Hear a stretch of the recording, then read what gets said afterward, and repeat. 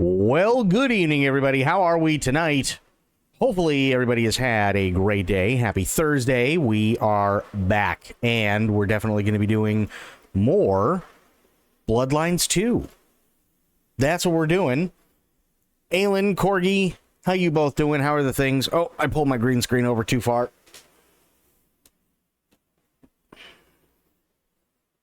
No, still too far. There we go. Much better. Well, I mean, it is a little embarrassing. Everything's good to go. The problem is like, I probably need to set up, like, marking tape as to where I need my green screen to be, if I'm being honest. Doing okay. Doing pretty good. Got some sleep last night. Oh, by the way, I wanted to tell you, there's some things that we are going to be doing before we get into Bloodlines 2. Well, things that we're going to be doing next month, and I'll tell you about them before we get into Bloodlines 2. How about I put it that way? So, obviously, after Bloodlines 2, Alien Isolation, we know this. But there's also the Star Trek Voyager demo, which I've been meaning to check out. I have it downloaded and all that good stuff. We also have baby steps that I do have to get through.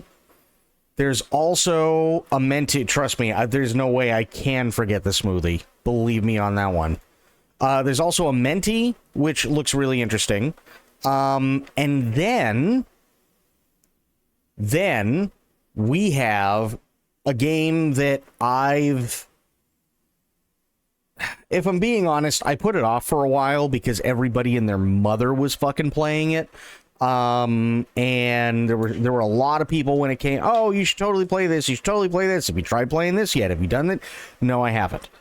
But it's finally time. Subnautica.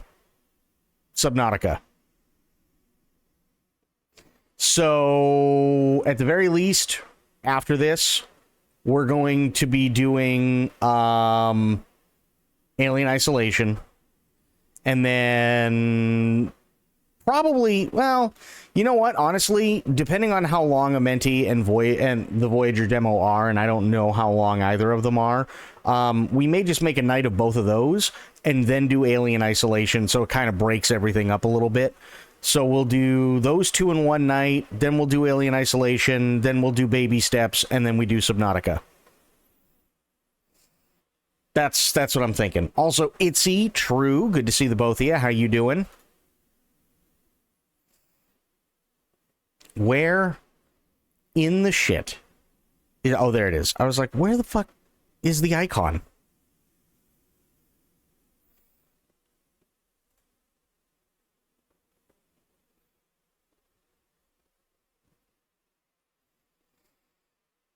Oh, and I guess it helps if I do this too, doesn't it? There we go. Much better. Significantly topped up on social lubricant. Oh boy. No, I've never played Subnautica. Or Subnautica Sub-Zero for that matter. But we will be doing it. My day was pretty decent. It was pretty decent. Got some stuff done, which was really cool. And I got more vampire stuff today. Lots more. All of the more. And now we're just kind of hanging out and like waiting on Spoiled to work her magic in the Discord so that we have all the channels and stuff set up.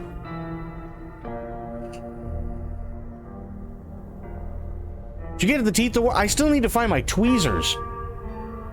I wish I knew where the hell they were. I'll show you what the problem is. It's really, really, really frustrating.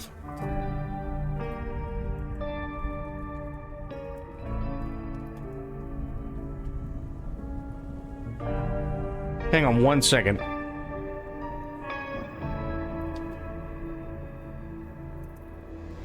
Okay. These little guys, right? These are like adhesive It's basically like adhesive that you pack in the tooth, right? What they say... Let me bring out the instructions so you know what I'm working with here. That's it. These are the instructions. So, hang on. Just this tiny little blurb. These are all the instructions, right? 1. Prepare a cup of boiling water and pour the amount of about 15 pieces of gel for 1 fang. That's a lot of gel. 2. And this is where the translation starts to get a little fucky. Stir in the cup and then get it out when it goes to be transparent.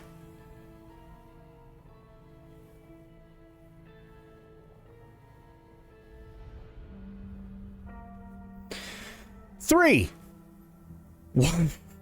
Once the congealed translucent, pull them out of the water with the stick. No stick, by the way, but... and smash them into the fangs. The pellets cool very easily, so you have to work fast before it cools. Then, this is step 4, immediately put the fangs onto your mouth and hold it in place and apply pressure for 30 seconds. Get the tooth socket out and cool it for some minutes till the gel become white. Step number 5, repeat these steps for another fangs.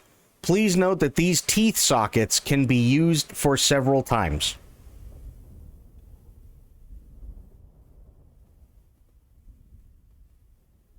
Also, kindly note, lease, not please, lease, do not drink hot drinks when wearing the teeth sockets. Please be careful when you are making the teeth sockets. Do not be scalded.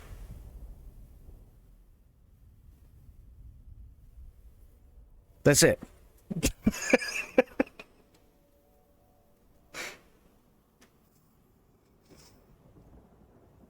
So basically, what I've been able to discern is I need a pair of fucking tweezers. And the reason why I need a pair of tweezers is because it'd be a really dumb idea to shove your hand in boiling water after these little guys, right? After these little guys apparently become translucent and they're very, very hard to see. Now, how I'm supposed to get them out with a pair of tweezers if I can't see them, I don't know. Because you really can't. Like... it's like trying to catch a stray bubble, if that makes any sense. I tried it with one already. Yeah, but it's like trying to catch a stray bubble, and they're very, very, very tiny, and you have to take 15 out at a time. So you have to get a really, really small glass, right? And then fill it with boiling water, wait for these things to do what it is they do, and then with a pair of tweezers... take them out and cram them into... Well, actually, I can show you this, too. A size that is almost fitted. So, for instance, these guys are 19mm fangs. Right? Which is fine. They have... I think they have 19, 17, 15, and 13. Okay? But what they're telling you to do is... you do have to kind of somewhat boil the fangs a little bit. Adhere themselves to Shadow's teeth and are never going to come off, probably. But you kind of have to, like, boil these things a little bit, right? So you can get them at least somewhat soft and pliable. And when it's the right size, what you have to do is you got to kind of shape it a little bit. And then when you have the gel, you literally just cram it as far in there as you possibly can, and then immediately jam it into your mouth and hold it for 30 seconds.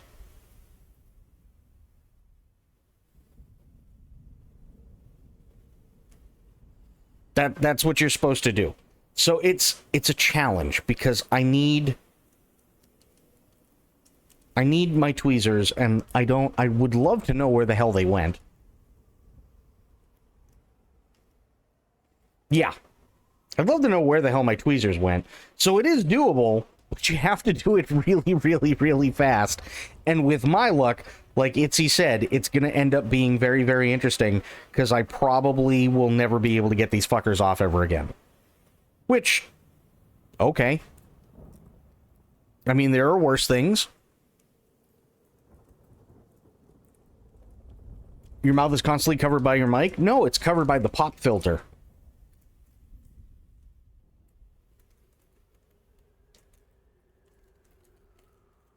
Hang on, I'm trying to put this back in the bag so I don't lose anything.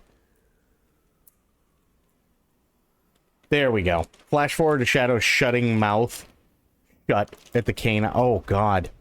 As far as a repair kit, I used to have one, Corgi. I used to have one. Where it went, God knows. Enjoy biting your lip 4,500 times until you get used to them.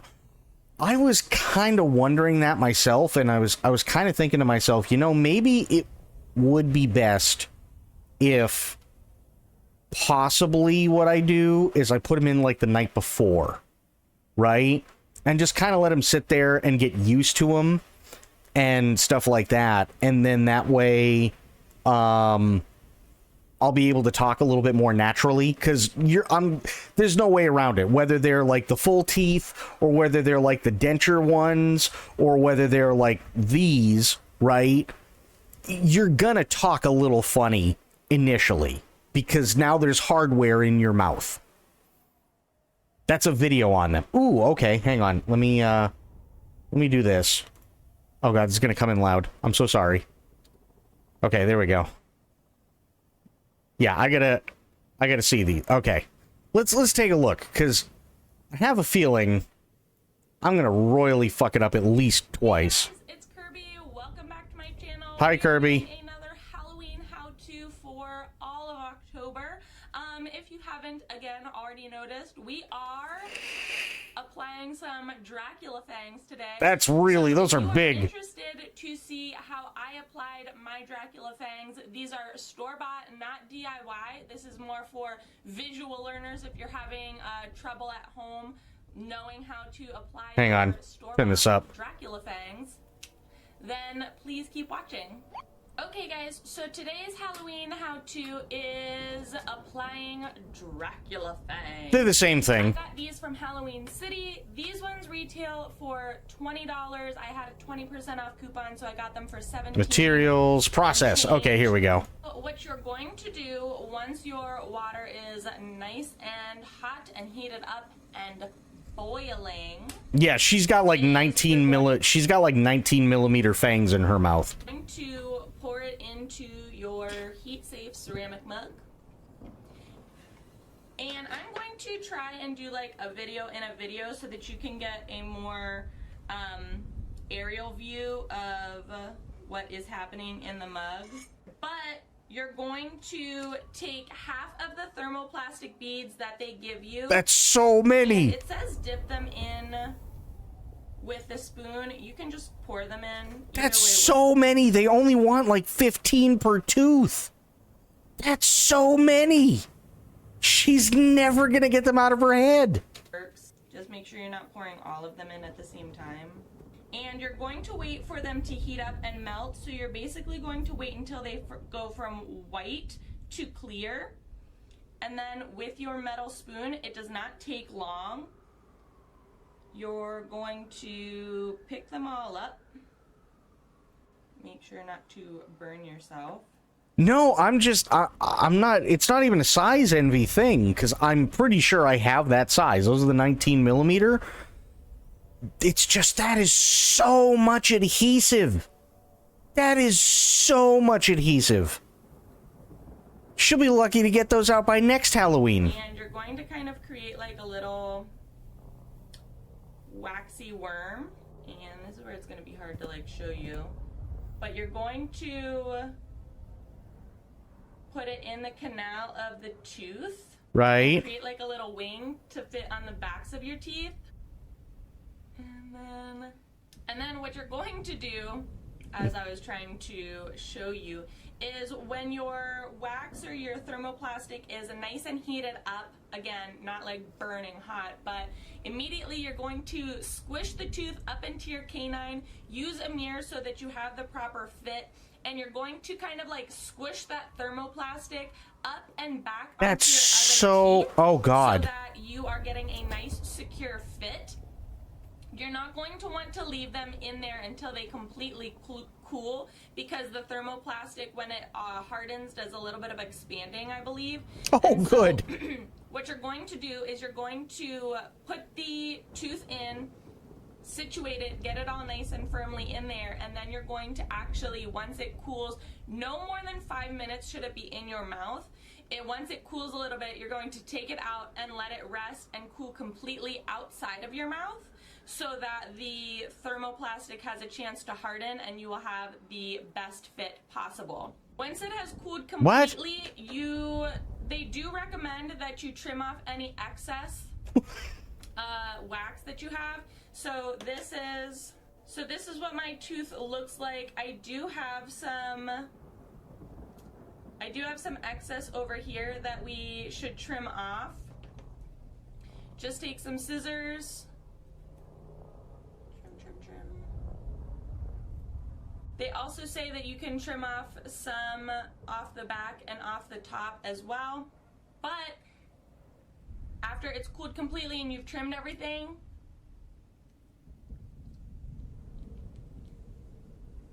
Oh, right. you should have a nice looking fang. It's kind of like a retainer if you've ever had braces. It does leave you a little lispy, if you will. Yeah, but you're also... That's a huge canine. And they say that you can drink cold beverages. They say that you can eat. I don't know about that. I wouldn't. Yeah. That is... You got your fang. That is a massive canine. Some Dracula fangs. Every store-bought Dracula fang has instructions, as well as probably some thermoplastic or dental-safe adhesives, so please be following the instructions. This is more for visual learners. They are fun. They are exactly what you need for the holiday. Like I said, these are the $20 ones from Halloween City. I can't get over how big they are. From Costume Designer. I know that Spirit Halloween carries Scarecrow and things like that. They are the more realistic Dracula fangs.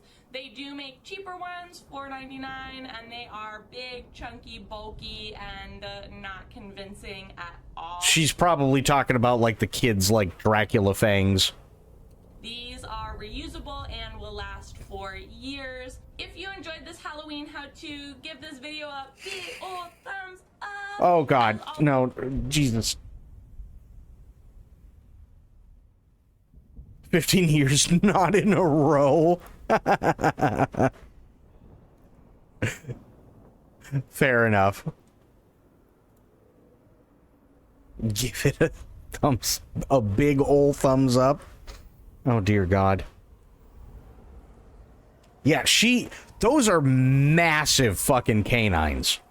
Those are absolutely, like, the 19 mils that I showed you, those are probably the ones that she put in there.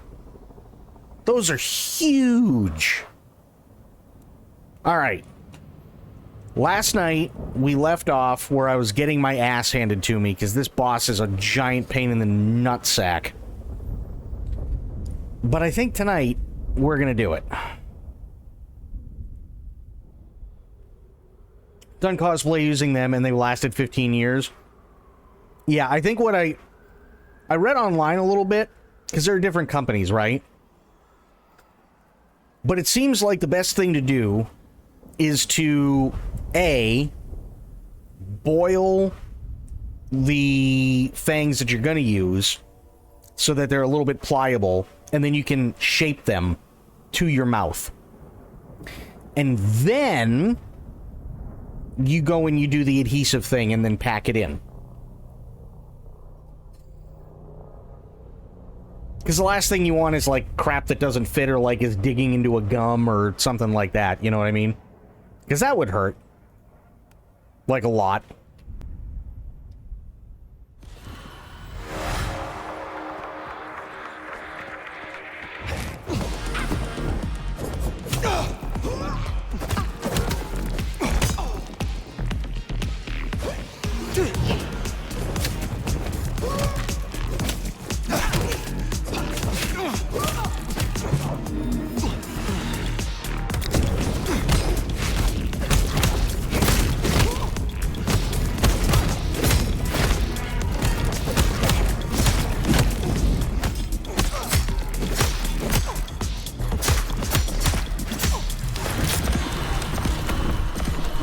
Yeah, this is the dance battle.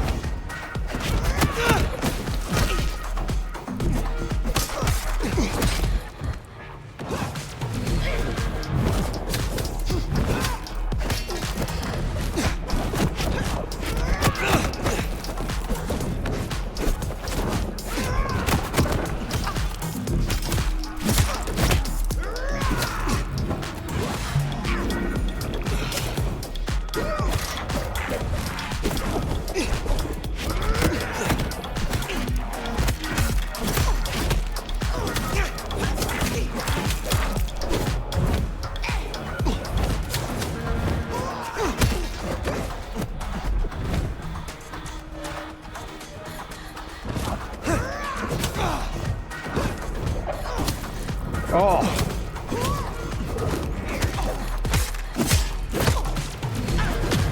Damn.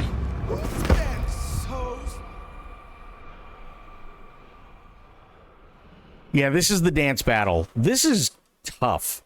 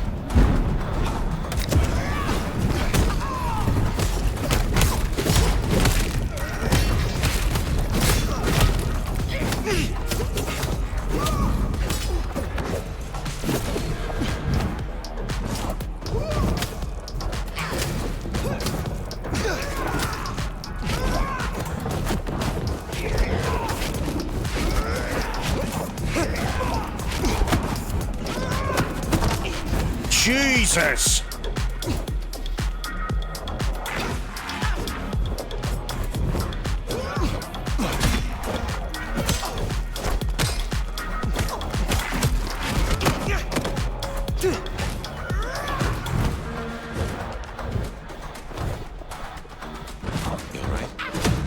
Ah, fuck. Such a disappointment. This is tough. This is really tough.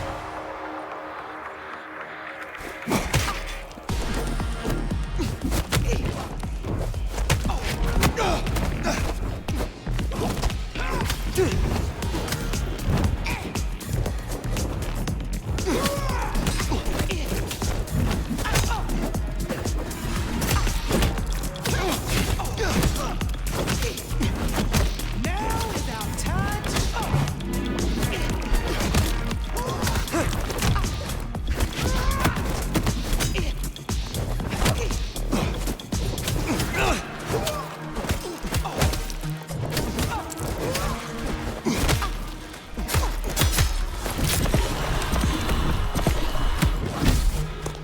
Dog just farted in his sleep and sounded like a ghost.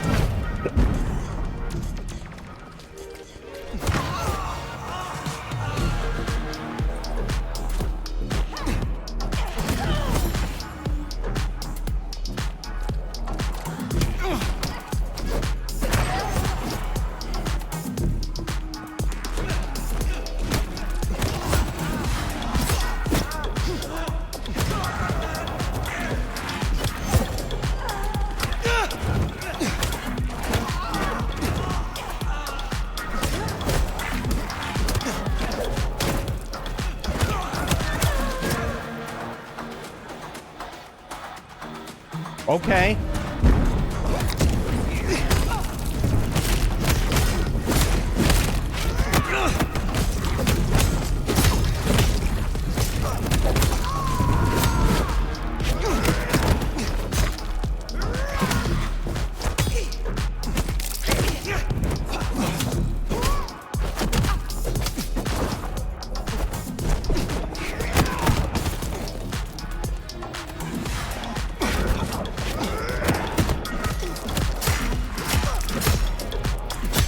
Gotcha, bitch.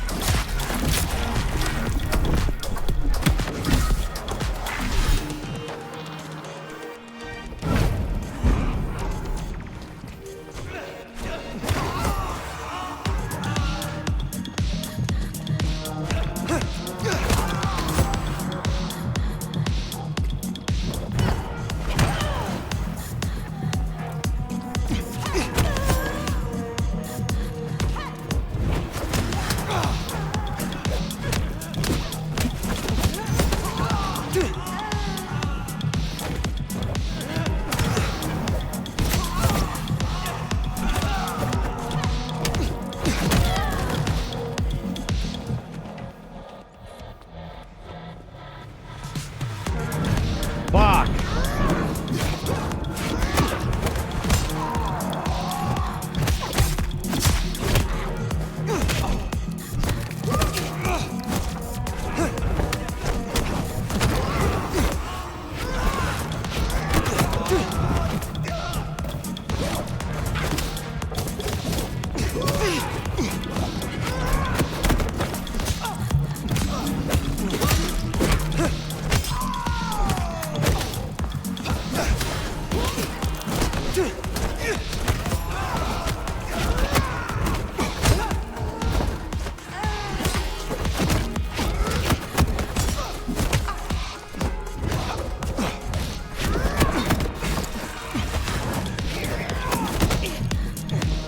Got her.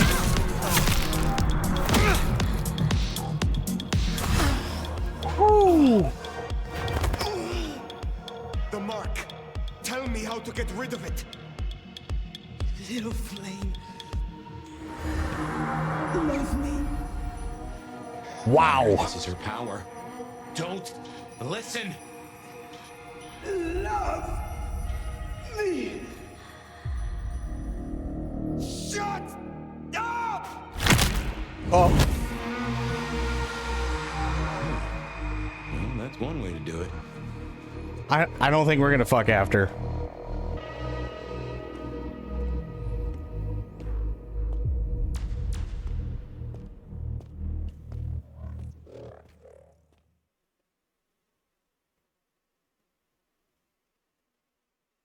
Well, that wasn't mutual. No, not so much. Fire. Everything under wraps? How's Isabella holding up? Well, she was draining her followers. Isabella was deranged. She was puppeting her crowd, draining them. Her lake of blood to bathe in. She had no intent to preserve the masquerade. Quite the opposite, in fact. So, I took her head. Well, shit. She always was one match away from an exploding cigar. There's gonna be fallout. Tully, the PD. On it. Gonna be tricky without our back room buddy, but I'll get it done. But Tully's right. She was a problem. It's past time we trim the fat. Call it restructuring. Either way, it makes things easier. Well done, Sheriff. I'll make sure you're compensated. This is the work of the Sabbat. I am not finished with my report. Isabella. She claimed to be Sabbat, a member of the Sword of Cain. I assume you know of whom I speak. Cultists, Diablerists, the ancient blight. In the name of Cain, they would expose us, ruin us, run us out, or worse. No princedom is safe. Even a stable Seattle would fall to their chaos. Cutie, you'd look great in a tinfoil hat, but I smell either batshit or bullshit. Tully! No, I apologize for him. I don't think we have it, see. Please, continue. That is not all. My mark. She knew it.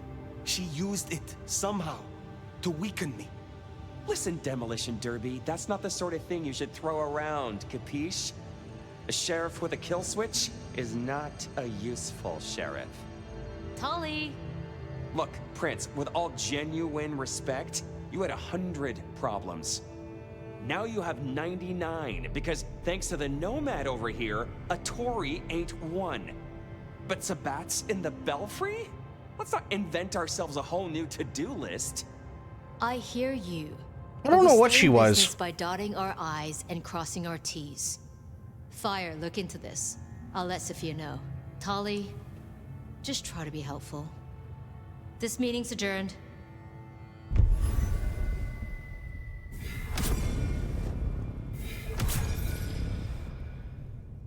Yeah, I really don't know what she was, if I'm being honest. Other than batshit insane.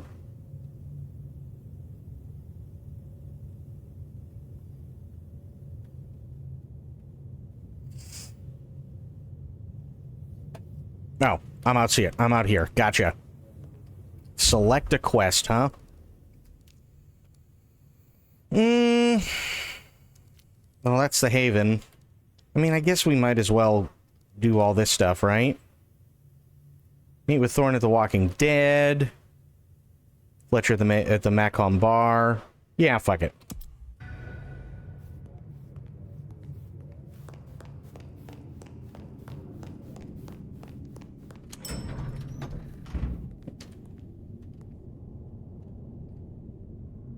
Hello?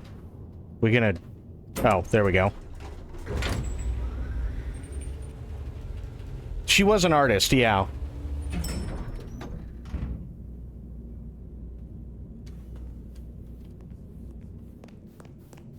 Well, if it isn't my favorite neck snapper. Note, I am not wearing a protective collar, but that's only because I saved that for my intimate friends. You need something. Actually, no. This is me giving you a gift horse straight in the mouth. So listen up. Court's got secrets. All sorts of secrets. Territories, favors, contracts, obscure cult bullshit. Years and years of that good stuff. We don't write it down. That would just be plain dumb. Almost as dumb is to stuff it all into the head of a savant bookkeeper. But well, that's what they did. Right. What are you talking about? See, there's this hive named Willem, Court's secret keeper. For obvious reasons, he knows stuff. I was thinking he might have some hint about your mark buried away in his megadome. Where will I find this Willem? Last I heard, he was in the parking garage. It's where he goes when he's sulking. Advance warning, it's kind of rank. But I guess it's perfect for a Nosferatu who's ashamed to let his freak flag fly. My thanks. Hey, gotta be both a taker and a giver in a solid relationship. Am I right, sweetie?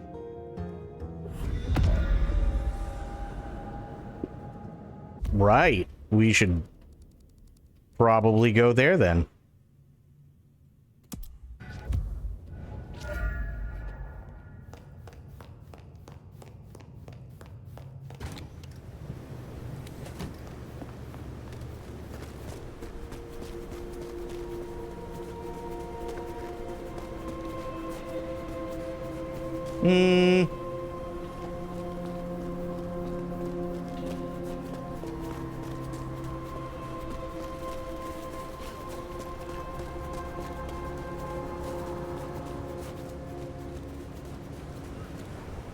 Aha! No! Fuck! How about over here? Fuck it! They're making out. They won't notice. There we go.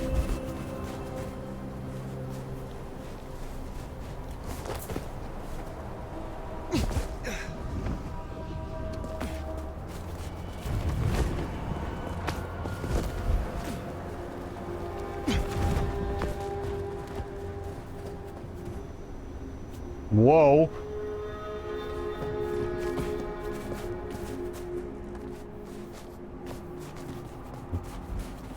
Oh.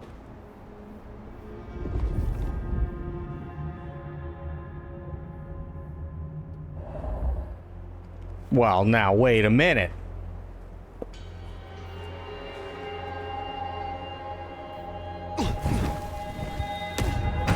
Holy shit! Damn it! Here!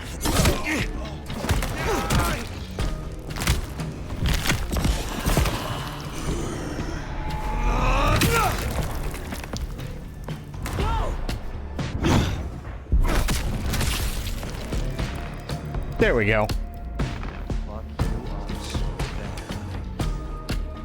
Wait, who's gonna... You guys? Really? Oh, I almost fell off.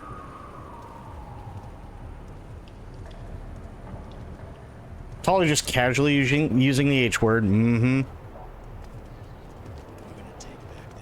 Come out, you piece of shit! I'm literally right here. How dumb can you be to not see me? Just slap chopping these big guys. Well, you know, I mean, you gotta, right? Shit, where are you?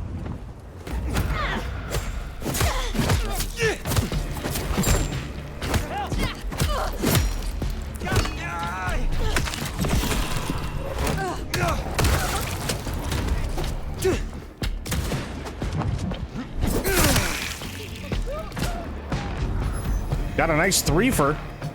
I'll take it.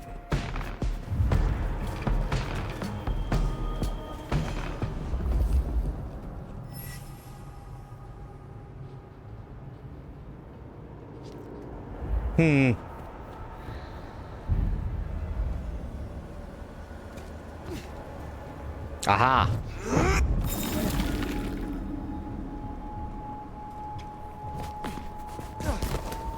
Nice. Oh, come on. There we go. No one better mess with us tonight. No one better mess with you. What do you mean? Come on, idiot. Take this!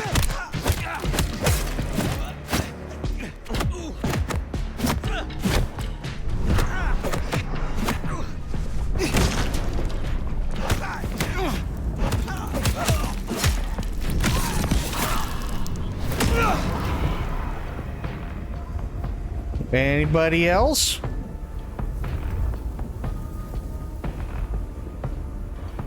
Okay.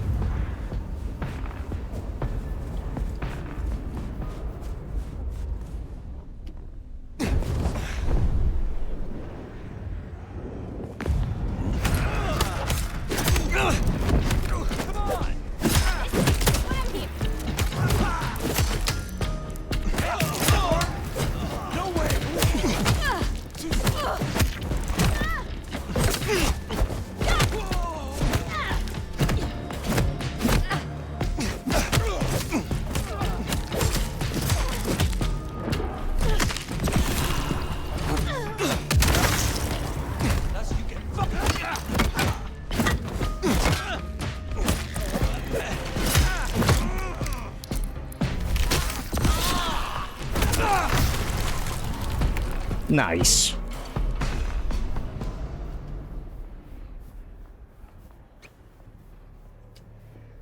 I really like the fighting in this game. It's simplistic, but there's nothing wrong with that.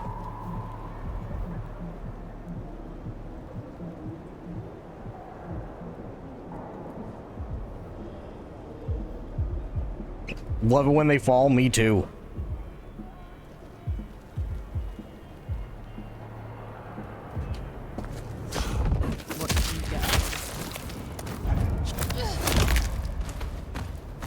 Nice. Easy peasy.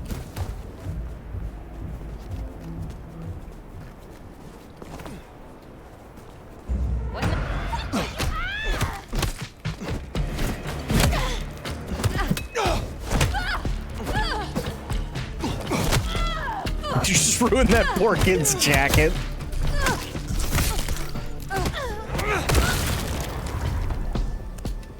I'll take it.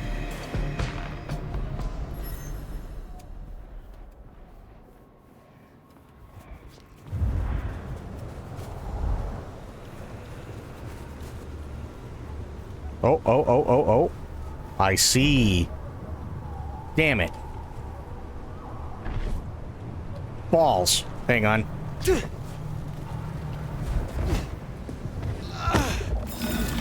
There we go.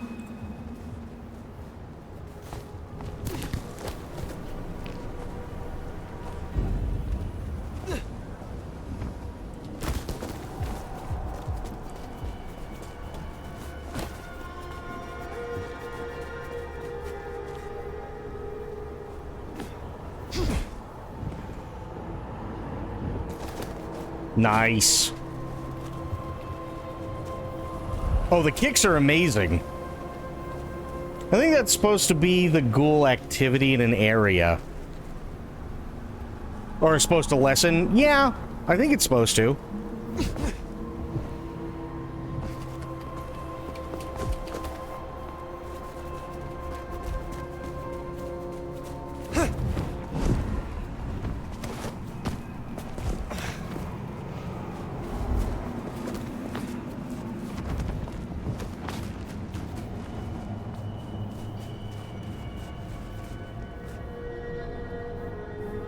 Could have sworn I heard a thing.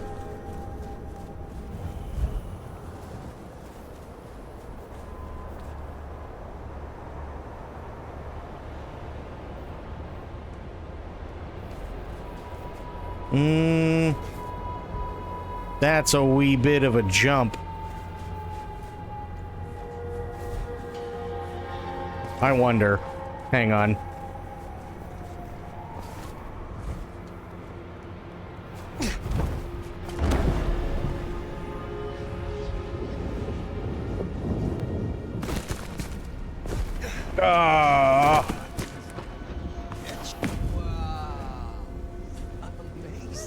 Thanks, buddy.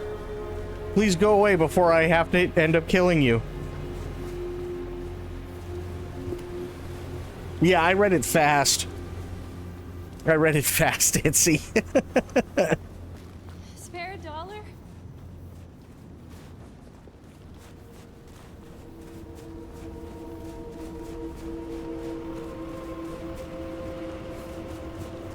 Well, hang on a second.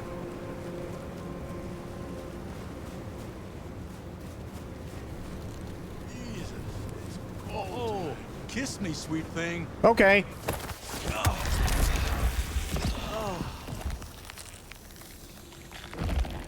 How do I know when he's dead? Stay back.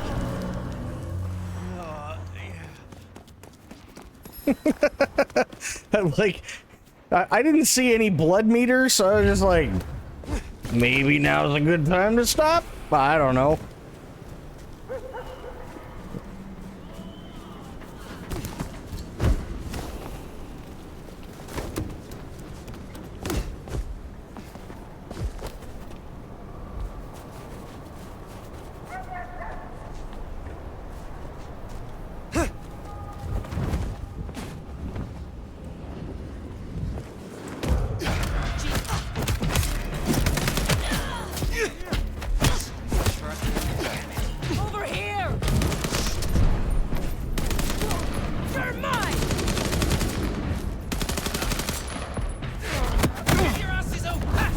What the shit?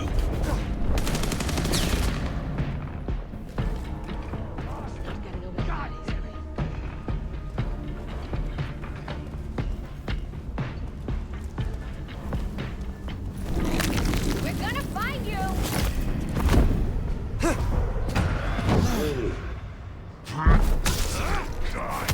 Die! Shit! Help! Jesus Christ! Here! Shit! Help! Fuck you! Seattle, out! I'm gonna... Oh! Holy shit!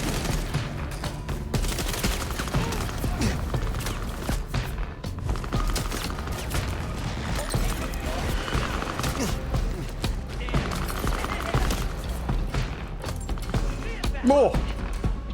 You need to heal up. He still took off like Usain Bolt. I know, right? Like, fuck!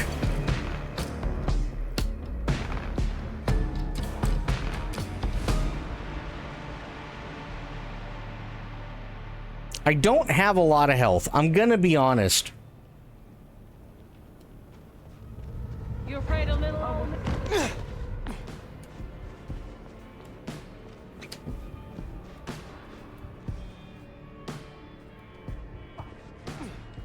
Yeah, I'll be honest. I don't have a whole lot of health. In fact, I kind of have like the opposite of health. There, big parking garage. Can't miss it. Yeah. I take it carefully. Willem is easy to spook. It's okay. Apparently, I'm squishy as hell, so it works. Hand over your wallet, quick! Come on, give me your.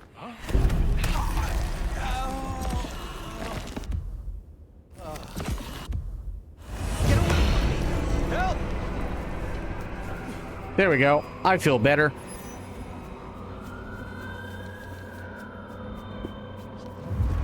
I needed that. Like a lot of it.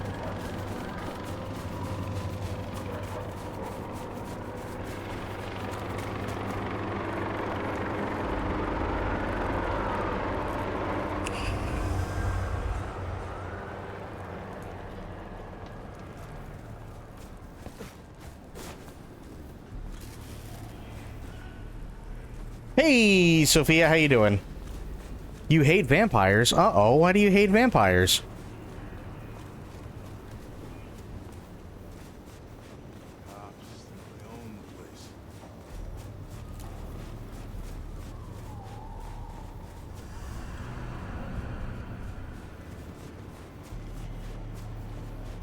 They're scary and icky? I don't know about scary. The whole blood thing I can totally see.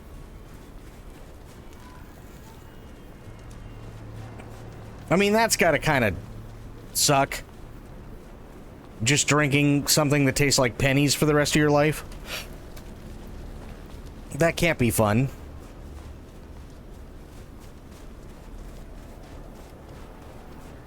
You didn't watch the movie? What movie did you watch?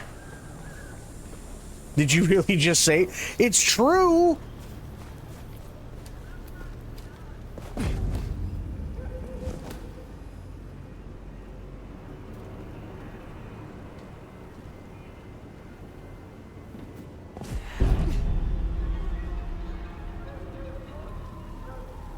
Sinners. I don't think I've ever seen Sinners.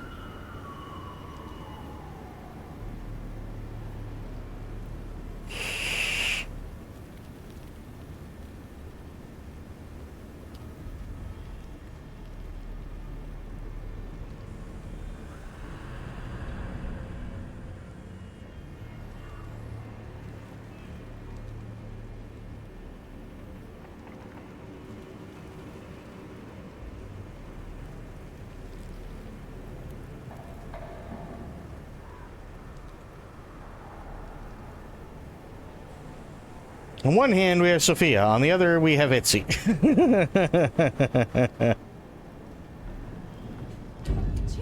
Christ on a cross.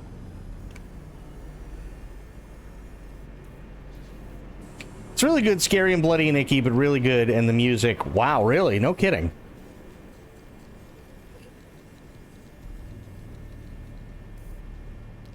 That good, huh?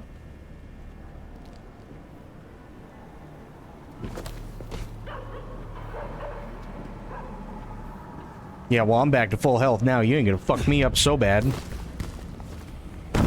Ow! I didn't mean to do that. Nobody saw that happen. Except for maybe you. You might have to die.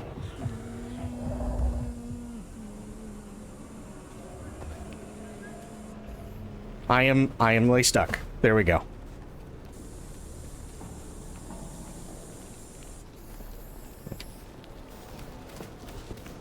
Oh, shit. I forgot I could do that.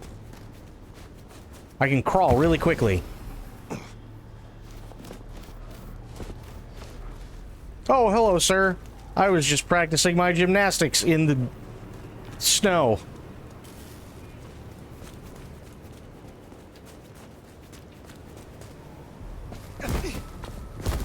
No, just get over the thing. Oh my god. No, it's right. Okay. Does have Michael B. Jordan and Buddy Guy. Ooh, okay. Well, how about I use the air conditioning unit? Maybe that will be a little bit more receptive. Why can I not get on the dumpster? Hello? Let me on the dumpster. Thank you. There we go. Come on, dude.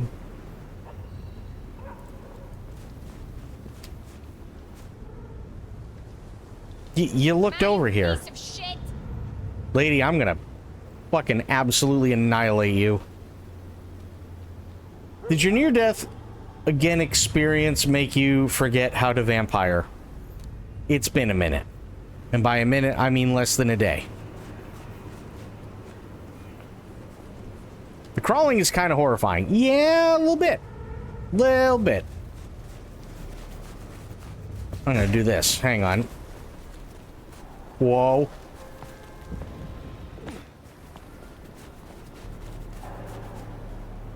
Hello, sirs and or ma'am. Eyes peeled. Bro, you're looking oh my god. Okay, he's dumb.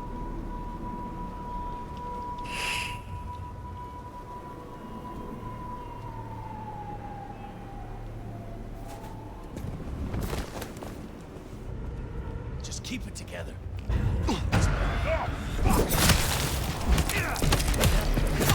Got you now. Lighting up. Your kid is on our turf. Come and get me.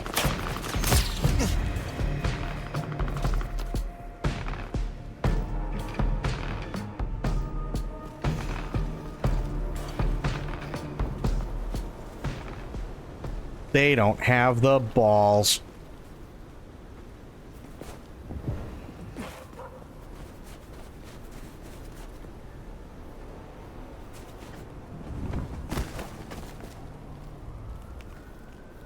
Okay, come on. Where are you?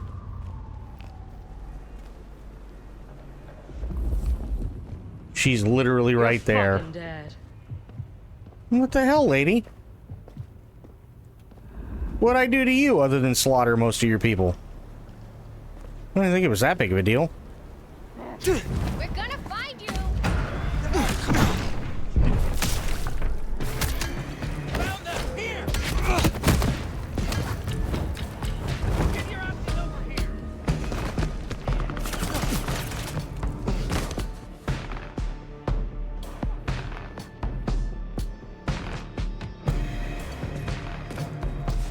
I'm gonna need more blood.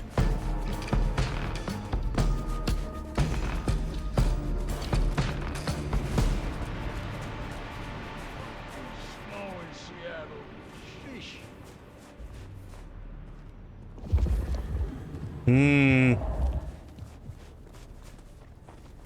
Just keep going, lady. It's fine. Don't you worry. Just keep moving forward. Everything will turn out good. Miracle, I don't freeze to death.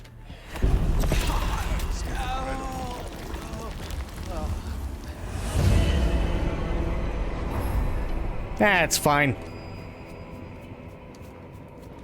Better than what I had. He didn't have much, though, if I'm being completely honest.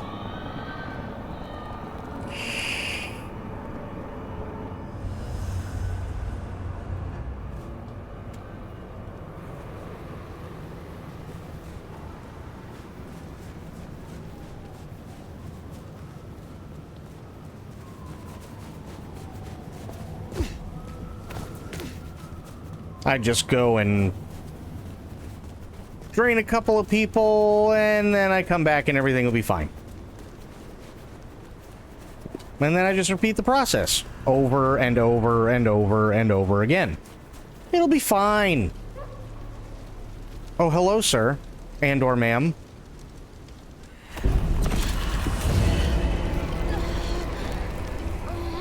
Good job.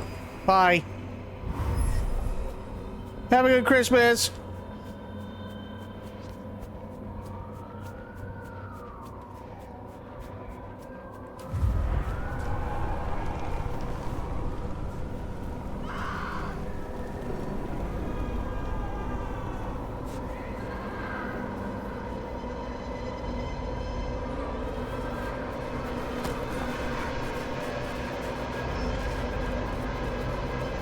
Oh, fuck. Oh!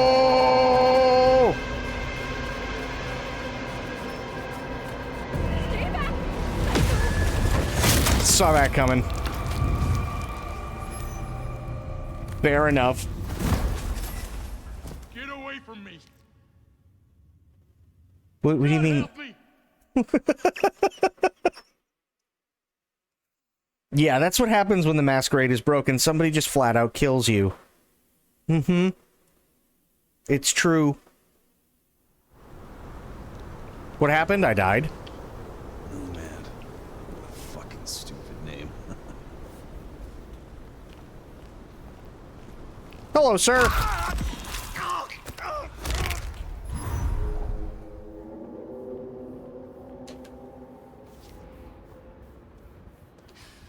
I'm itching for a fight.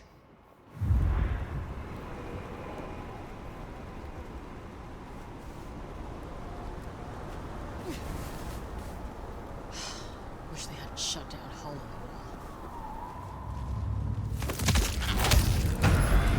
Wall. Hi. Found them.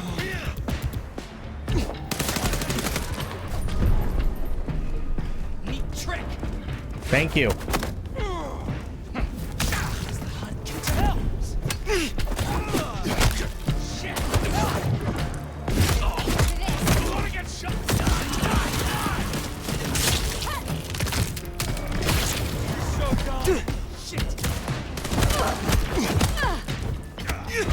Take this, cannon! Ow.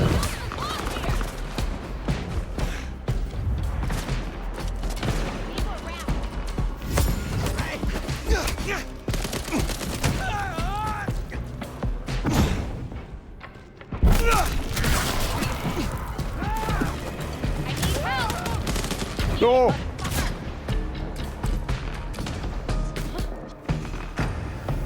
Hi. There, big parking garage, can't miss it. I take it carefully.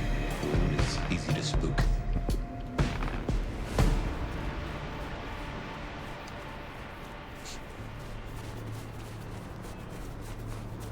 I'll be back. I just have to find somebody to eat.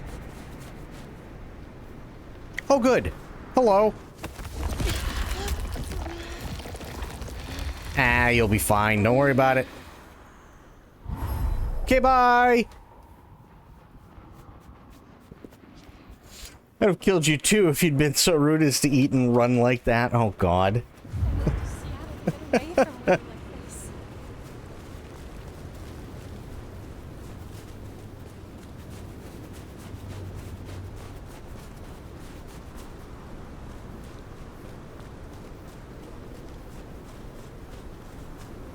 I miss our Capri Sun.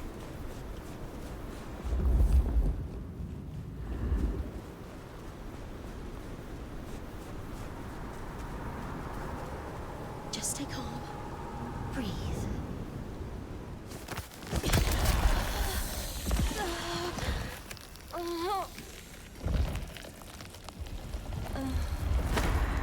There we go. Perfect. Thank you.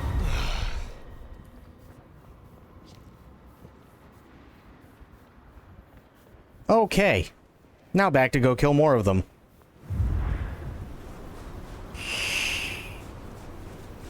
You shouldn't eat so much junk food. You're pushing 650. Oh god.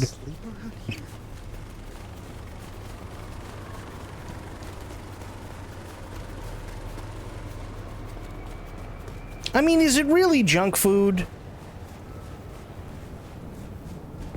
Holy, that's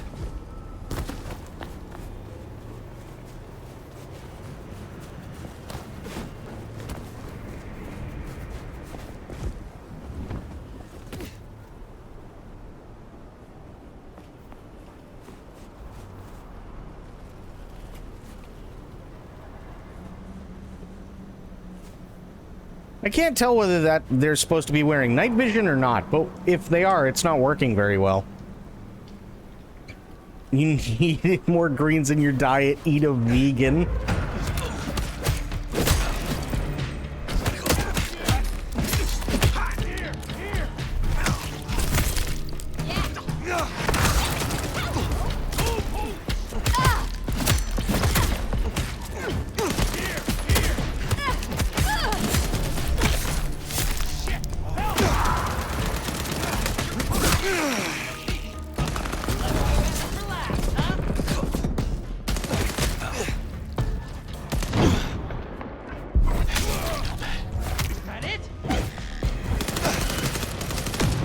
Oh, fuck. Now you know why I'm the king of my hell.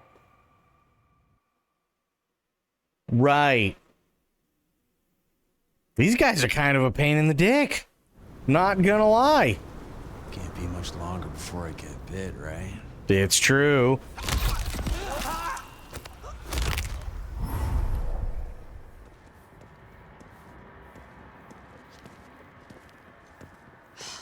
Wish they hadn't shut down Hollow. The hell? Nah, you now. don't worry about it. Found them here.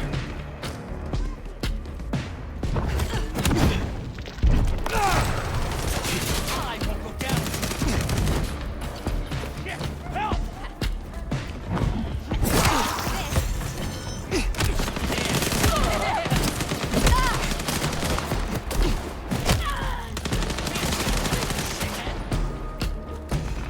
gotta blow it away.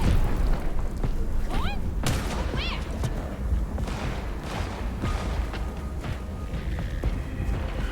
Come out now and I'll make this quick.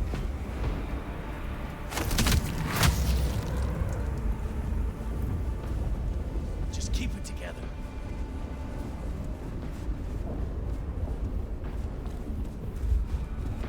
Jesus Christ!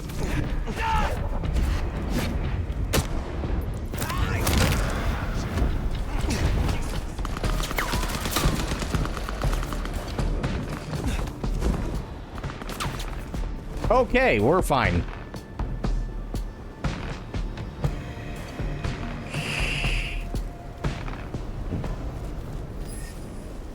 I marked a good portion of them. I'll take that. Now I just need more blood. Give me your blood.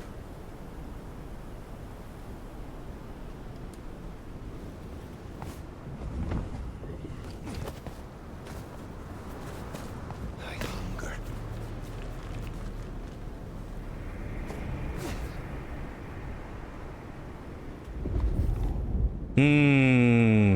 Ooh.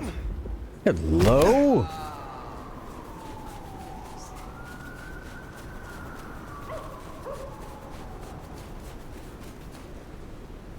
Perfect. Drink.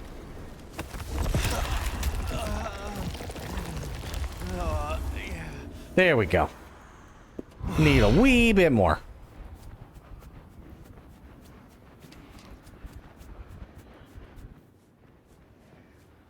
No, there's too many people here. That's not good. Who else we got? I need a loner.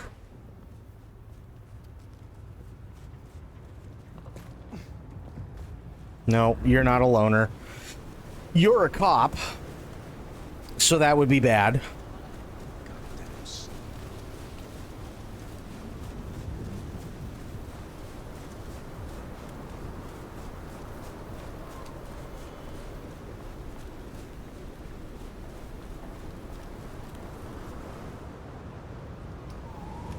Damn it. Just need a big score, and I can call it a night.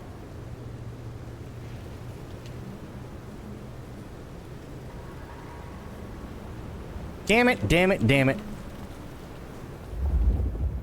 That's a cop. That's a couple making... How long do these people just sit there and make out? I've seen a lot of them. They just... I mean, there's a lot of making out going on there. It's very cold for that.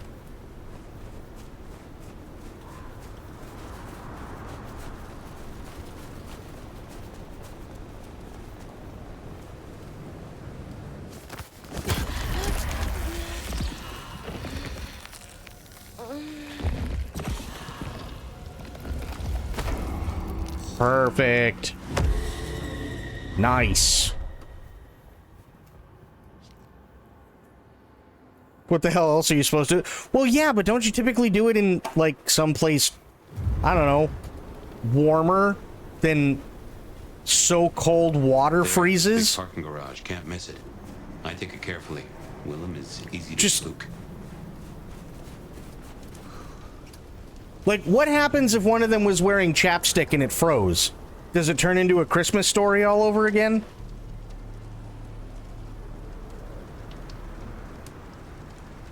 Why do you think there's so many September babies? Well, fair. Just need a little help. Weak to spare.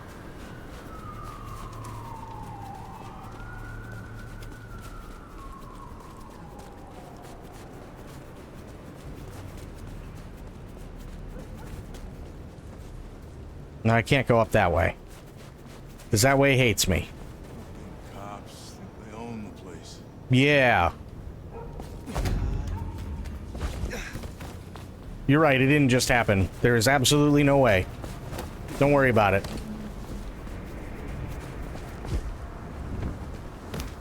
Okay, there can't be that many left, right?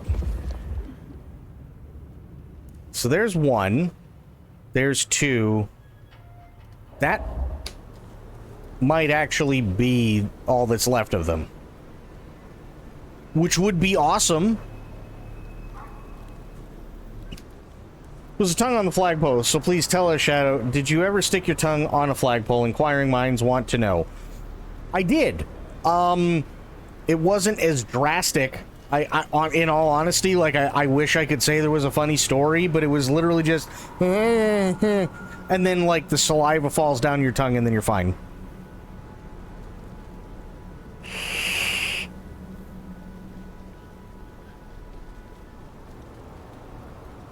I wish there was a more creative story, but yeah, that's about all that happened.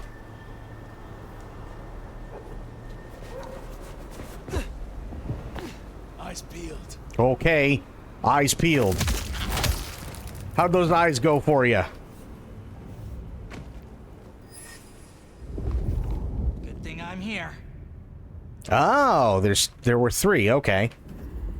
Unless you panic and get your bottom lip stuck. That's true. Somewhere 8 miles from here, there's a man who's about to get hit in the head with a glass wine bottle.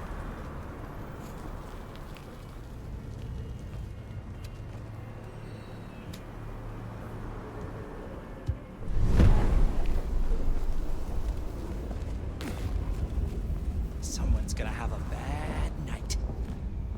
Yeah, your mom. Big-ass cammy shit. Idiot.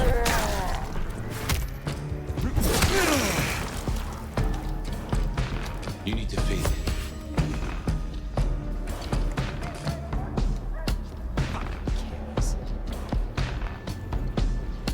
Well, microplastic, or you did that in your kids. Oh, yeah.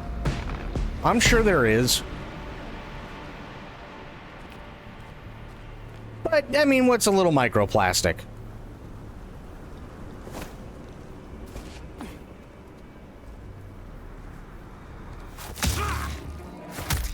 My arms are...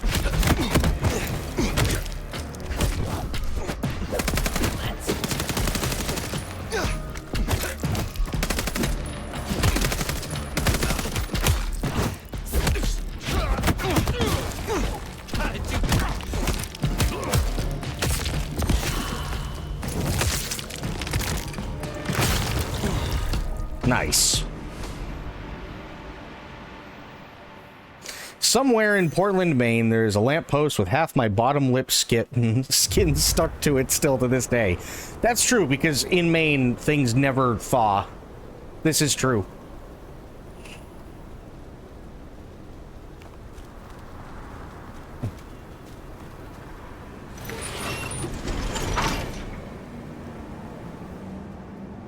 That's kind of the problem with New England. It's like things get so close to completely thawing out, and then it's just winter again.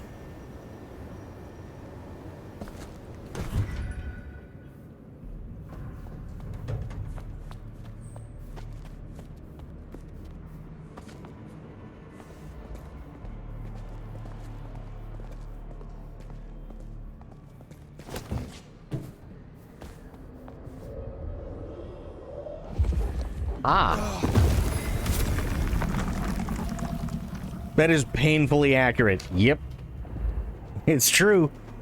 They just... you're so close, right? You are so close for things to fully thaw, and then it just... it gets cold again. You're like, God damn it. Does this game feel like home? No, it feels like Seattle.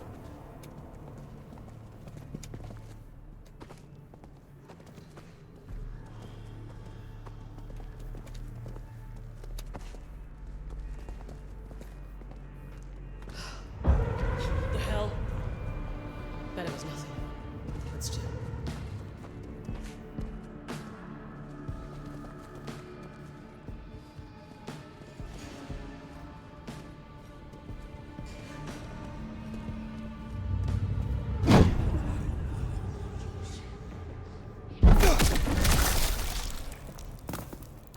Seattle's like... Oh, shit. Seattle's basically like what would happen if, New England decided to take a break. Basically. What was that? It's gonna be like that. What the fuck? Hey, help me kill this fuck! Okay, we're just crawling through the shit.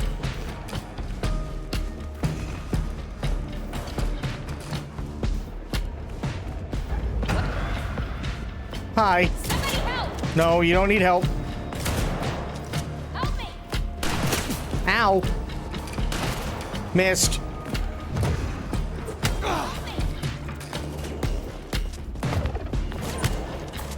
Oh, shit, that's a lot of dudes.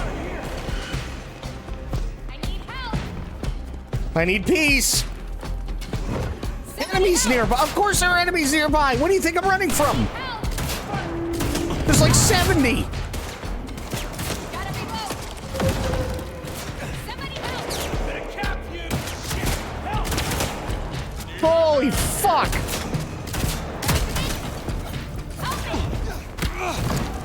That's how we do things around here! Especially growing up on a working farm in New England that had a hand-dug potato harvest every fall. Yeah.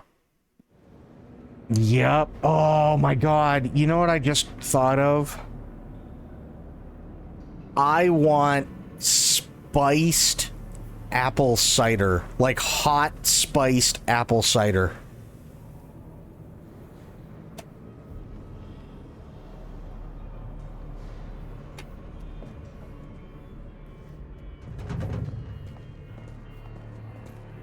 I want it so bad.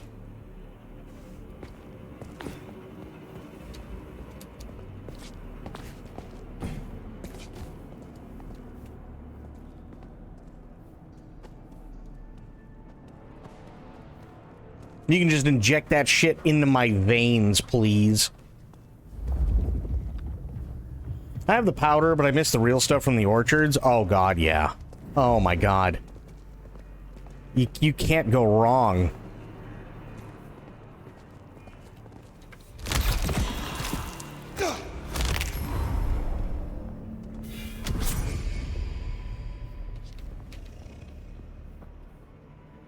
I mean, the powder's good, don't get me wrong. Right? The powder's not terrible, but it doesn't hold a fucking candle to the real stuff.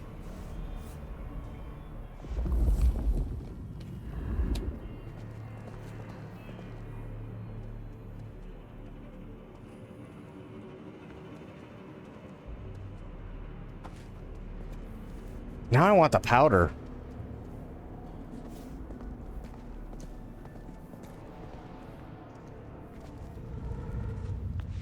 How the hell is that dude seeing me? That's weird.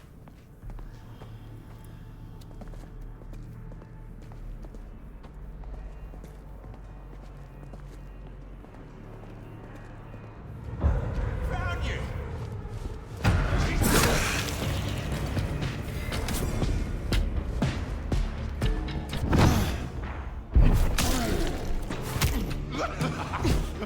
Try harder.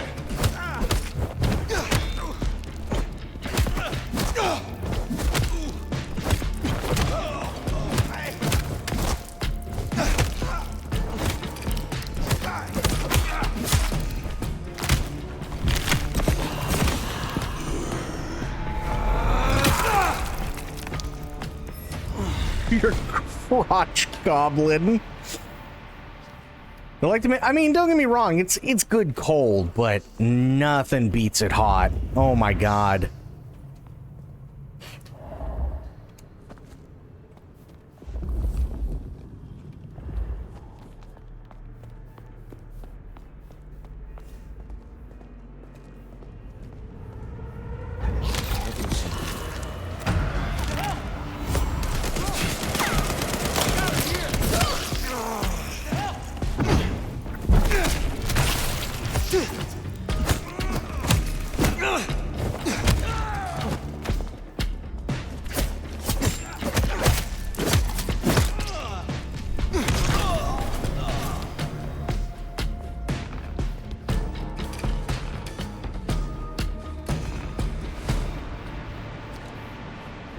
Crotch goblin.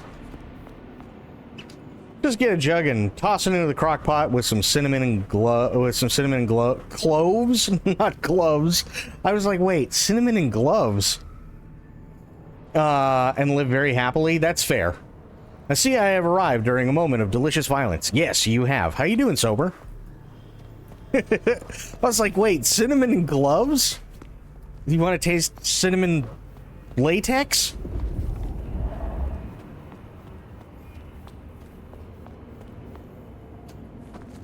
Oh, I'm sure the house smells amazing when you do that. When's it gonna get really fucked up?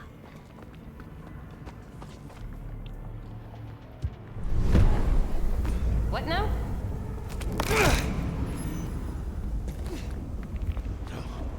Do this. They're here.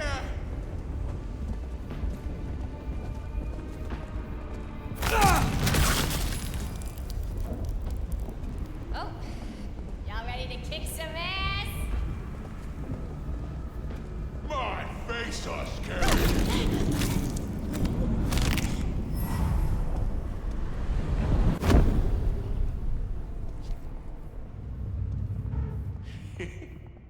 Death is in the air. Just watched that freaking scary movie with the fantastic music. My brain is still a little scrambled. Fair.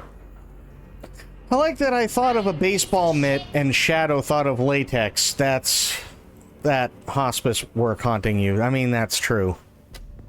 You're not necessarily all that wrong.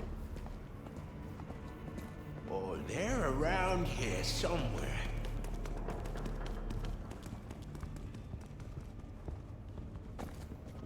That man just noped the fuck out.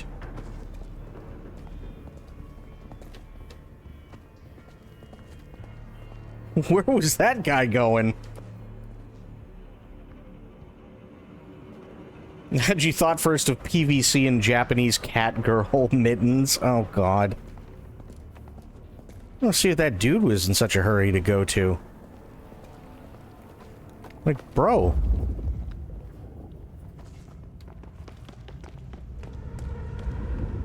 He's just running.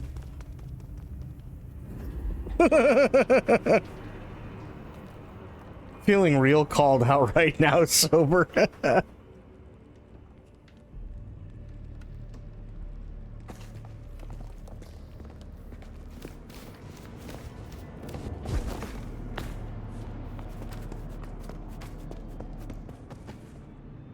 I want to see if that guy comes running back. Because if he does, that would be fucking hilarious. I do want to take this, though. Now, Bobby, have I ever explained to you the benefits of propane?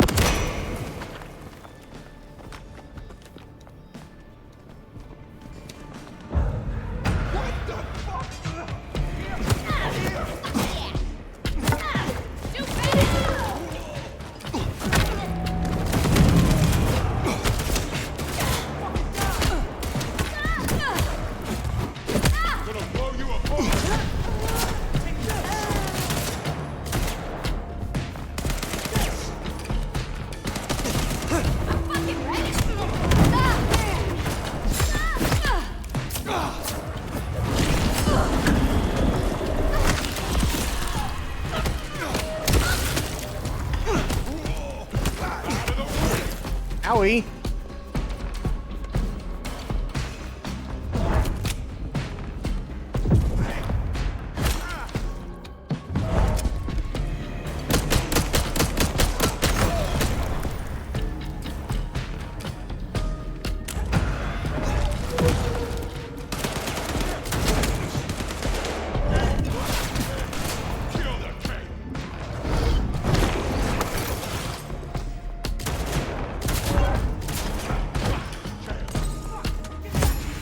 Jesus.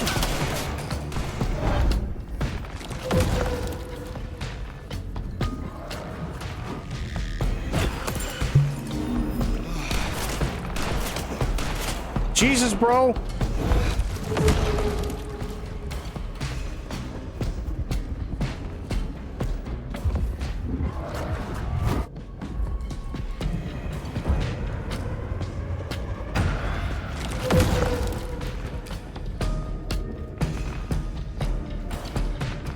Not sure where they saw me.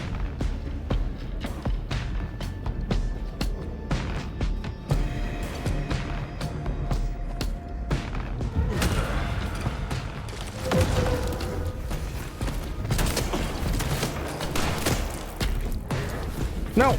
Stop!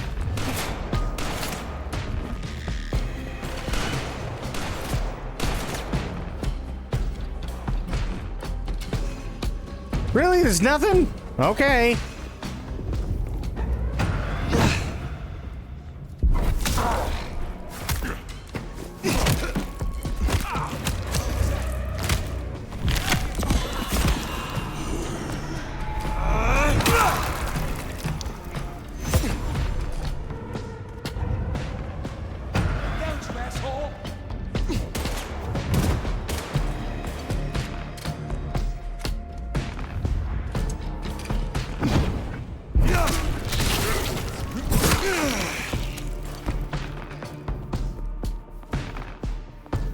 Yeah, go for it, Sober. Absolutely.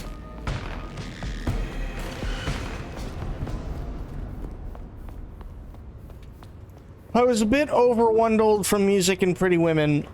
I believe it was a hazy pale. A hazy pale.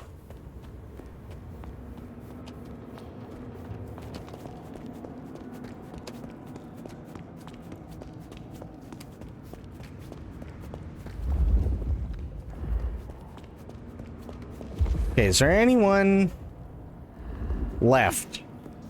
And I'm praying the answer is no. I need your rifle, sir, just in case.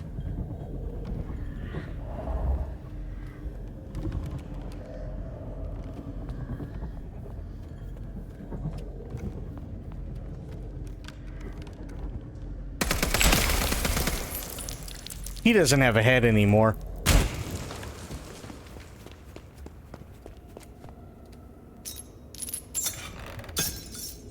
Your wireless signal got hosed. That's not good.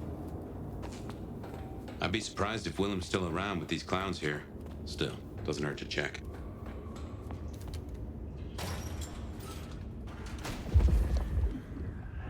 Huh.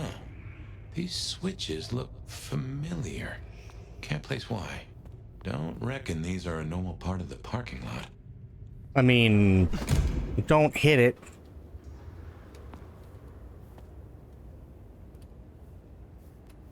Sometimes I just want to tipple without the buzz, and I've had a hard time finding something tasty. That's fair. I feel like a lot of non-alcoholic things are... Yeah. Why can I not... Okay, wait a minute. Where do all these go? Are they just connected to one another? They kind of look like it.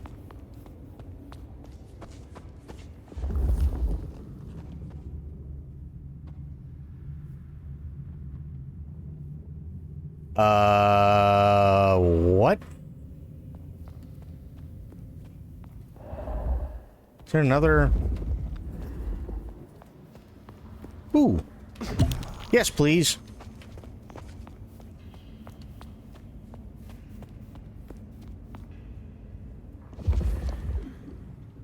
What do I do? I can't touch them. At least not that I can see.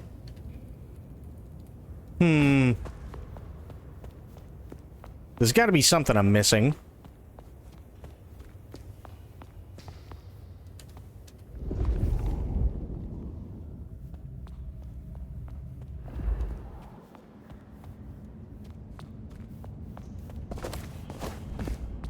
Damn, I can't even get up there. No, just let me... Okay. It doesn't want me up there.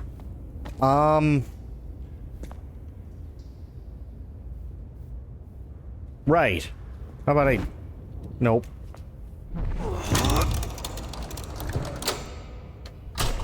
Oh, okay.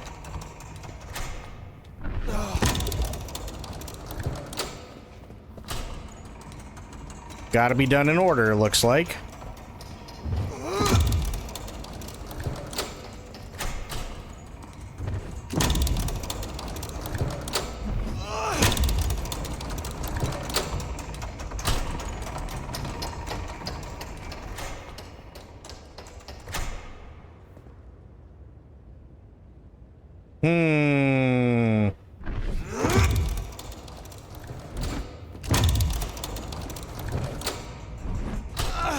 Just pull the damn thing.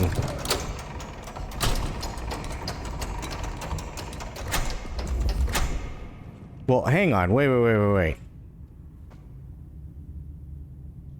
Power's going that way. Okay. Interesting.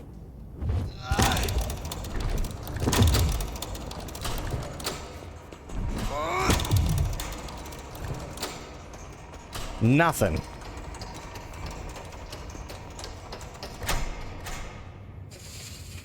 Which just means you don't like beer. It's not everyone's flavor. I personally don't care for gin almost at all. Yeah, I mean, that's true. Beer just may not be your thing.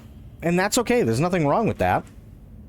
There's a lot of people who, they have no problem with, like, other alcohols, but beer just isn't for them. Nothing wrong with that whatsoever. Like, every once in a while, I'm not the biggest beer drinker in the world. But for me... Every once in a while, especially on a really, like, hot and humid day, there is nothing better than an ice cold beer.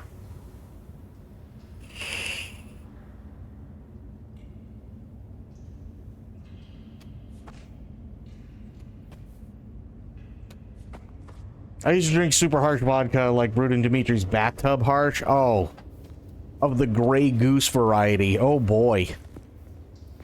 Yeah, that's rough stuff.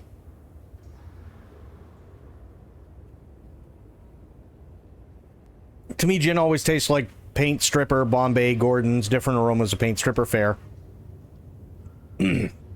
Totally fair, actually. So, hang on, what am I... I'm not entirely sure what I'm supposed to be doing here. Love a Bloody Mary and the filthiest of vodka martini. I love extra spicy, extra dirty Bloody Marys. I love those. Oh, they're so good. So, so, so good.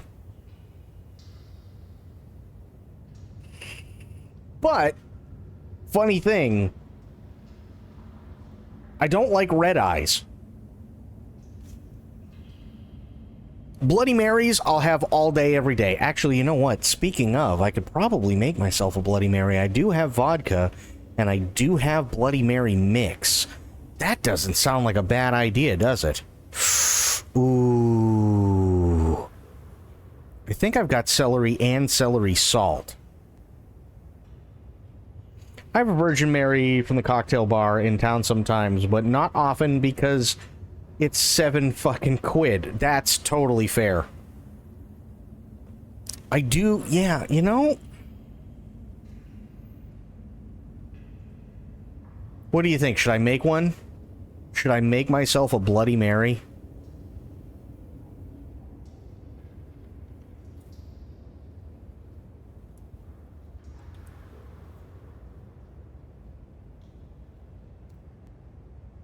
Yeah, drink prices are insane. They're absolutely insane. Yes, I should. Okay. Don't have to pull my leg. Tell you what. Give me like 5 minutes. Give me like 5 minutes. And then I'll be back with a Bloody Mary. Do you have the vodka? Yeah. I have vodka. I've never been like a massive drinker, so vodka will sit there for years and never be touched. Yeah. So, give me a couple minutes. I'll be back.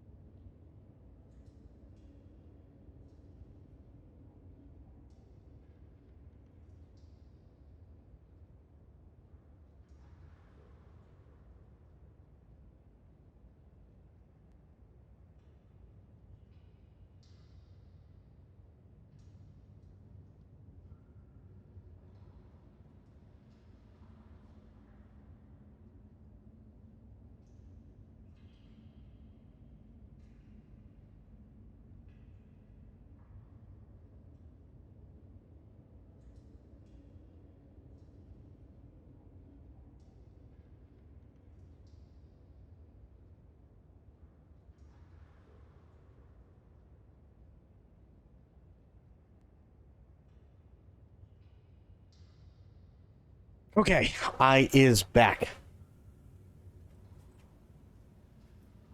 I had to look for the celery salt, which was an adventure. But I is back. And I has a Bloody Mary. Oh. Wow. I haven't had one of those in a while.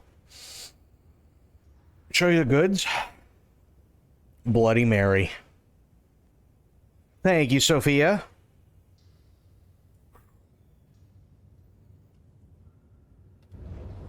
All right. Spicy.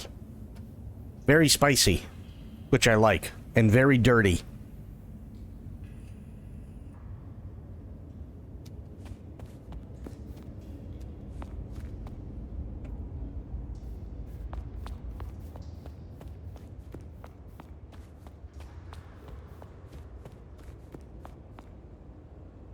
You know what? It's been so long, it is really, really good.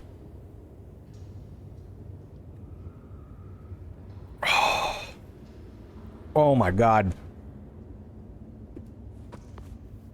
Explain umami. I did my best. Think of it as like... Think of it to Spectre, okay?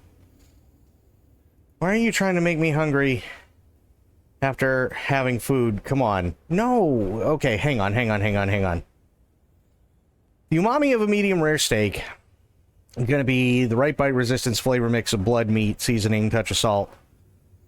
And it's good to roll in your mouth as you chew. That's true.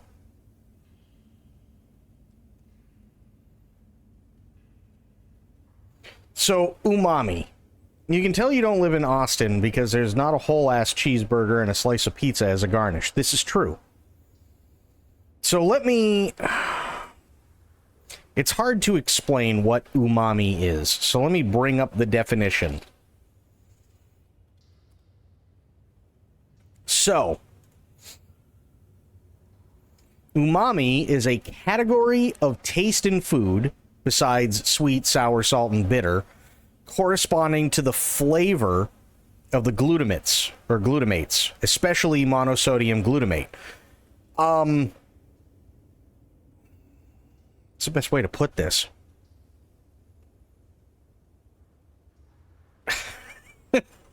It's tough. Savory, meaty, or brothy. Yeah. Fair.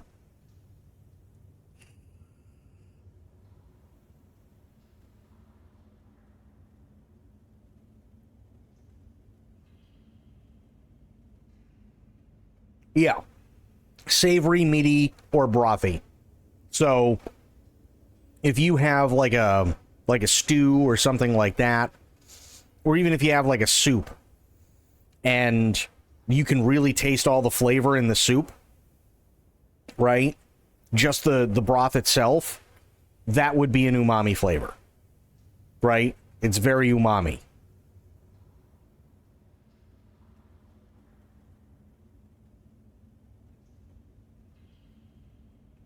I love being confidently incorrect. Nah, you're fine. The problem is umami is really, really tough to explain anyway. Which, I mean, hell, that's why I looked it up. So, you're not the only person. You're definitely not the only person. Wow, that's spicy.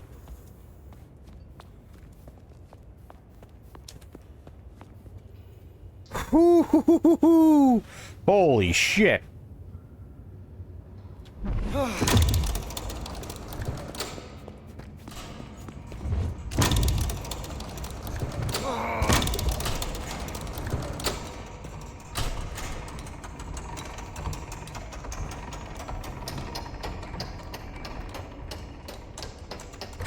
Okay, that one didn't work either. So, it's going to there, right? So, here.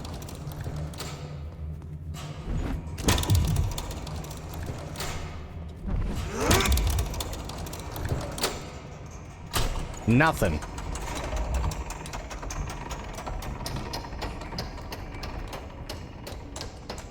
Rip Shadow's asshole in the morning. Let me tell you something. There are times by the way, so not only am I not going to get hammered because I've got my energy drink, which I know that only makes you an awake drunk, but I also have water.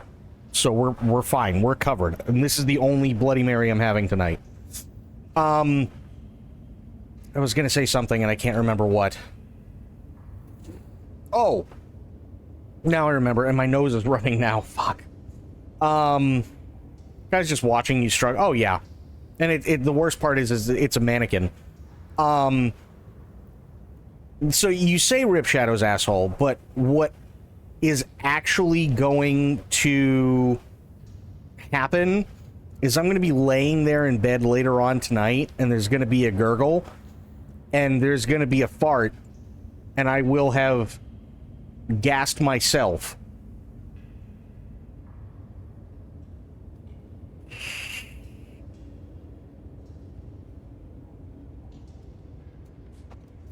Because I have a fan that, like, points to me, right? But it's at the foot of the bed. So if I fart, it ain't going anywhere but up. Which is a problem.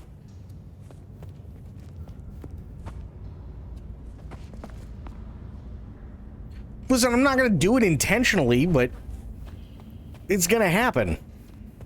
Probably.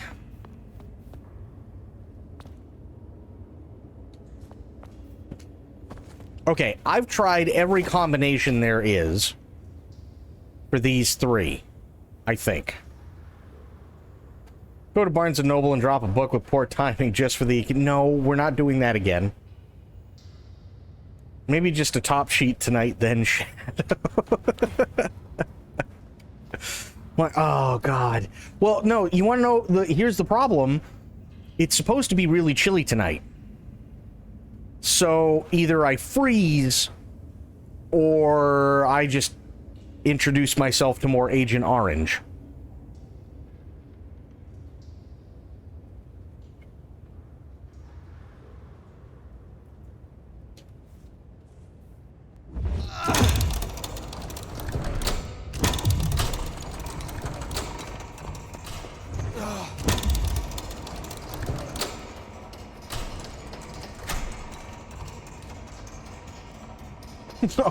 Mud rack. Oh, God. Enjoy your double pink eye. Jesus. Okay, so... I'm really confused. Like, I have no bearing as to what this puzzle's supposed to be. I have zero bearing.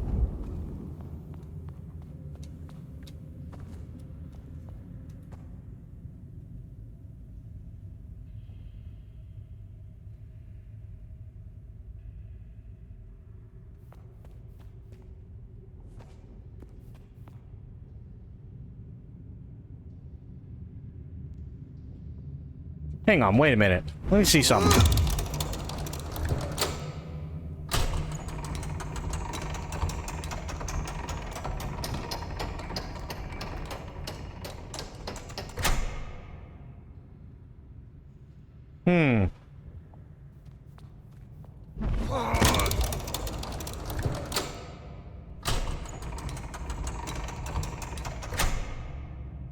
Okay, but what does that do?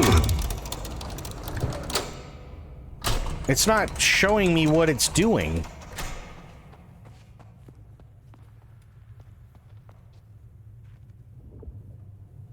I'm very confused as to what I'm supposed to be doing here. Florida man found unconscious in his home this Friday after authorities say accidentally macing himself in bed with his own flatulence.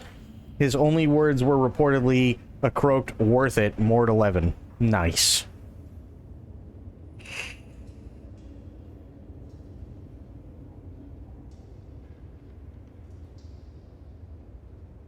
Yeah, I just have no idea what the hell I'm supposed to be doing here. I got Find Wilhelmshaven, which, duh, but I am lay stuck.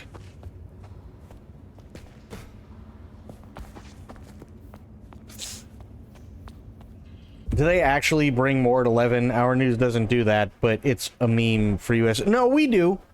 We do actually bring more news at 11. But that's because usually 11 o'clock is when, like, you have the nightly news before you go to bed, right? So we have... It's kind of antiquated now, but we have the morning news, and then there's typically the news that runs anywhere between, say, like 5 to 7, or 5 to 8, I should say, 5 to 8, and then after that, it's whatever TV shows are on for the night, and then at 11 o'clock, it's like late night news right before you go to bed. Giving up on this puzzle because it's reminding me I have the IQ of a slightly starched dishcloth. I mean, fair. Find Willem's Haven puzzle.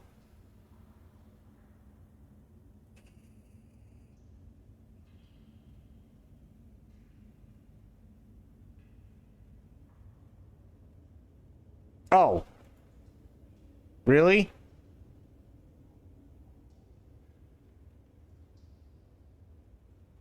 God damn it. I was doing the right way, just too slow.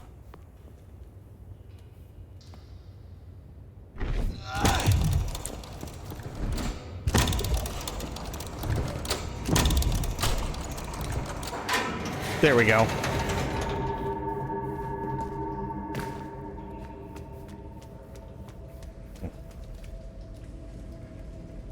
Looks like no one's home. There must be something here. Our savior hath come, all praise her. Oh, God.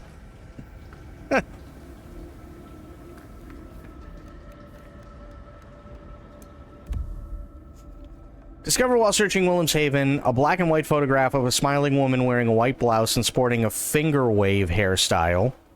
It looks old, but is in fair condition, although the edges are worn. On the reverse, underneath the stand that keeps the old frame up tight, there is a marker's mark indicating this came from the Seattle Stereoscopic and Photographic Company, a gift for my dashing knight. Working on Ren stuff? Ooh, what Ren stuff you working on?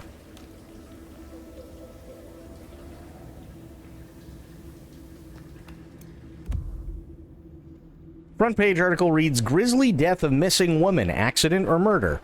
The headless body found in Lake Washington Ship Canal has been identified as missing sales assistant Amy Wilkie, also known by the alias Pandora Graves. Witnesses also report seeing a large wound through the chest of the corpse. A representative from Seattle PD said, Please rest assured we are thoroughly investigating the tragic death of Miss Wilkie. We urge the public to remain calm and refrain from wild speculation out of respect for her family. The docks are a dangerous place and accidents do happen. Outfit for this weekend, Lance and I are going to TRF. Texas Ren Fair? Question mark?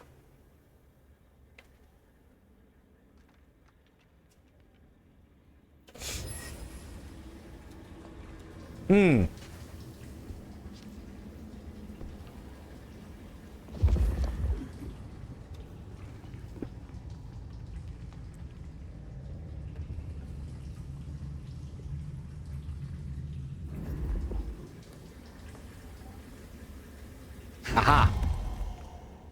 Fortitude elixir. I like those.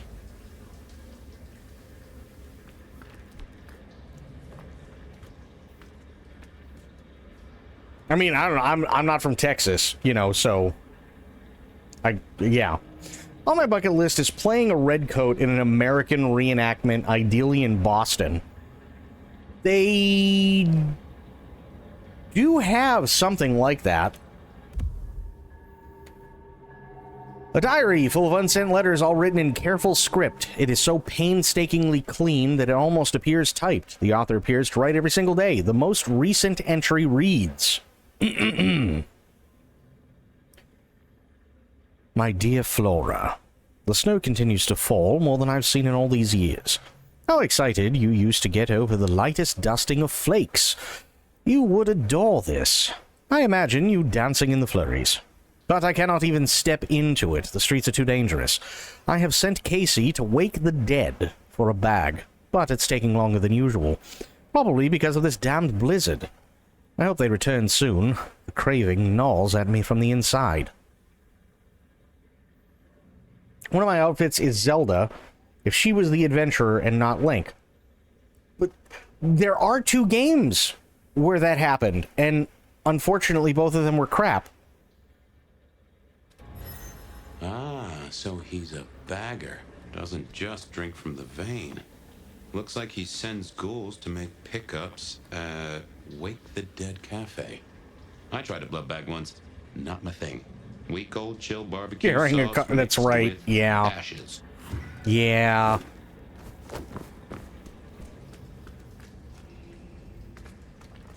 Search for Willem at the Wake the Dead Cafe. Okay.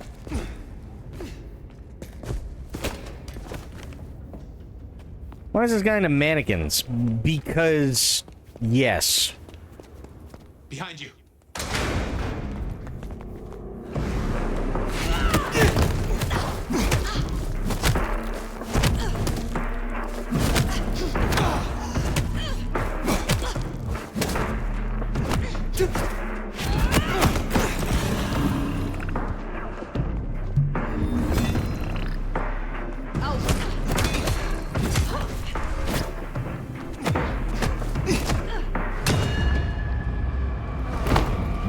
Wow.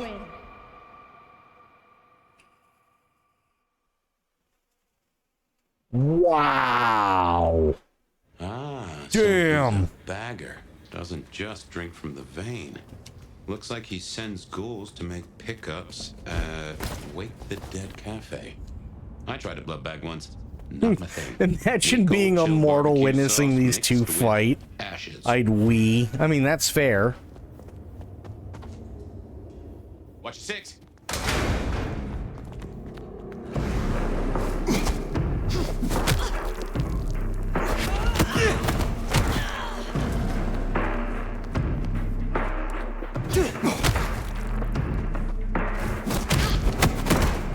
I want their bags!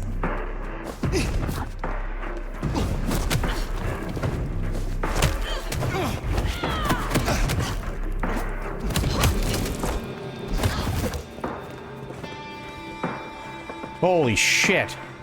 Silence. Thirsty.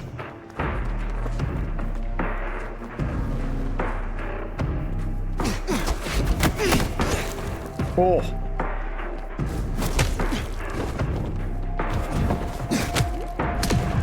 Damn. That clang was not necessary. No, it really wasn't. It'd be like watching Neo and Smith fight in a parking garage. That's true. Ah, so he's a bagger. Doesn't just drink from the vein.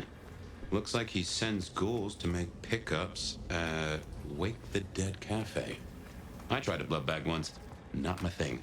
Week old chill barbecue sauce mixed with ashes.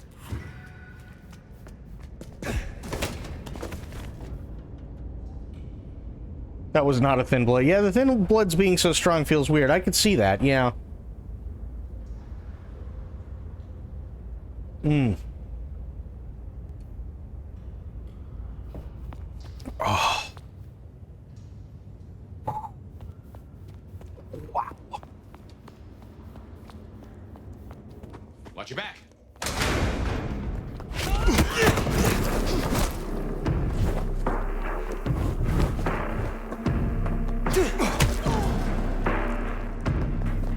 I like to get...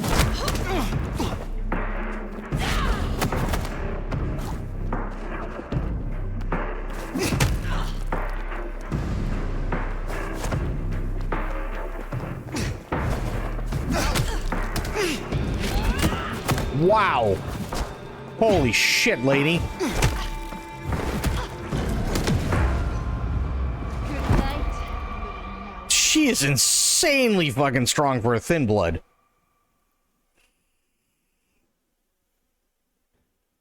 Ah, so he's a bagger. I wonder. Hang on.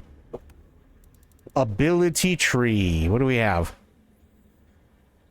I got 9 ability points. Blood Curse. Place a curse on an opponent. The next time they take damage, their body will swell up and explode. Stronger opponents take significantly longer to curse.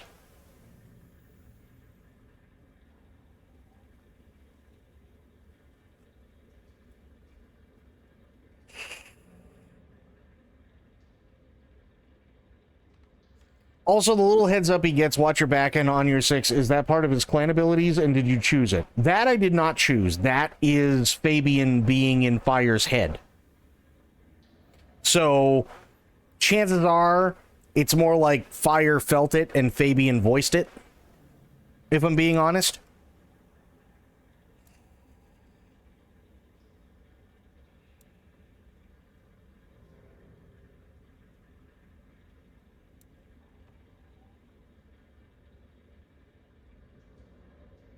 Conjure a set of blood daggers that can be thrown with telekinesis. Well, that kind of sounds fun. Feeding will recharge an additional blood pip for a random ability. Oh, good. No. Mass manipulation. Subdue enemies within view, preventing them from attacking. Then true and effect abilities will apply to all subdued opponents while mass manipulation is active. A target to forget you were there, putting them into a relaxed state. Possesses an opponent to see through their eyes and control their movement for a period. While possessed, the target can be commanded to attack another person. Use your strength of will to command a mortal to kill themselves. Vampires will be staggered and disarmed. Oh. Strike within a thin shadow across the ground. Opponents caught by it will be temporarily trapped in place unless damaged. Okay. Step into your own shadow and swiftly emerge from the shadow of your target. That's cool. Cause an individual to become afraid, fleeing their post and running from their allies. Cast a broad shadow ahead of you, then temporarily enter a dimension where only you and others touched by the shadow exist. Oh, interesting. Okay. Prevent mortals while attacking you from feeding. That one's kind of important, I would think. But I don't have enough of the thing. Fuck. Where is... I got 200, huh? Put an individual into a docile trance where they will walk to where they last saw you. Instantly dash to a targeted location. I only have 200 of the one thing. I don't know if this is actually going to do me any good. And just drink from the vein. Looks like he sends ghouls to fuck that filing cabinet. Wake the Dead Cafe. I tried a blood bag once. Not my thing. Weak old chill barbecue sauce mixed with ashes.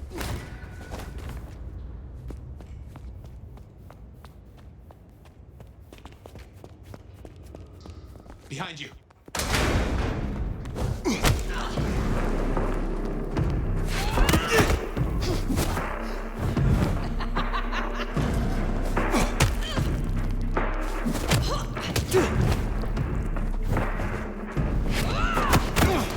Wow. With everything you've got.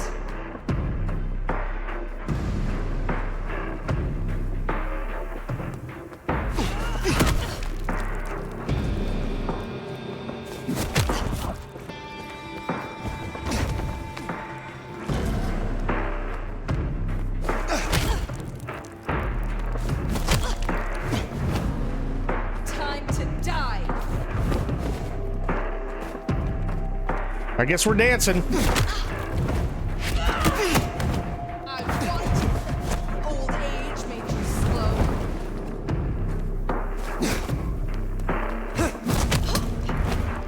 Slay this. Oh. Why do I feel like she's on something?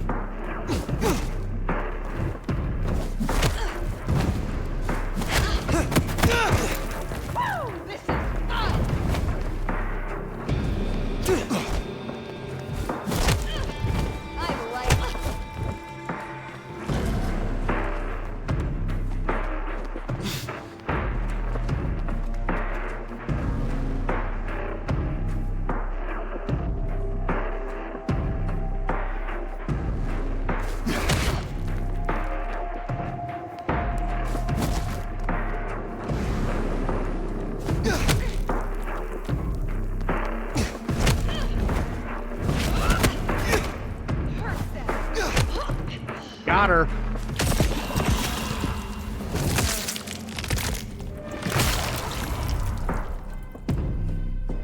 Damn.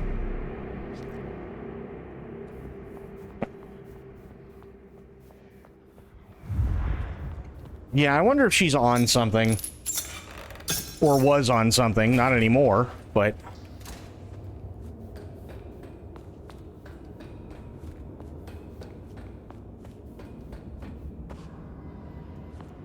You know what? Okay, I can't go up. Balls. Yeah, I gotta go outside.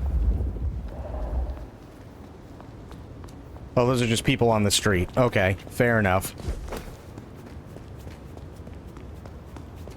She's on something, Shadow the floor. This is true. You are not wrong.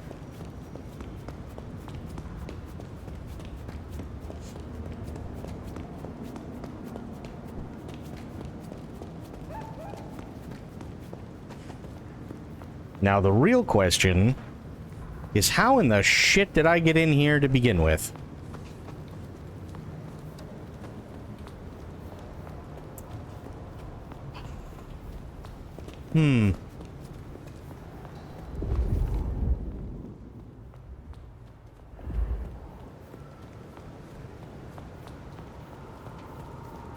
Maybe just go to the elevator?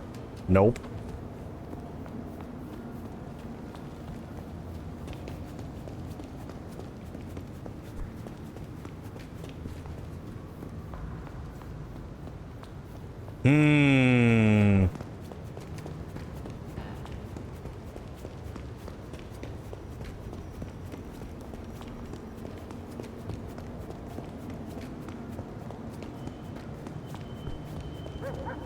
Nope.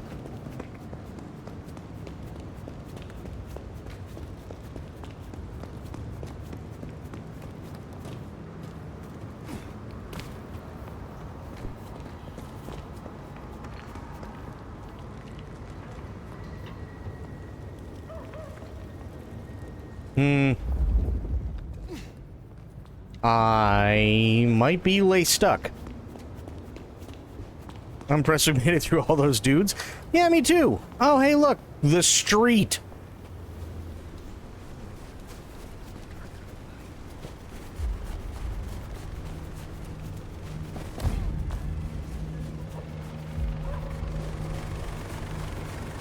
Look at these two. They're still making out. It's been, what, like an hour?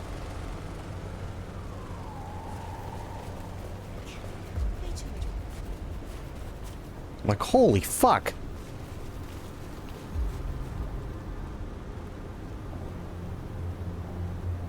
People are watching. This is it.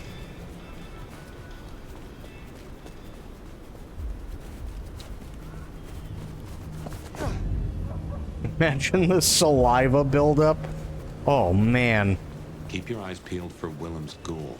Maybe you can shake an address out of him. Oh, I'm gonna shake more than an address. I'm gonna shake his entrails out of his feet.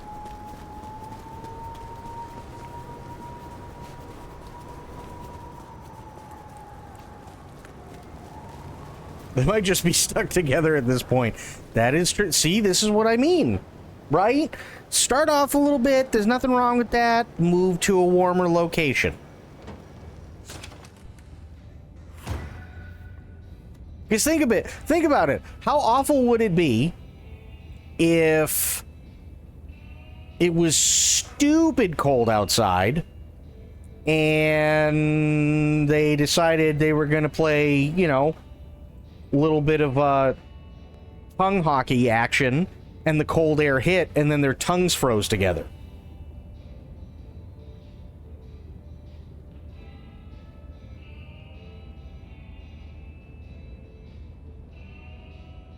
You know?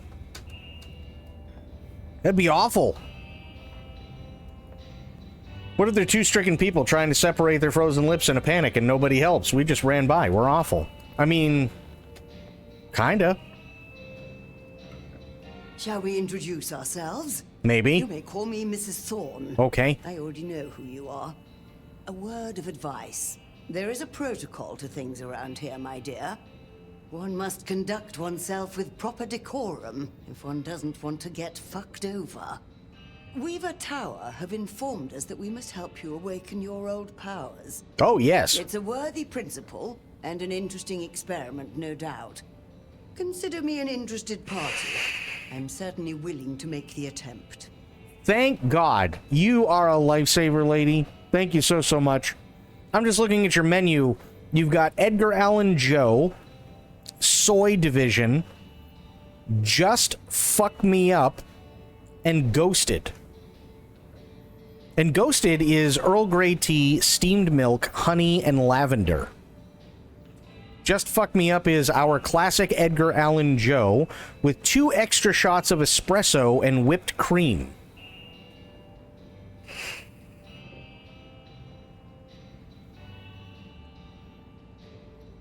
Who orders Just Fuck Me Up? I would. Soy Division is a soy milk latte with a hint of vanilla and caramel. And an Edgar Allan Joe is a black as night coffee with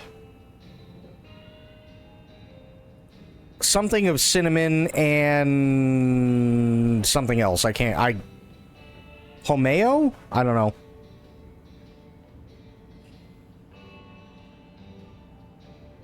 Soy Division, yeah, right?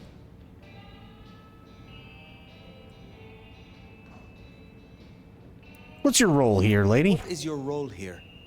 Well, I run a flea circus, which is really just a front for my secret human butchery service. And in my spare time, I like to build tiny castles out of the teeth of my victims. Excuse me?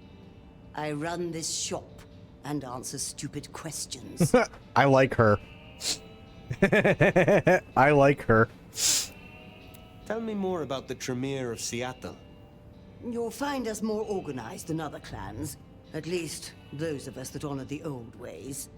Knowing one's place, observing the proper order of things, deference to superiors. That's the real secret to longevity. That and wielding enough blood sorcery to turn your enemy's innards to outards, of course. Innards to outards. I like it. And so you have earned the respect of the Camarilla. Quite. I defer to the judgment of the hierarchy when necessary. But I take no shit. I really like her. I like her a lot. How long have you been in Seattle? Oh, a long time. I arrived here to extract certain disciplines from a mortal cult. And we had a satisfactory exchange of ideas. It was the time of Theosophy and the New Thought. All utter claptrap. But it did sell a lot of books. I saw a market opportunity. My home country being out of bounds to me at that time. Some people do overreact to the smallest of transgressions. It is Judi Dench energy. Now, dearie, Absolutely. since you're crisscrossing our streets so regularly, might I persuade you to run a few errands for me? Nothing taxing. A package here, parcel there. It's so hard to find good help. It's that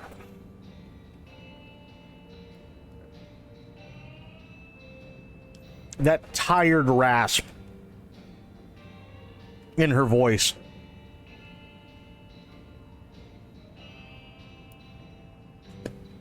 Will you attempt to awaken my Tremere powers? I find myself fascinated to try this.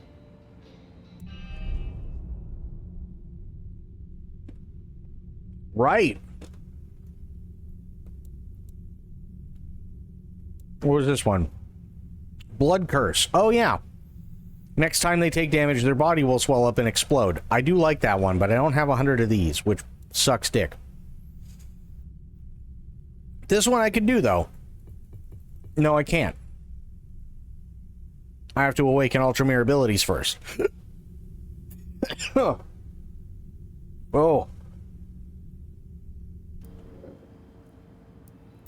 You have something for me to do? Between Muldoon's Auto Repair and Chinatown, you'll find a back door to one of the finest kitchens in Seattle. Would you drop this little gift to Miss Yu? It is rather unstable, so do be fleet of foot. I will see it done. Okay. Enjoy your night. Fast food, huh? Deliver a package to Miss You in Chinatown. I'm coming, you!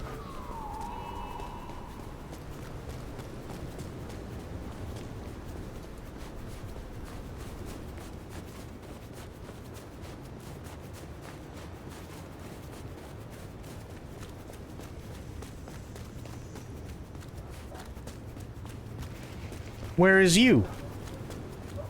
Why did it change? Hello?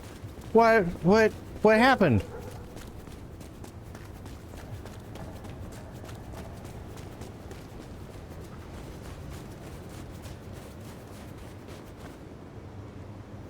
Oh, 'cause it... What? I'm very... Why do I have two things? Hello? Deliver a package to Miss You in Chinatown. Yes. And then this one disappears. Why does it disappear?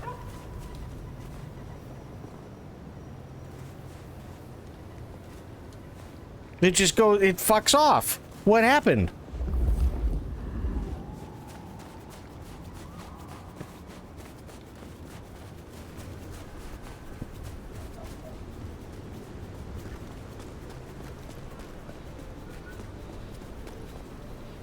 Where do I have to go?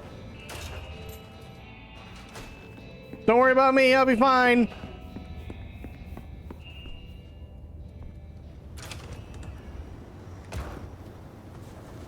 Nah. Oh. I'm very confused. Hang on.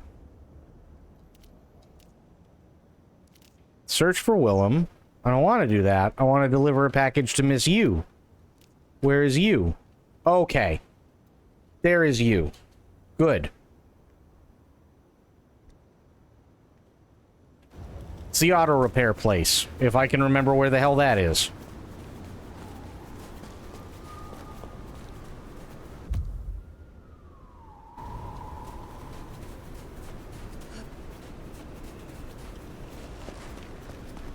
Oh wait, you haven't played Baldur's Gate 3? Oh, you'll love that. That was an absolutely fantastic game.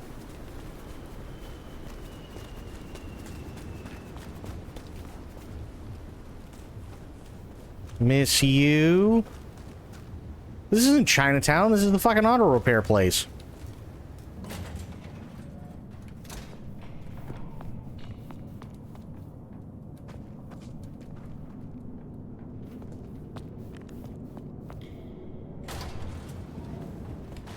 Where the hell is Miss You?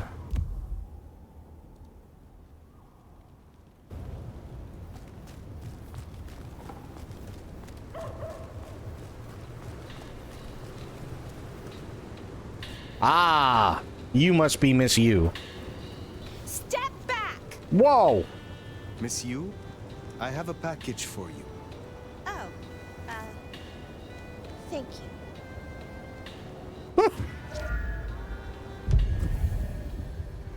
Right.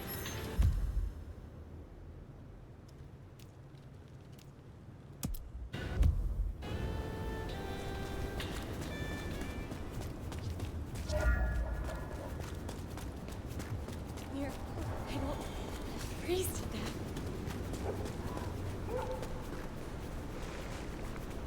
There's a demon somewhere wearing Shadow's face just fucking everyone it can. Wow.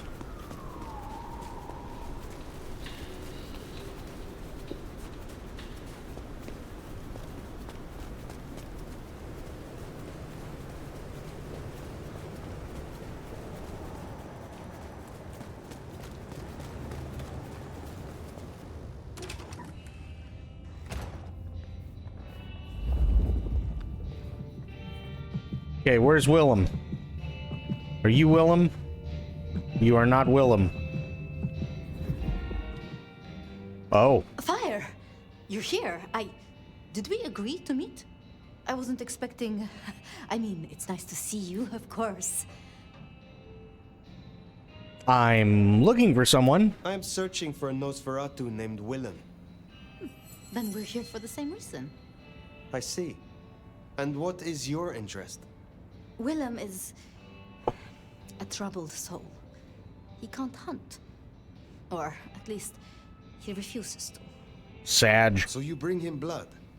Yes. We may be what we are, but that doesn't mean we can't, you know, be better or try or... Nobody should be alone. It's noble. I still remember how it felt to care for others. That you remember it still. I commend you. I knew it. I knew you'd understand. Do you know where Willem is now? That's kind of the problem. No one's heard from him, which isn't so unusual. But his ghoul hasn't picked up the package. And I guess I'd hoped Willem might show. His haven was swarming with anarchs. Your Willem was nowhere to be found. Oh, no, no, no. He's not like the others. He was never cut out for... this. He must be so scared. Promise me you'll protect him, please. I mean, if you would be so gracious. All right. I assure you, I will. Really? Thank you. It's only that I don't want to see him hurt. Can you give me any clue to his whereabouts? Willem won't be found unless he wants to be. I usually only ever meet his ghouls, but... Wait. The last one. Dust. There was dust on her jacket and a smell like... industry. Like... chemicals. Like... I knew I recognized it. The old plastic factory in the warehouse district. Oh, it's unpleasant. I try to avoid it. Then that is where I will go. Thank you, Thank you, Oh. Fire. And please, go easy on him. Willem is not strong.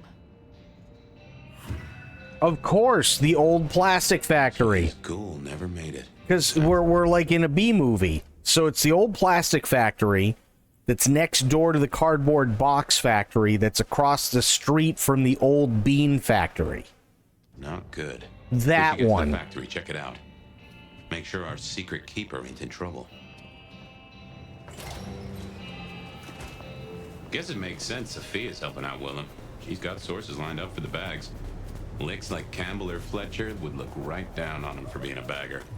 We're supposed to be predators, not scavengers, according to some. She's not like that. Even puts up with my chatter sometimes.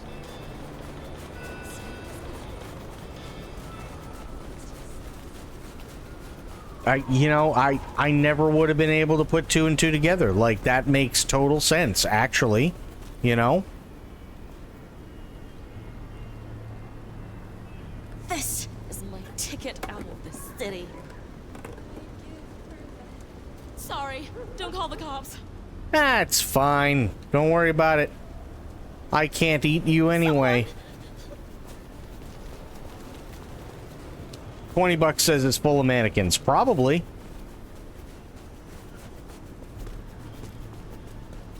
Spare a dollar? Really appreciate some help.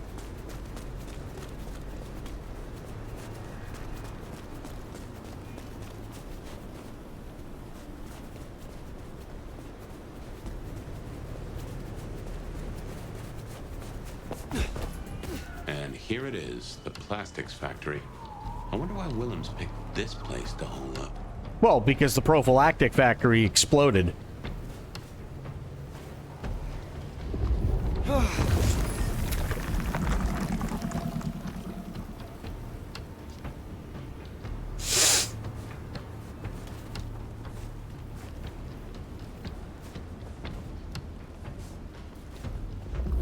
Kane brings the snow to hide our tracks. God damn it.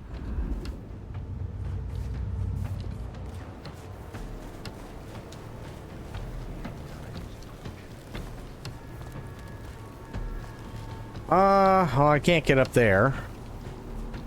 That's a bummer. Seattle.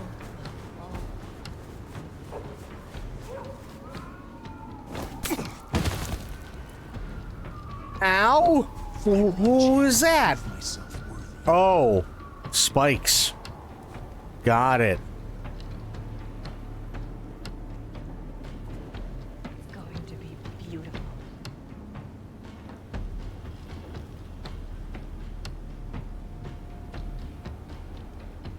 None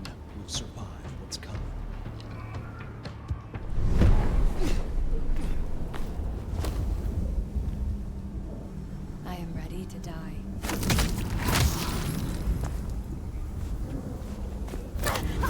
Danger. Oh, these deadbeats look familiar. Reminds me of the ones you fought at Isabella's place. What is You could be right. Pain is nothing to me.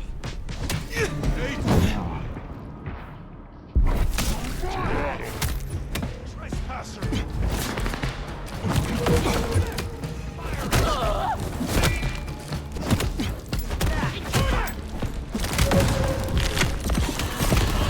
Wow.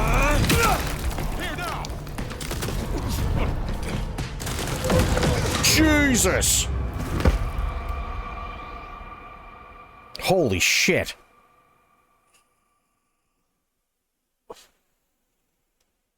Yeah, that was kind of a little close. I'd say. Here it is, the plastics factory. I wonder why Willems picked this place to hole up. Oh, these deadbeats look familiar. Reminds me of the ones you fought at Isabella's place. Sabat. You could be right.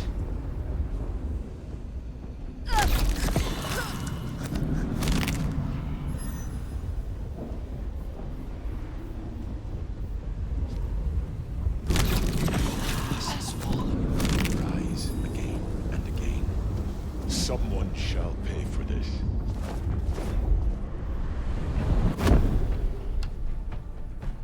Nice. None. We got what, 3, 4? Be alert.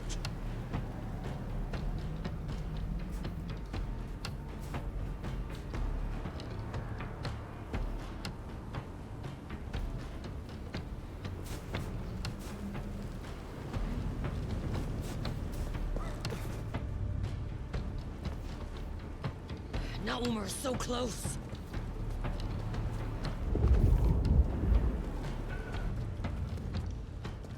Neither court nor anarch shall rule us.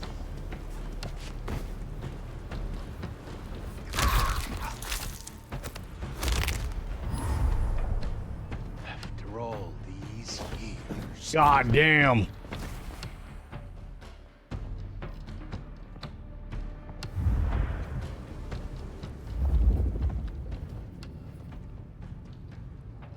The masquerade won't protect you forever. Yeah.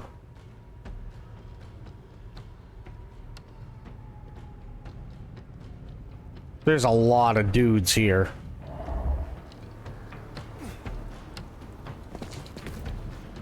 What? Thank you.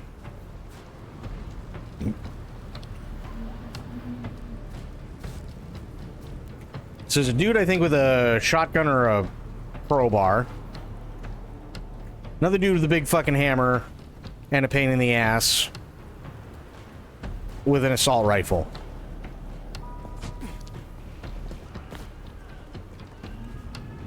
Our time is almost at hand.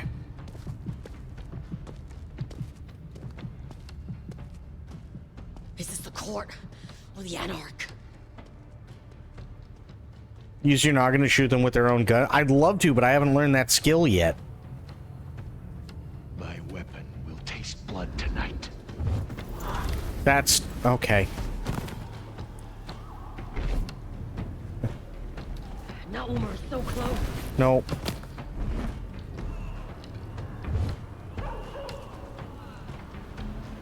After all these years. There we go. Is this the court or the anarch?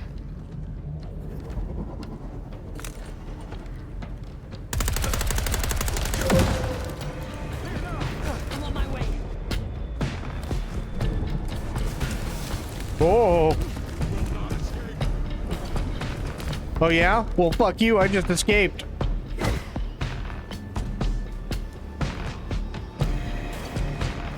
There's got to be something I can use around here, right?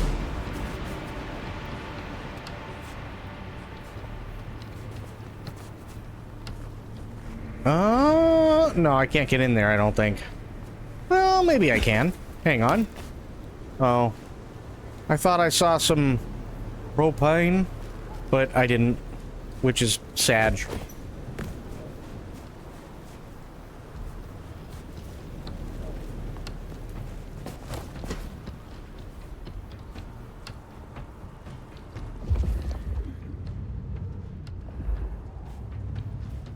Dude's behind the gate. Oh.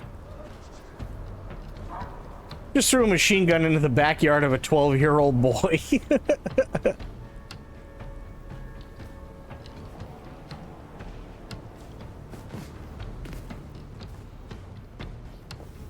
Ah, but see, you left out the most important part. That important part is that that boy is also in Oklahoma.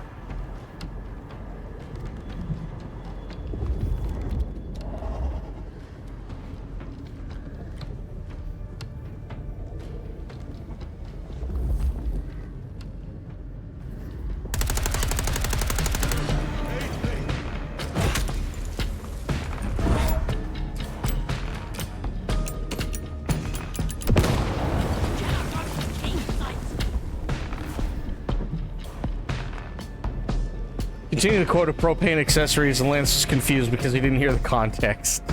Nice.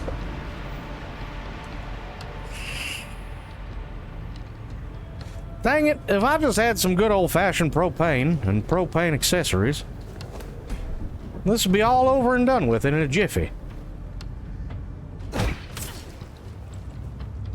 Better rip limbs.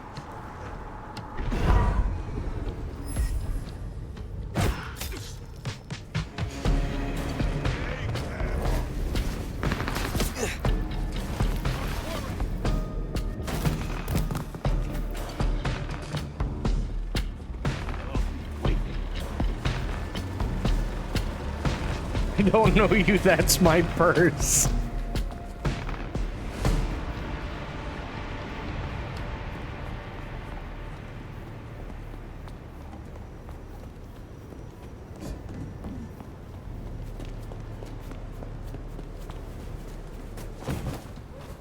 No wonder this city's frozen.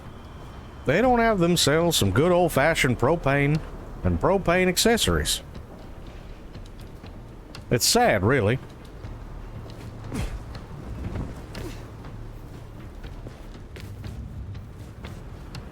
My weapon will taste blood tonight.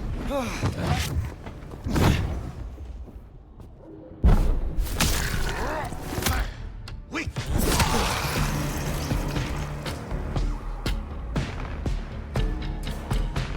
Come out and face.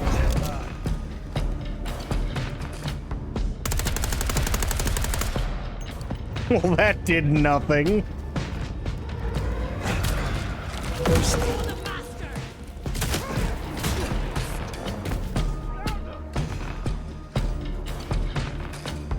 Wow.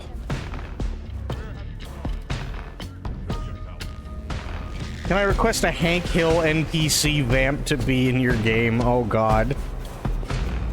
I'm sure I could come up with something. It's like darkness holds its breath. Yeah, well, it looks like your mom held his breath for her breath. Ow! Spikes! Suck! I'm out? What do you mean? What, you don't want a distinguished gentleman like Hank Hill?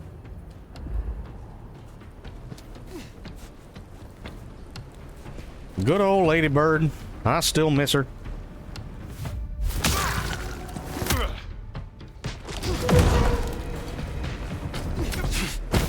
Ow!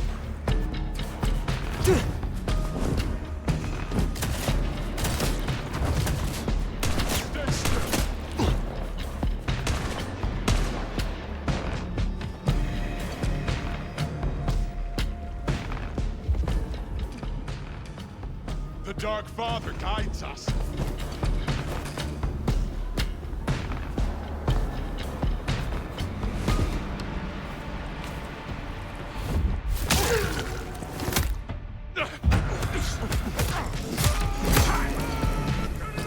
Gina coming in with a raid. Could we get a shout out for Gina, please? I would appreciate it. Thank you so much for the raid, Gina. How you doing?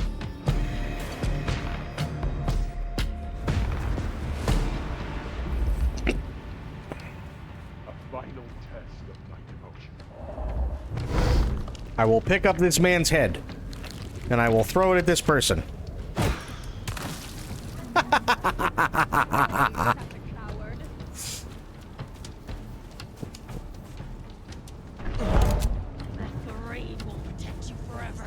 Doing pretty good. We're just killing ghouls.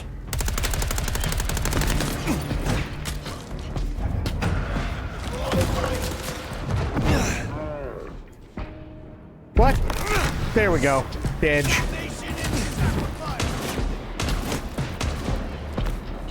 Nice.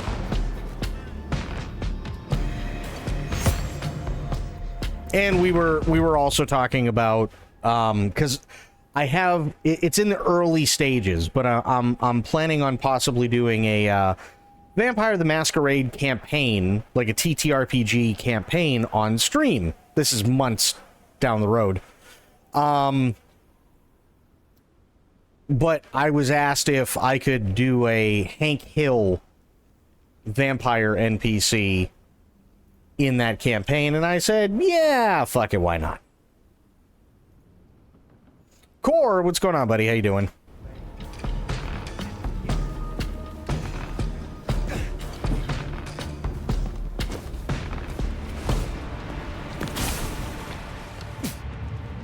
I'll be the one to take them down.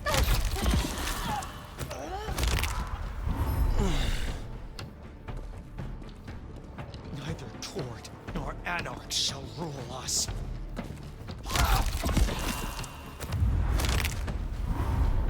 Darkness cannot hide you from us.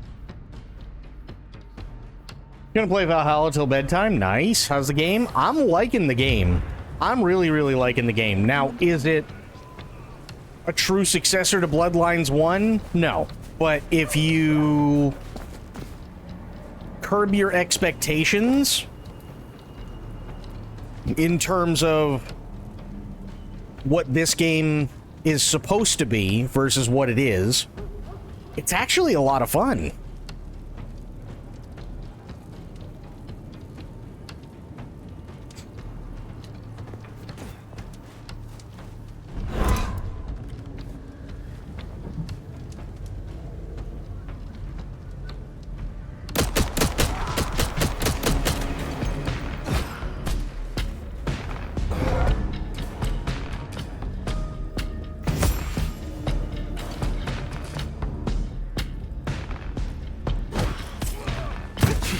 Ow! Spikes!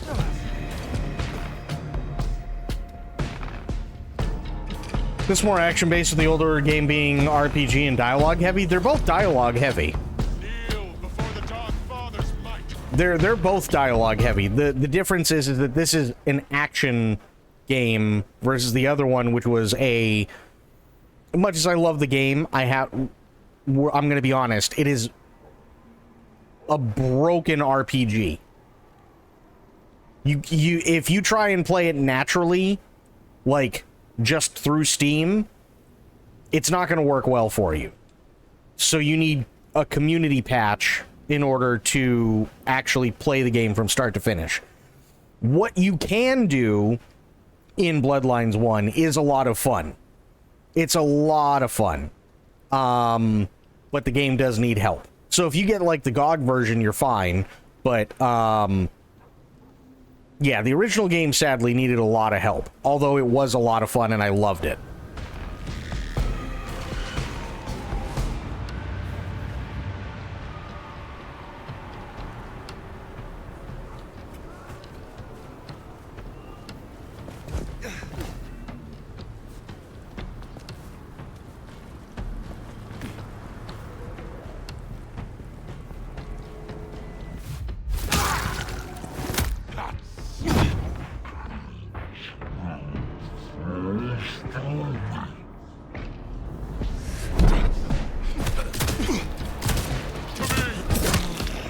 There we go.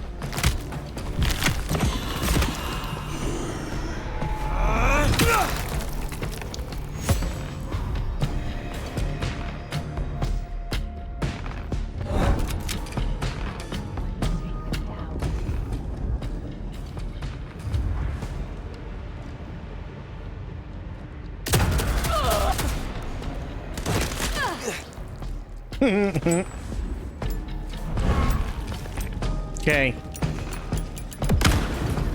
First person to come here gets head. She got head.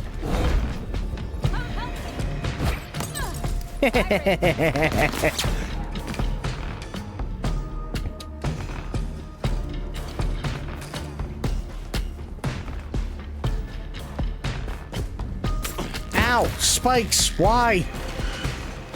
Ow! Damn it, Spikes!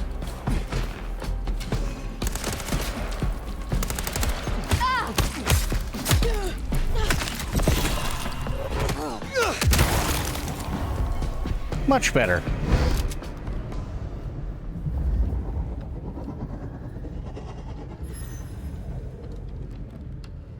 Ah, yes, I see. There's a few over there. Mm-hmm. Right.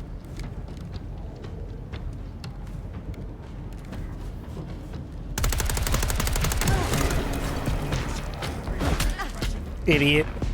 On me. I've got the shot. No, I didn't want to pick up that body.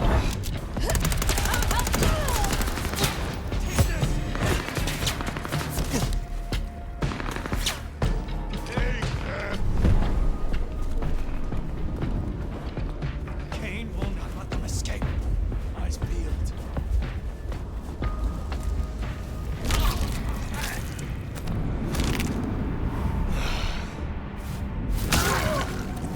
Faith is swag.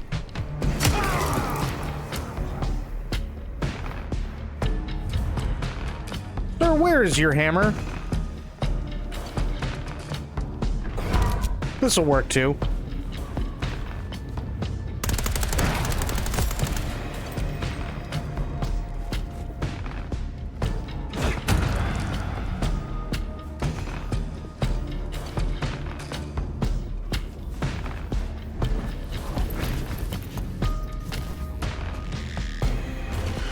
No, stop.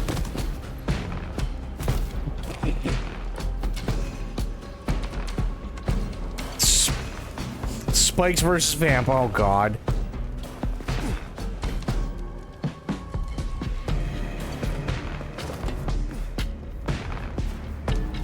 Hello, sir.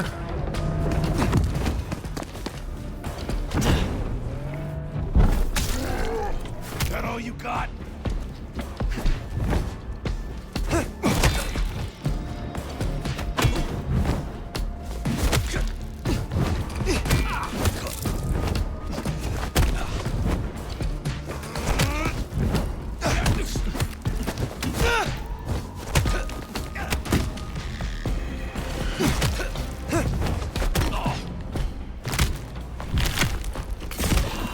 Nice.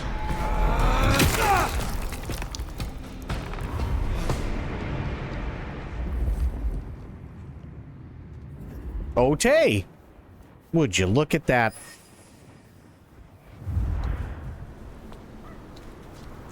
But to progress the story, incomplete side quests will be, whatever.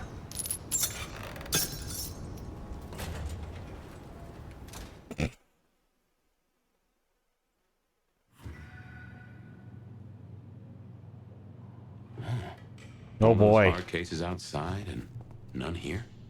Something's up. Hmm.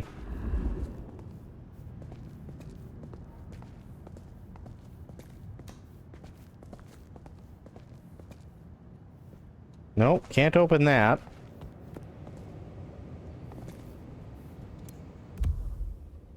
A worn newspaper article from the 1930s, smudged almost beyond legibility and smelling faintly of salt, with visible tear stains dotting the page. A small line item in the lower corner reads, "It is with great sadness that the Axel family has asked the Seattle Police Department to call off its search for Willem Axel, father to Willem Jr. and husband to Flora.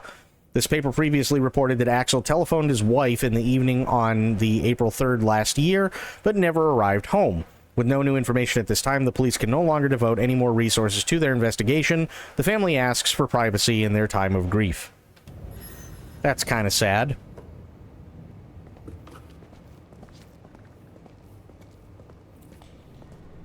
No, somebody's got a fax machine. It's about as tidy as my office.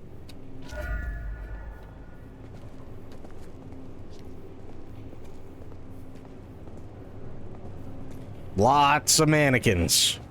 Lots of them. Just everywhere.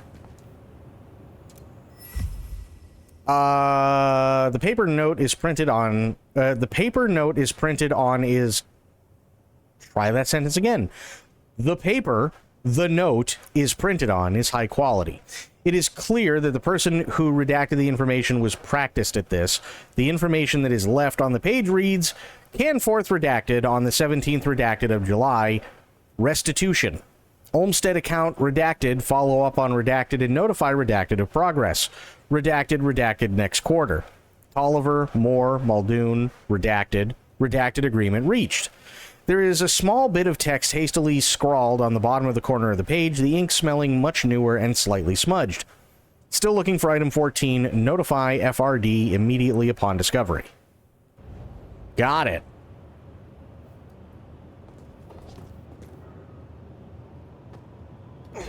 Ooh, nice.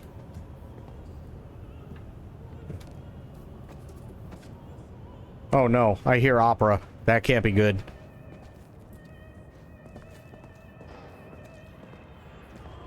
It's this and Goodbye Horses. You know there's trouble.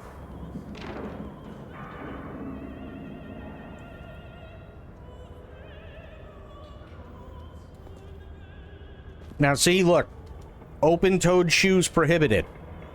See? Says you can't do that.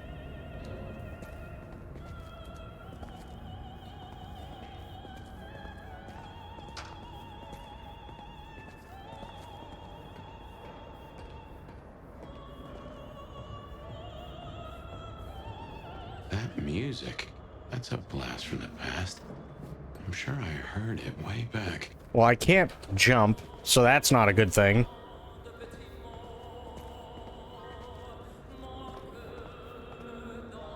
Ooh. Nice.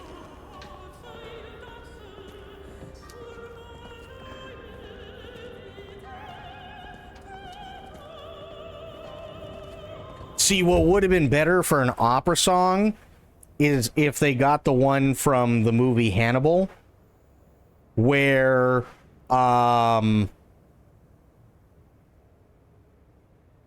Hannibal and the inspector and his wife went to the opera.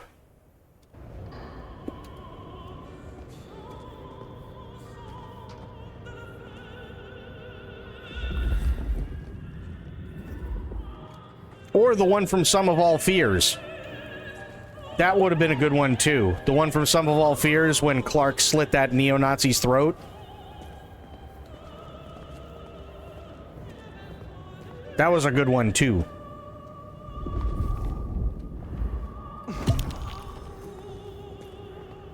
Take your flip-flops off. I can't wear flip-flops.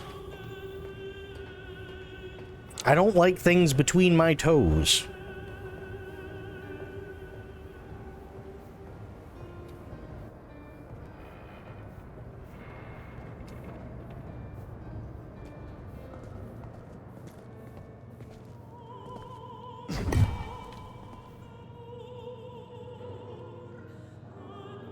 That opera was made specifically for the film. Which one? Sum of All Fears or Hannibal?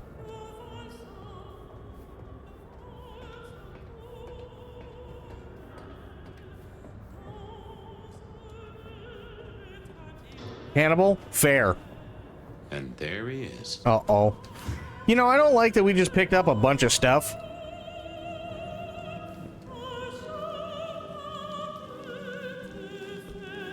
Before I could even finish the song. How cruel. Am I interrupting? Dante, yeah. Huh? It's you, the nomad. Willem, I take it. You had some interesting guests outside. Expecting trouble? That depends. Why are you here? Tolly tells me you keep the court's secrets and its histories. Another kindred by the name of Isabella used this mark to sap my power. Do you know anything about it? No. All I had to do was keep my head down for just a few more nights. Uh-oh. There's a peck of guilt. Oh, boy.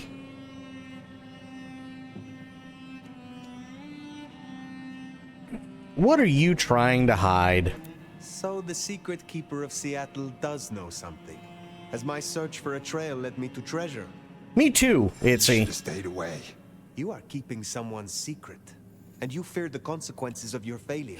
What happens if you tell me, Willem? Now I have to do what he told me. I fucking knew it.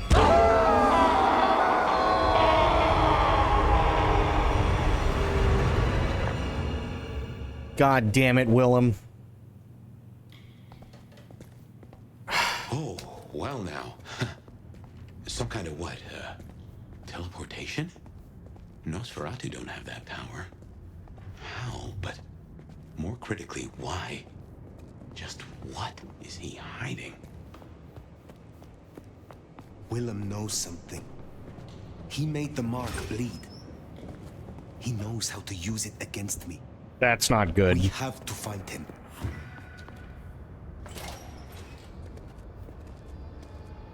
I will not be found wanting. Well, fuck me sideways.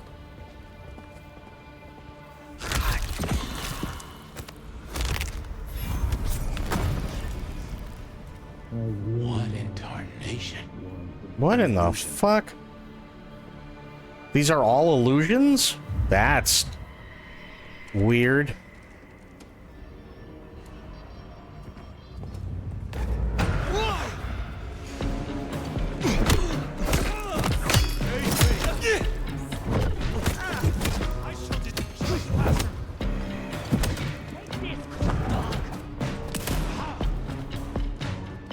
Alright, guys. What the fuck was that? I don't even know what happened. My master blesses me this night. No, he doesn't.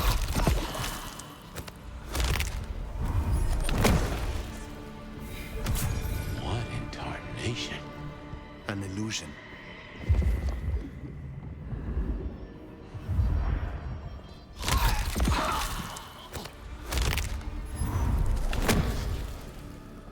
Masquerade will hold us back no longer.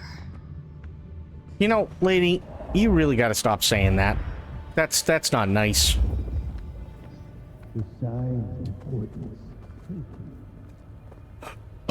Oh.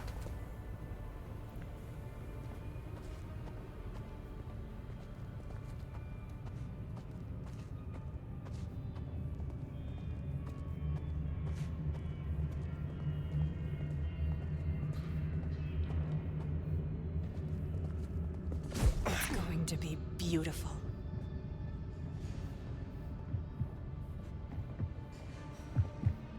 You know what else is gonna be beautiful? These nuts. Got him. The snow to hide our tracks.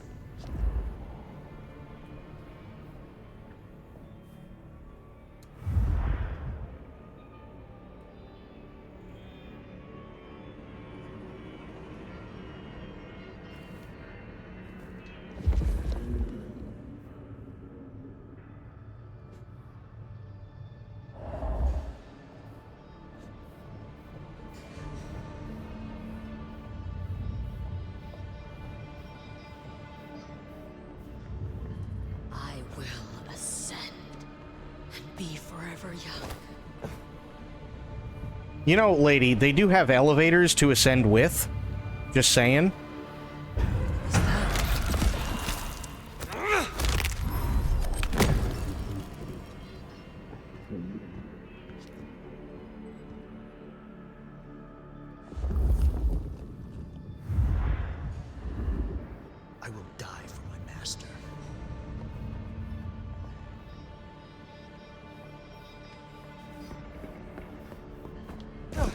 Seattle will be cleansed.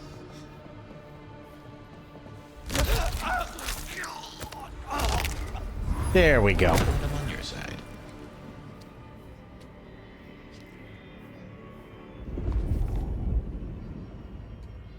None will survive what's coming.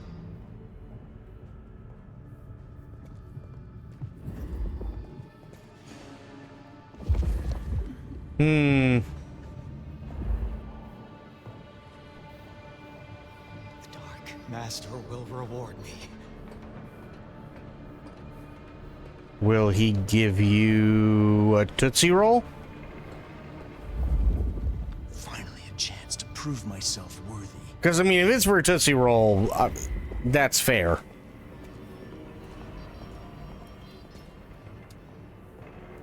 I fear nothing. I am pure.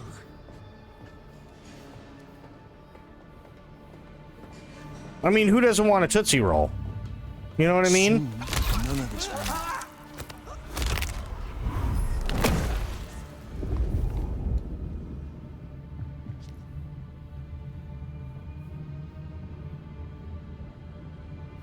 I will not be found wanting.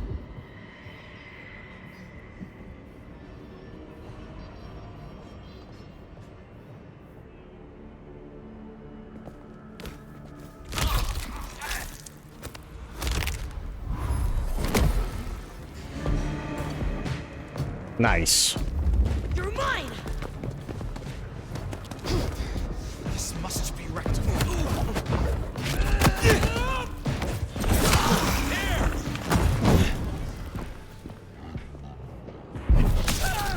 Cannot be stopped!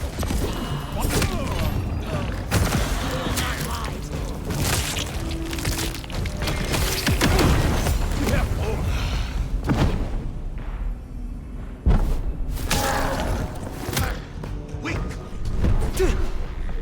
Skulking now? For Kane's glory! You cannot run from Kane's sight! Sincere. There we go.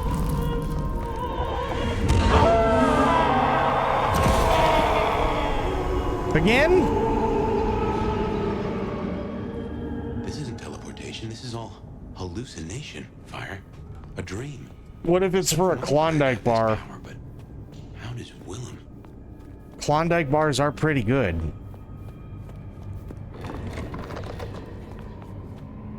The fuck was that? Oh no, don't.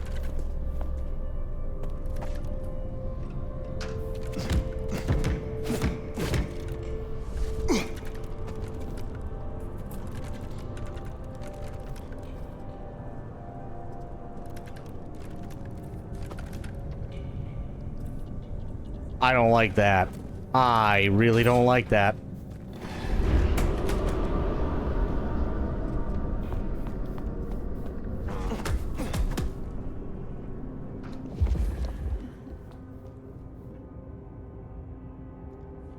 I'm assuming this is...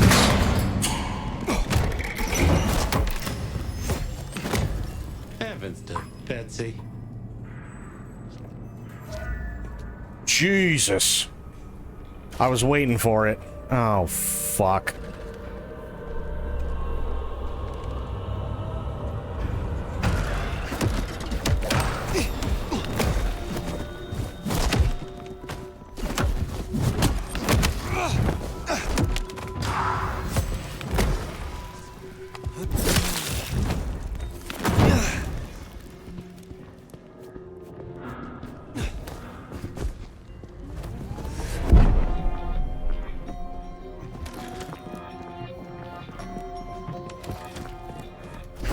Yeah, get back down there. Idiot. I just juggled your ass. Oh, what?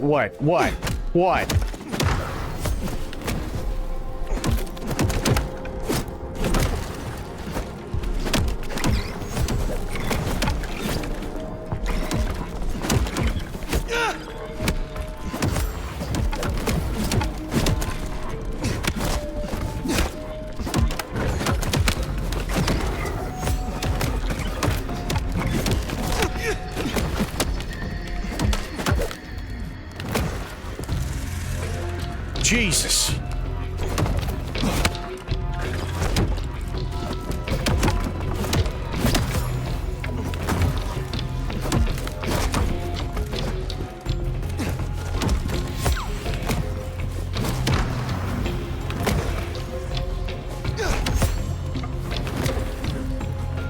Come on.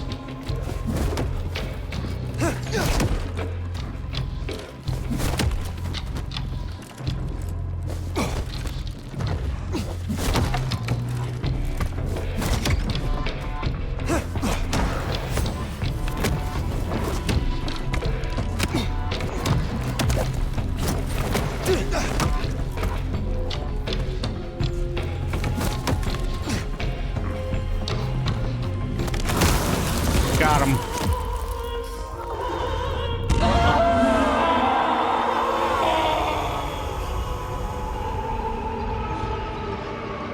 I'll take it.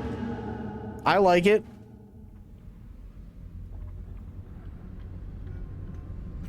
Okay. Next. Hey, it's me. Got a situation. Yeah, the nomad of all lakes. But everything you asked for. Just a few more nights, right? I don't know, Itzy.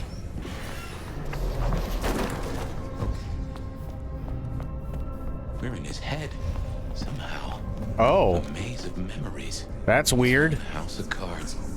Reckon he's still playing with a full deck? Who the hell said he was playing with a full deck? I sure as shit didn't.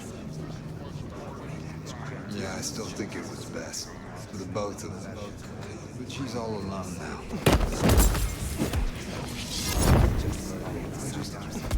I wish I could touch her. See her Got him. smile just one.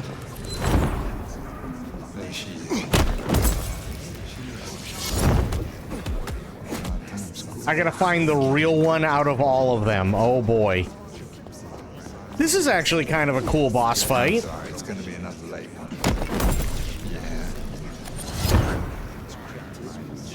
Yeah. I'm sorry, it's gonna be another late one.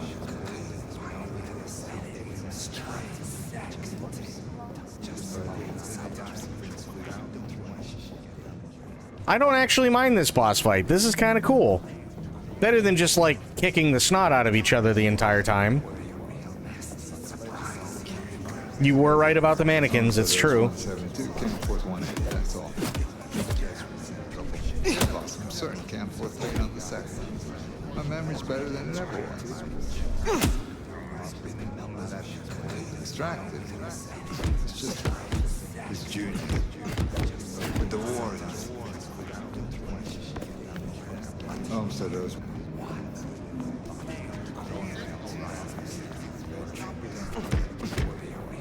Yeah, I still think it was best. The both of them. Wonder if there's anything in there.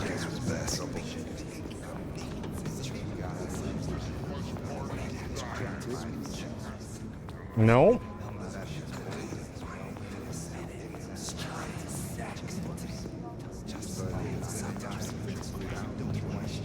Yeah, I still think it was best. Both of them. But she's all alone now. Oh, so there's 172. Can't afford 180, that's all. Yeah, boss, I'm certain can't afford paying on the second. My memory's better than it ever was.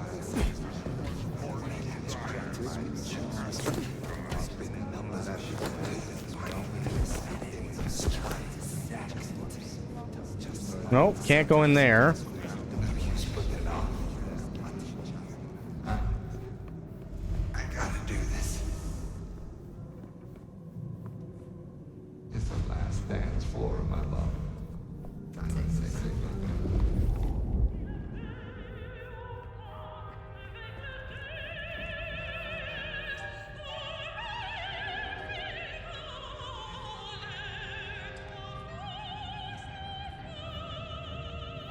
I'm very confused.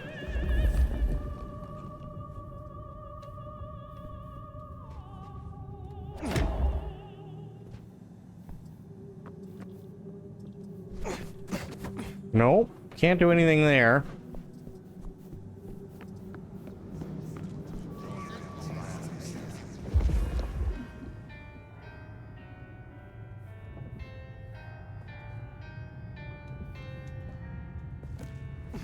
So there's 172. Nope. Camp. Ah ha ha ha.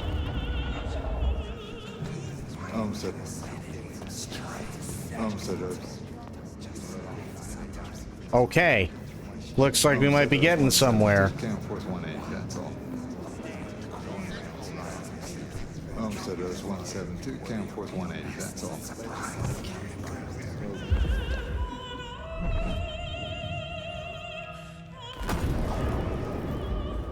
So there's 172.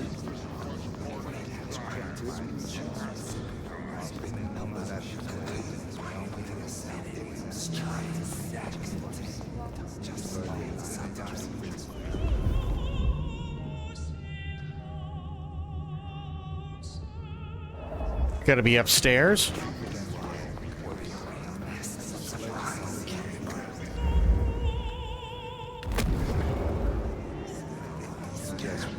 There she is.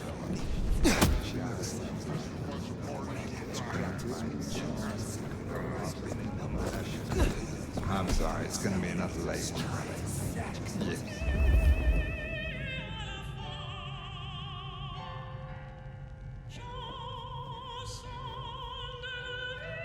There it is. It's gonna be another late one.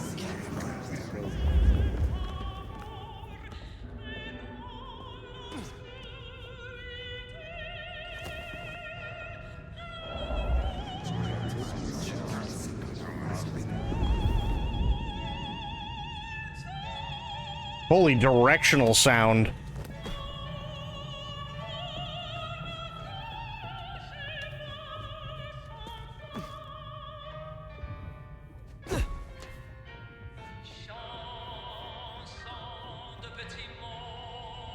It's like right above me.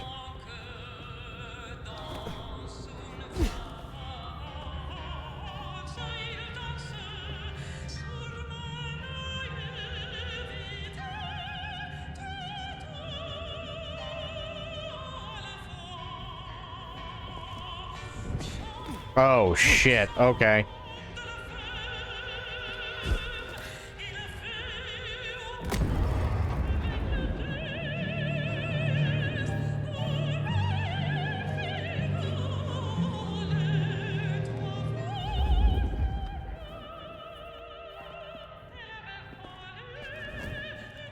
There's that motherfucker.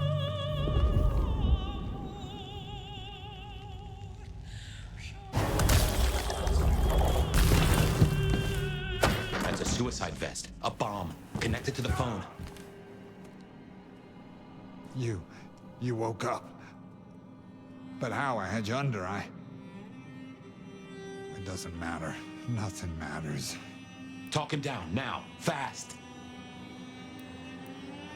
Willem, listen. I can help you, but I need you to calm down. Then we can talk, kindred to kindred. Oh, I want to so bad. I want to so bad. But it's not up to me. They said I could see my family again. Oof. They said if I cut off the cord, if I took away their little black book, all their secrets, it would cause the chaos he needed to strike, and I'd be free. Who is this he? The Malkavian. Oh no. The gardener.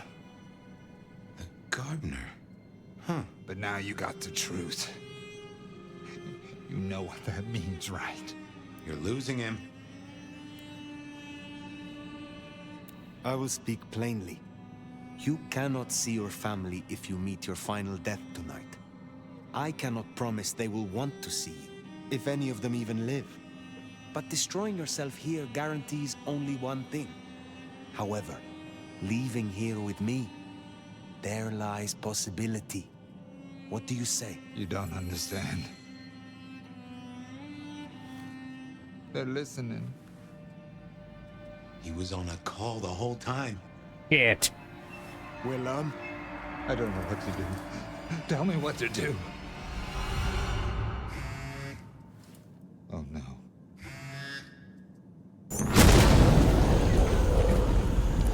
Oh, fuck. Shit, he's gonna... I wonder if I made it. There could be a worse afterlife. I kind of like the flowers. Ambrosial tears that crave those lips. I'd like it more without the existing tenant. A spit of solace for the heart. I know you now. You're the gardener. Willem's boss. You must bring the elder to me. We must meet. And we must meet. And we must kiss. I have such a quenching for their desiccation. That's a little... Oh, I get it. You have the hots for fire. You want me to introduce you? Is that right? Such a draught of essence for their drought. Oh, look, can we just talk straight, fella? I need a plan. You blew up Willem and you don't have a plan? I need a plan.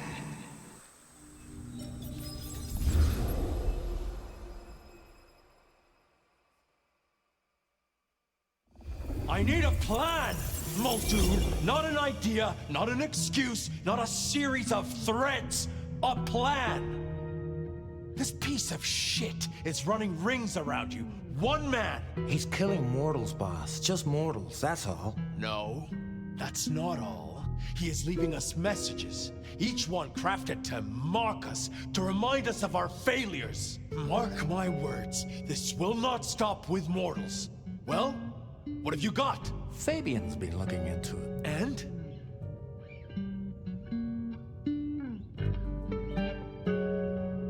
How's he still alive? Well, Chief, I've been piecing together old cases and new. Santiago was active here in Seattle in the 1920s, and a couple of decades before that in New Orleans, in LA. So how can he be here? He'd be an old man by now. Your conclusion? We keep saying he's a mortal hunter. What if he's not?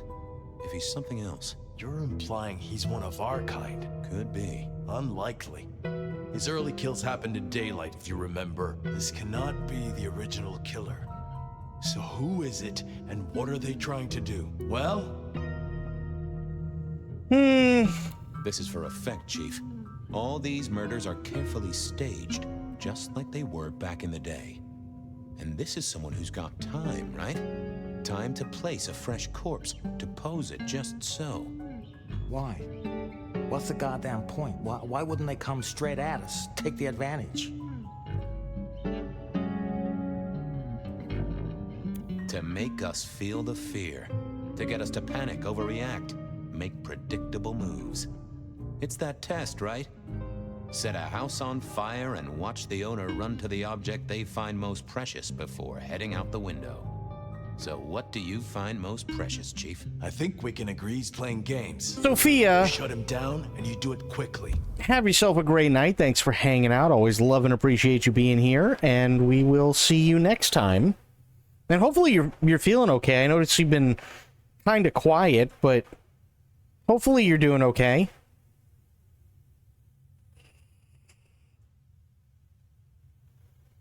Oh, wait. Waiting. I is waiting. Oh, Sophia, thank you for the 300 bits. Really, really appreciate that. Thank you, thank you, thank you. That's very generous of you. And again, have yourself a great night. And I do hope you're feeling better. I really do. And yeah, we always love and appreciate you being here. I always love and appreciate you being here. So have a good night, and we will see you next time. Just sleepy? I hear you. It's all good. No worries. Go get a good sleep, and we'll see you next time. Anything else? Knock, knock. What? Don't want to cause you any trouble, my prince. Detective, I was looking for the sheriff here. Good. I'm glad you do. Well, spit it out, you mongrel. Just thought you should know, Sheriff. We got another one. Another... Murder, Sheriff. Another murder on your watch while you chase your tail. Tolly details now. Little apartment just off Pioneer Square. Word's gone out to the PD already, would you believe? Well, Sheriff. Fuck. I'll deal with the PD. Fabian, get down there. Take a look. Sheriff Benny knew best, of course. I should head straight down to Pioneer Square and not dawdle and say I figured Sophia would be in. Okay, guess we're gonna see if Sophia's heard anything. To see if she'd heard anything.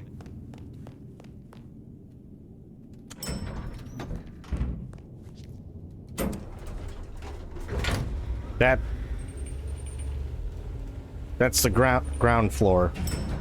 Okay. I guess we're not asking Sophia if she's heard anything. Oops. Wait a minute. Will it let me?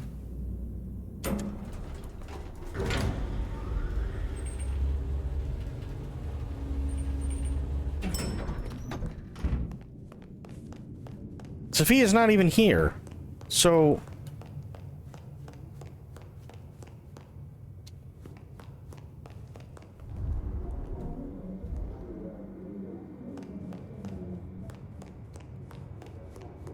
Brainstorm, brainstorm, brainstorm. Bullshit, bullshit, bullshit.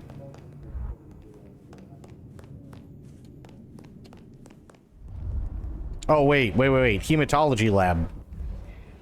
She's over here.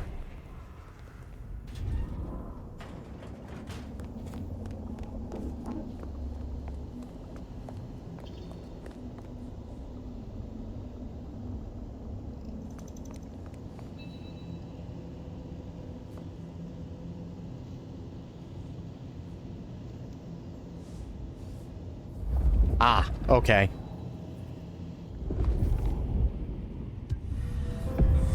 I knew Sophia liked to set down her thoughts, and this old recorder wasn't tied to any cyberspatial spy system. Hey there, big ears. What have you been listening to? Hey, detective. Yeah, I might have heard a thing or two. A little birdie's talked to me about a K-factor, a failed experiment, and a grocery list. What do you need? He kind of almost sounds like Peter Griffin. Tell me about the K-factor. Sure thing. The process is clearly thaumaturgical. Physical transfusion denatures the power and has no bearing on the recipient's K-factor. Interestingly, a kindred's kiss does seem to bear fruit. Mean anything to you, detective? Can't say it does. Wouldn't surprise me if it's Sophia's notes about a hot date. Fair. Give me the skinny on the failed experiment. It's a doozy, all right. Here you go. R02 demonstrates low-level impulse applied to test block 15. Carbon material measured at 1.2 N. Compare this to R00 telekinetic baseline, where no distinction was made between materials and was able to induce more than 50 N force. It is a result, but not practical in the field. That get your juices flowing, detective? I think I fell asleep around the second sentence. How about that shopping list? Sure, I got it here. To do.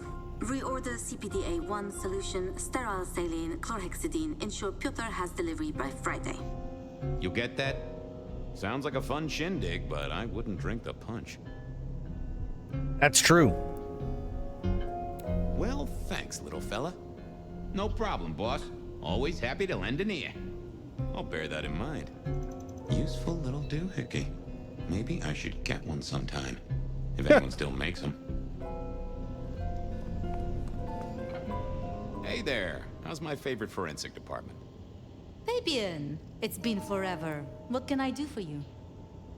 It pains me to say this, but we've had another killing. Oh, no. Who? Where? Don't know yet. Just on my way to the scene. Figured I'd check in, see if you'd heard anything. I haven't, no. But you think this is Santiago? By the way Tali was smirking, I reckon so. I don't get it. This is like the 20s all over again. The old 20s, I mean. I know.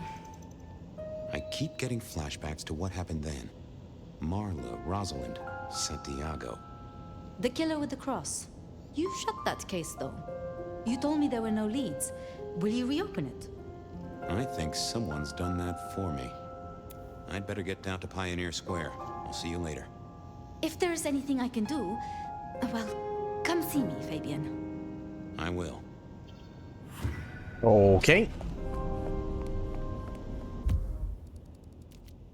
There was a case waiting for me at Pioneer Square. A murder. Yes. A murder.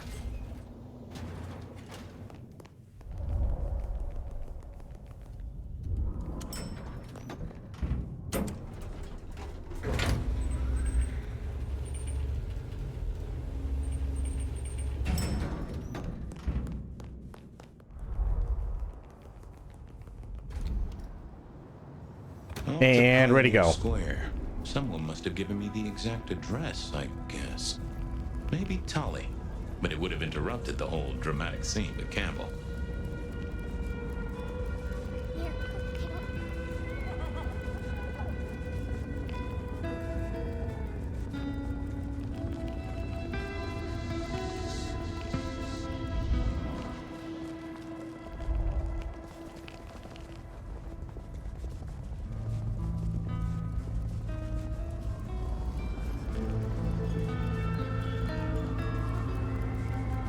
Nope. Oh shit, that's right, I can't jump. I forgot about that. Balls! Okay. The address I had was in a set of down-at-heel apartments, hardly ever used. My buddy Reggie was a fixture of the square, and I often dropped by for a little pick-me-up. I wondered if he'd seen any comings and goings. Well, let's find out, shall we? Oh. How badly do I want to do the Starfield mod? I mean, honestly, I'd really, like, since I can't do it myself, because obviously I can't try it with the Game Pass version, I'd actually kind of, like, I want to see some gameplay. Like, the point was to kind of, like, oh, I got Game Pass, I can do it for free kind of deal. You know, check it out, see if it's worth it, see if it's promising, and so on. But I can't. Let me... Hang on. Let me see something. We're gonna derail for a second. Just a minute. Let me see if I can find any Star Wars Genesis, like, gameplay other than the, trailer.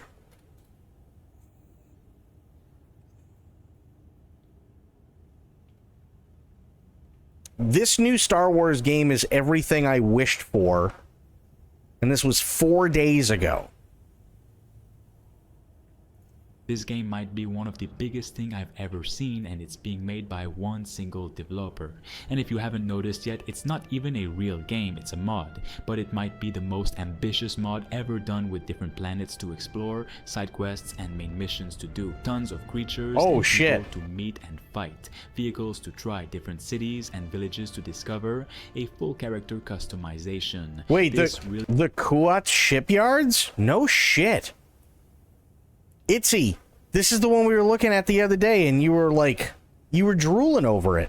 And I don't blame you, by the way, because holy shit. It has got it all, and it's been going viral recently. Star Wars Genesis feels less like a mod and more like a full-scale galaxy that just happens to live inside the Starfield engine. Mandalore? You can see the leap in ambition the moment you start moving through it. The way the lighting hits a Is that the Eclipse? The sound of ships lifting off above the skyline, the chatter of NPCs that finally feel like citizens of a living Star Wars world. It isn't just another fan project trying to recreate scenes from the films. It's the closest thing to a true open world Star Wars experience that anyone has managed to build. If you want this project to fully release, make sure you support it at all costs in any way you can. For example, by taking a look at its website or liking this video so more people see it.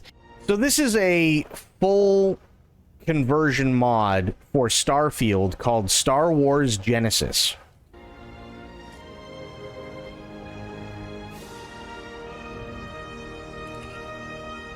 every corner of this new version feels handcrafted.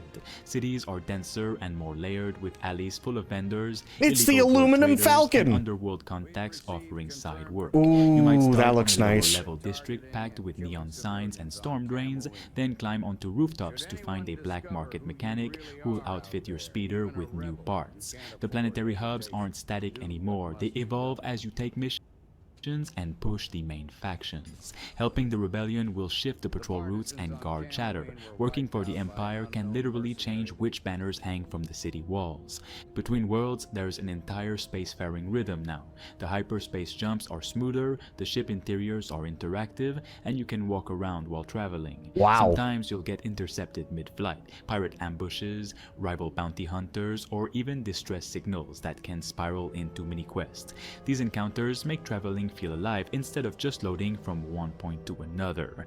Landing on a planet is where Genesis 8.5 really opens up. That's a starting Desert worlds ship? stretch for Holy kilometers, shit. studded with crash transports you can scavenge for rare materials. Jungle planets are thick with wildlife, some peaceful, others violent enough to wreck your gear in seconds. Frozen outposts hide Imperial research labs that lead to secret side arcs and gear blueprints. And buried deep in old temples are puzzles and relic hunts that tie back to the larger lore.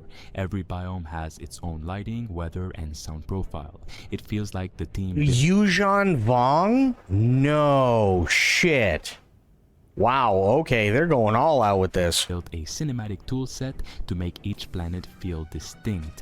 The quests tie all of this together. The Rebel Alliance campaign is massive, easily dozens of hours. The Vong are now the toughest enemies in Star Wars Genesis, which makes sense. If you follow every branch. Missions range from stealth infiltrations to full-scale assaults with multiple squad members under your command. Head of Gallifrey Yards. Everything that occurs in this system is by my command. 50,000 credits. Do we have a deal, or would you like to say your last words? The problem, of course, is that it's heavily enforced by Imperials. You're going to need a disguise. Will sabotage supply convoys, hijack walkers, and lead resistance fighters through chaotic city battles that feel straight out of a movie. The new deserter storyline adds a completely different tone, less about heroism, more about survival and betrayal. It sends you across the Outer Rim dealing with mercenaries, smuggling routes, and mysterious Force-sensitive ruins. Both arcs weave in side stories that expand the galaxy, like bounty contracts that turn into moral dilemmas, or escort jobs that reveal hidden cults worshipping long-lost Sith relics. And then there are the side activities, hundreds of them. You can work as a bounty hunter, tracking fugitives across multiple planets, dive into illegal pod racing circuits, scavenge... You gotta turn that down a little bit. His mic quality just went up about 8 decibels. Rare ship parts to build your own customized starfighter, or collect ancient artifacts to sell on the black market. Exploration isn't filler here. You'll constantly stumble onto new dungeons, hidden outposts, or crashed ships that spawn spontaneous objectives. Some even trigger dynamic events like rival factions arriving to loot the same wreck you found first. The combat feels tighter and heavier now. Blasters and slug throwers have real punch. Each weapon class has its own recoil, weight, and sound. Melee combat got a serious upgrade. You can now parry, counter, and execute finishers with vibro blades or electro staffs.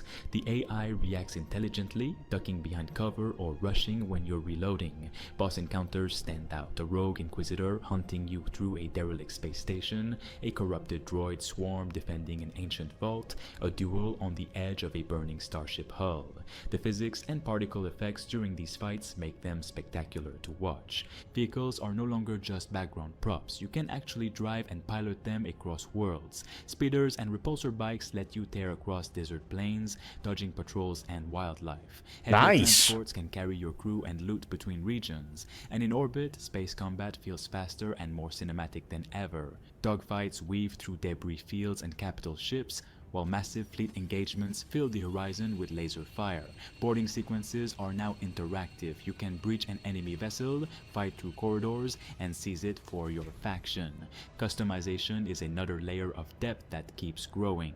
You can tailor everything about your character: armor sets, undersuits, helmets, jetpacks, color palettes, insignias, even scars and cybernetic implants. Each choice affects gameplay. Heavy armor boosts durability but slows movement, while lighter gear atmosphere enhances agility and stealth. The crafting and upgrade system lets you modify weapons with attachments, upgrade resistances, and even install experimental tech stolen from labs. Your character genuinely feels like your own creation, not a preset hero, but a soldier, smuggler, or merc built from your decisions. The NPC density has jumped too. Taverns and cantinas aren't just decoration anymore, they're full of characters who gossip about ongoing conflicts, give contracts, or react to your reputation.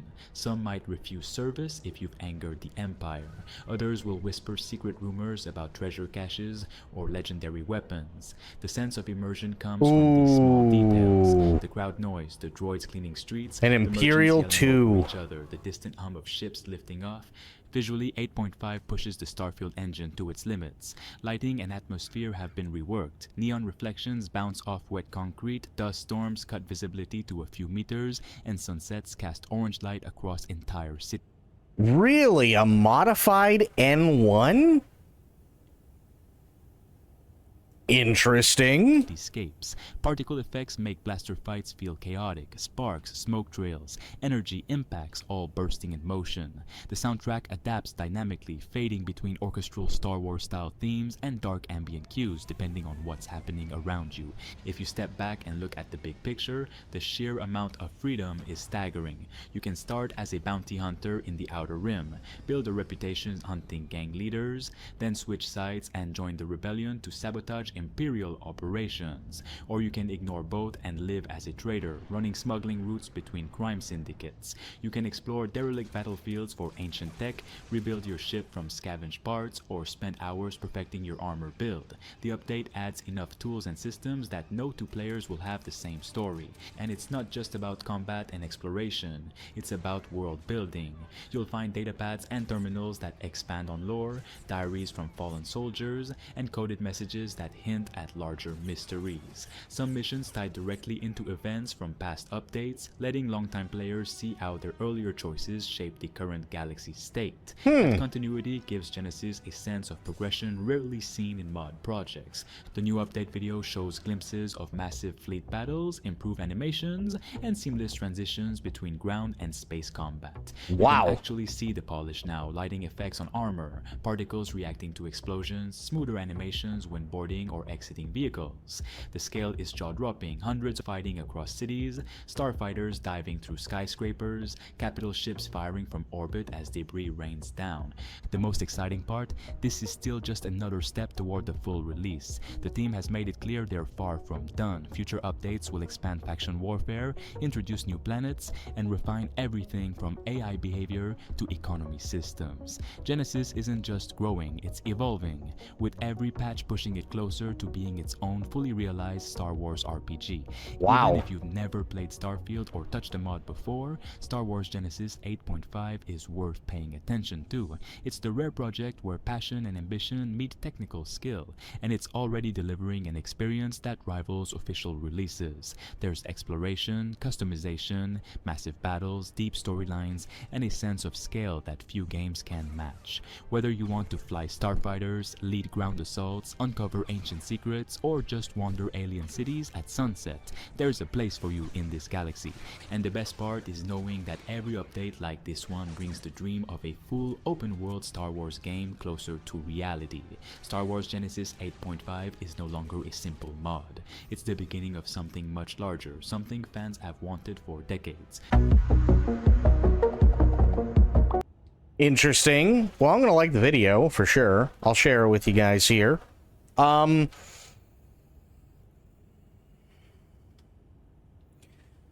mean, if I had the game, excuse me. If I had the game, I'd definitely give it a shot for sure. Actually, you know what? I need to look up something else. Hang on.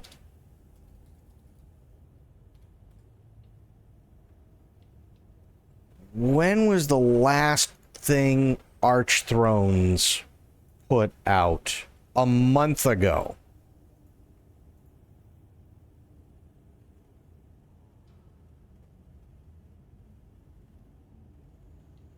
I've been waiting on Arch Thrones for a while.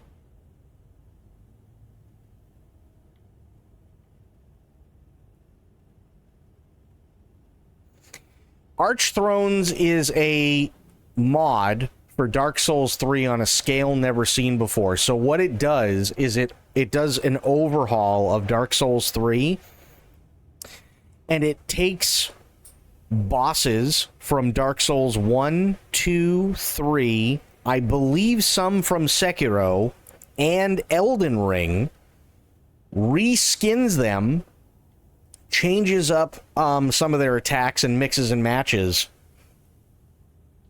and then there you go.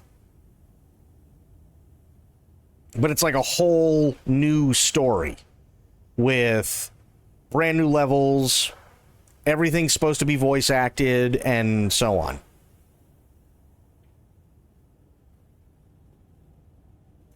Let me do this. Archthrones trailer. I'll show you what I mean. Yeah, official demo launch trailer. Here we go. Welcome to the Nexus, lost soul. Oh, and Demon Souls. The Archthrones require a great many souls, so that the linking of the fire may commence it.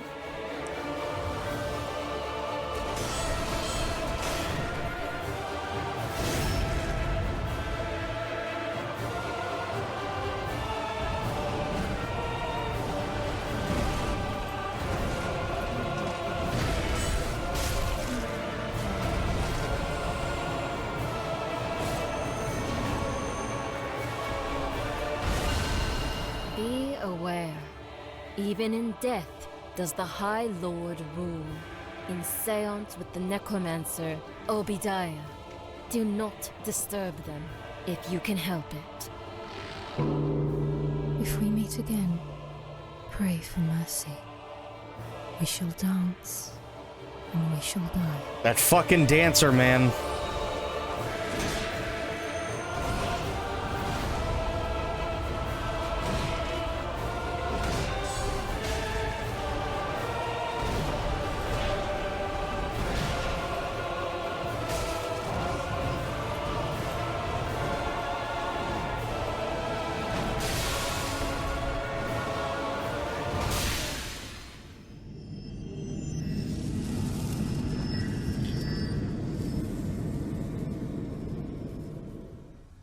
So the demo's available, but I'm kind of waiting on that. And wait for it. I'm trying to remember what it was called.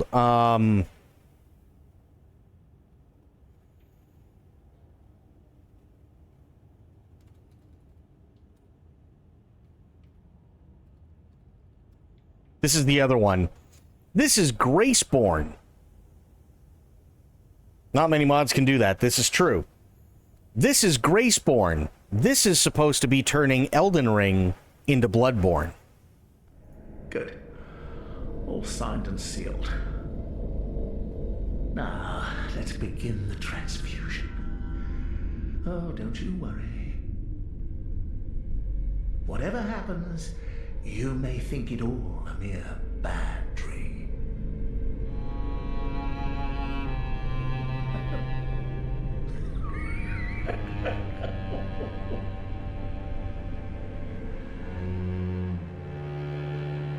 Ah, you found yourself a hunter. Look at how good this looks. This looks so good.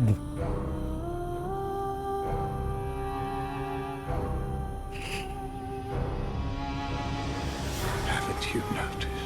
I love that look. It's literally combining Bloodborne and Elden Ring. Hunters are held here to be sent on horrific hunts. Their souls rotted by blood and madness.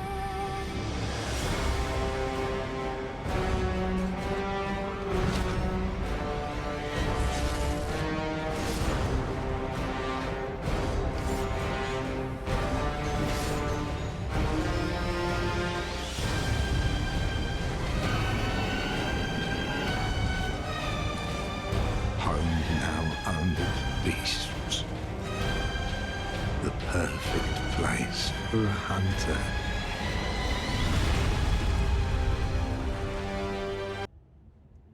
That is Margit. How insane is that? That's Margit.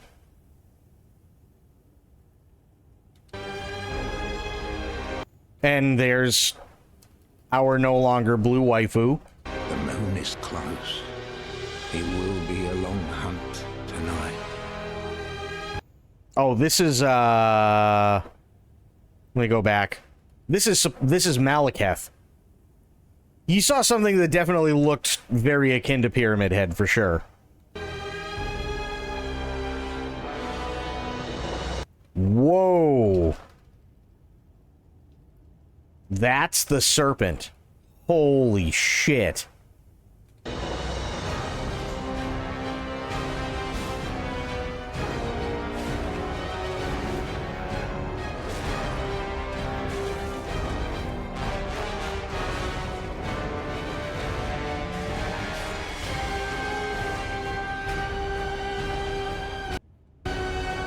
This is Melania.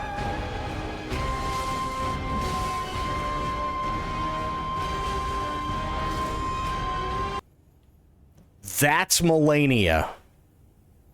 Something tells me she's going to be even more of a giant pain in the ass.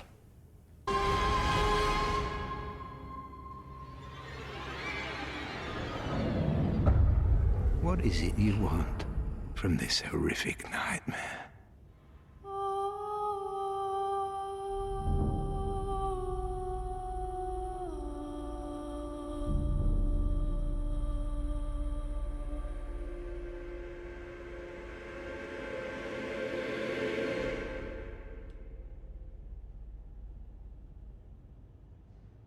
So yeah, Graceborn and Archthrones are two that I'm waiting for. Actually, so let me... I know I keep asking this, but where do you guys think they're gonna go? Like, from Software, where do you think they're gonna go with stuff?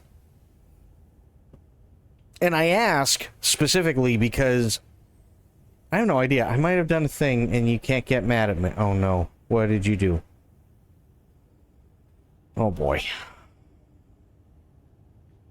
You can't get mad at me. Why is it that every time somebody says you can't get mad at me,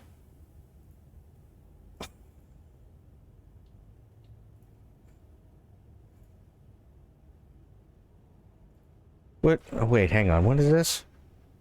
Who is this? I don't know who this is.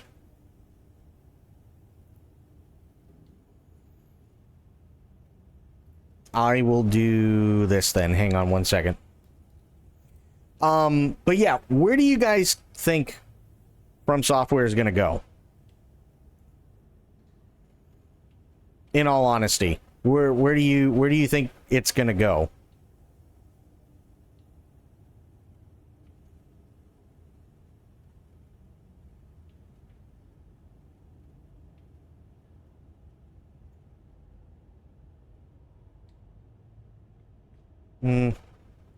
Okay. Here.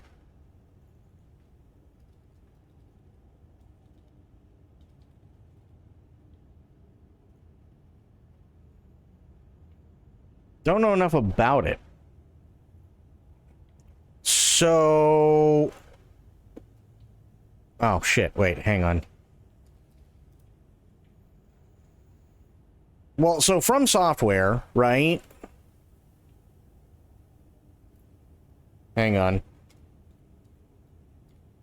There we go.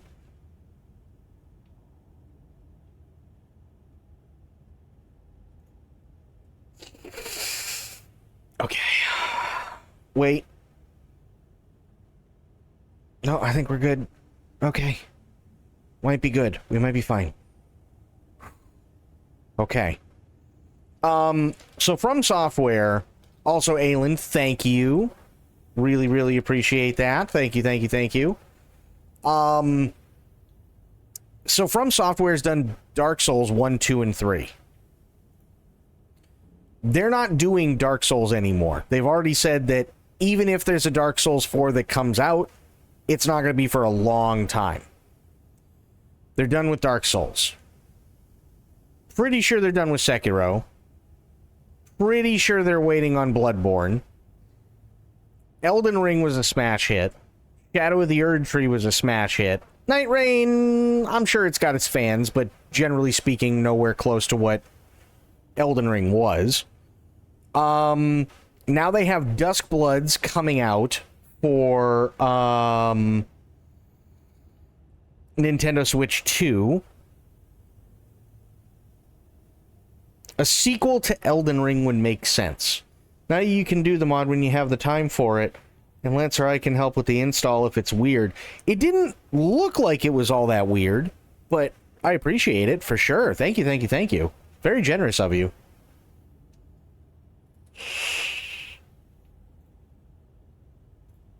That's not what I wanted. I hit a button. God damn it. I hate it when I hit buttons. Buttons are not toys. Remember that. Buttons aren't toys. Because where else would they go? New IP? Well, that's kind of what I'm wondering, because, like... Okay, here's the problem. The problem is, what are they going to do with Elden Ring? Like, in all honesty, what are they going to do with Elden Ring? The story's already done, right?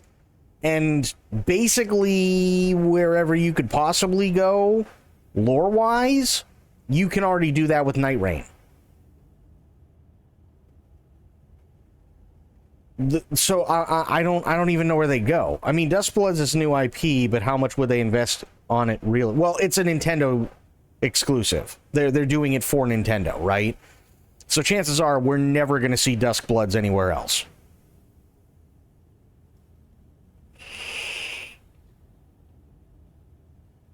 All night long, whether you're winding down from a long day or just beginning your nocturnal adventures, let my But, like... What? Oh. But, like...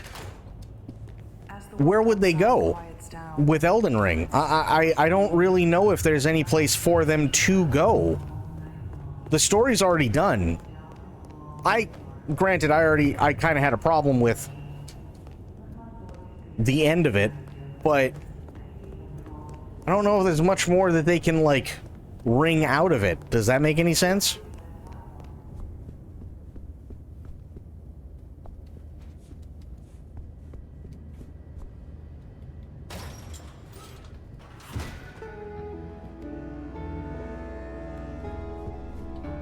Maybe Dale used it to scope out heavenly bodies.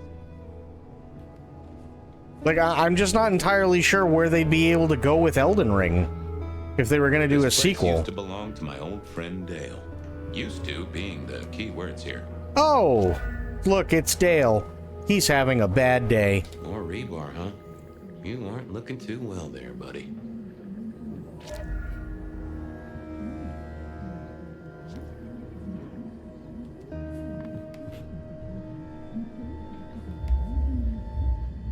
Dale did like to cook, as the youth seem to call it. Made some of his own recipes, bought in others. Like, I really don't have any idea where they'd be able to go with it. You know what I mean?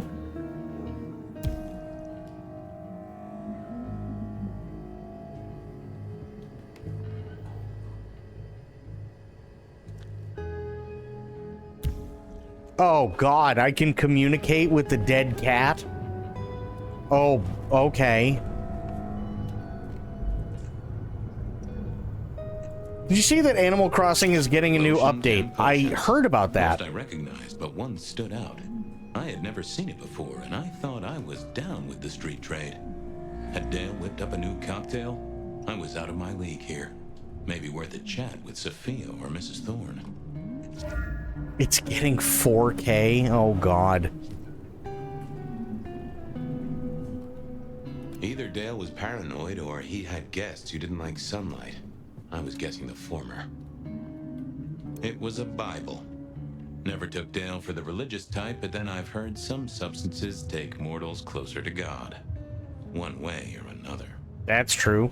Also, Velvet Members Saga. I got the fascination with spirit boards, but always wondered, what if the ghosts never learned to write? That is a fantastic question. What if the ghost never learned to write? What would happen then? Estrogen. Caution, do not take if male. Well, what Dale wanted to put in his own body was entirely his own business.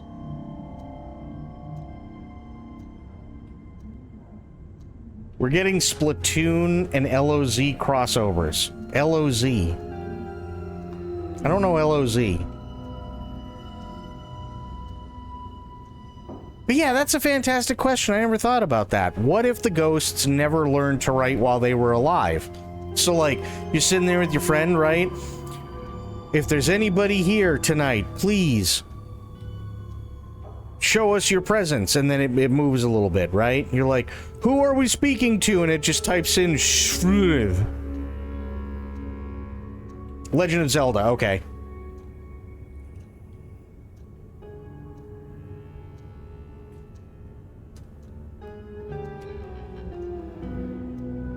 You know what I mean? Like, that is a perfectly logical question. That is an absolutely logical question. What if ghosts never learned to write while they were alive? If you could say one thing for the man, it's that he had an eclectic taste in clothes.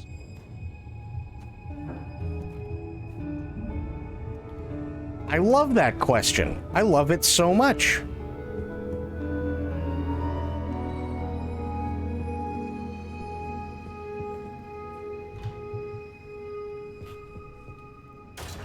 I need to go eat people. Hang on. I wasn't sure I'd got what I needed, but I figured I'd come back. Oh, I'm coming back. They need to learn to read and write for it to be able to be used. Well, that's what I mean, right? So, like, who is with us here right now? And your thing's on, like, the whatever the fuck it's called, the planer or whatever, right? And then it's just... Because that's all they can spell. They don't know how to spell.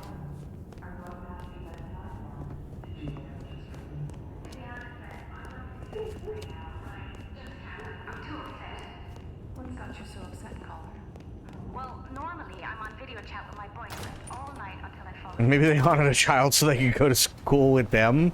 Oh, God.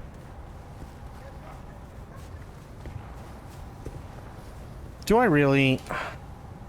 I'm really gonna have to go back. Reggie was around here somewhere. Always worth dropping in for a bite and a chat. Yeah, let's go to the police station. Go get our Capri Sun. Goes to the corner and cries because she was called out by Spectre. Oh boy. You see what you did, Spectre? Now you made her cry.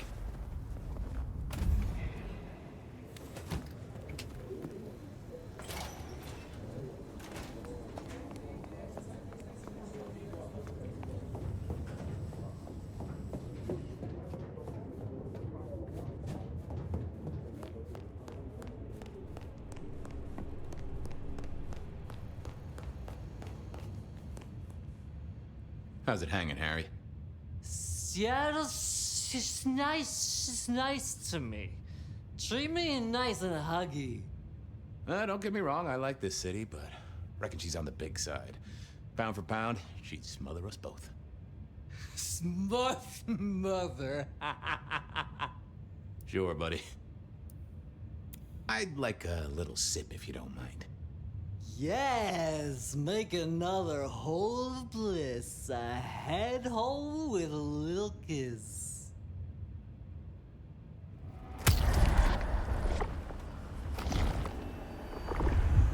Well, thank you. You won't miss it. Keep it real, Neil. Bye.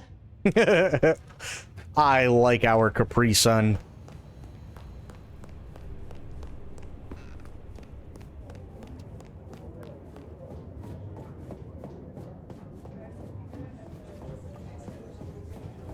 Just faking tears. I see how it goes.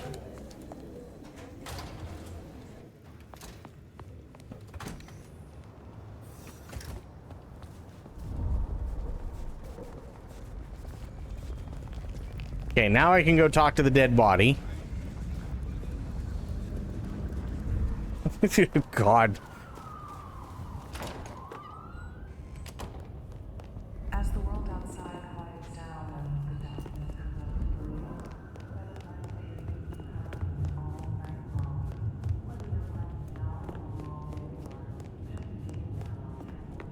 Okay. Back down Lay hallway. Open door. And let's go talk to Dale. Wasn't gonna speak to me. Oh. Dale was one of those guys. You know, you've just seen him around. Talked to him a few times, maybe exchanged the latest gossip. Hit a body or two together. Dale, I'd say it's good to see you, but, you know, you being dead and all and a figment of my imagination, guess it means I don't find you at your most scintillating. Oh, hi, Fabian. Been a while. Yeah, I've been better, though I never looked exactly healthy, did I? You look like a cross between Ben Stiller, Ben Stein, and... Oh, God, what's his name? Dustin Hoffman. Obvious question, I guess, but, how did it happen? I'd say my throat was cut, and then I must have been dragged up onto this rebar.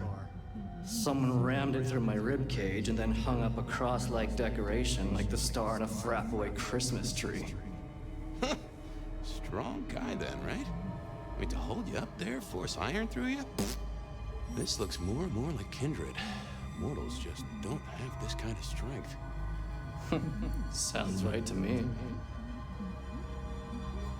How was the alchemy trade going for you? Oh, boy. Hard to say, isn't it, Detective? I've still got the makings of alch cookery around the place. Still got that acrid tang at the back of your throat, same as you always smelled in here.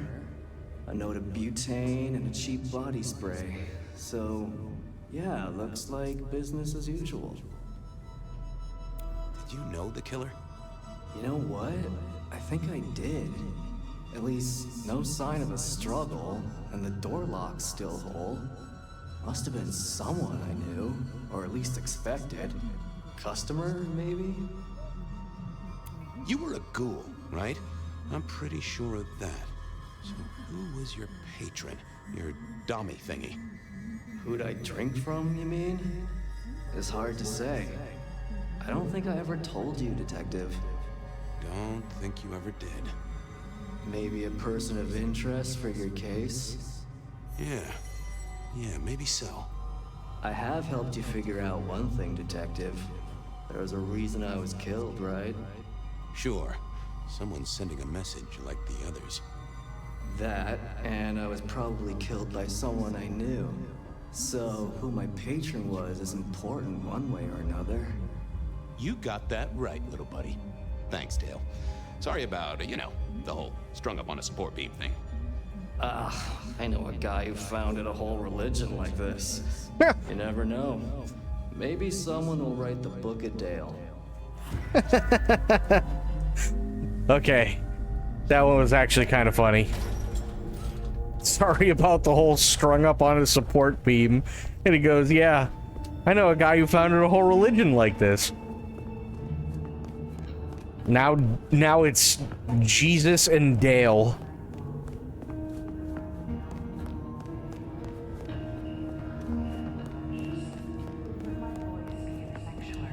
Jesus in his robes and Dale in his bathrobe.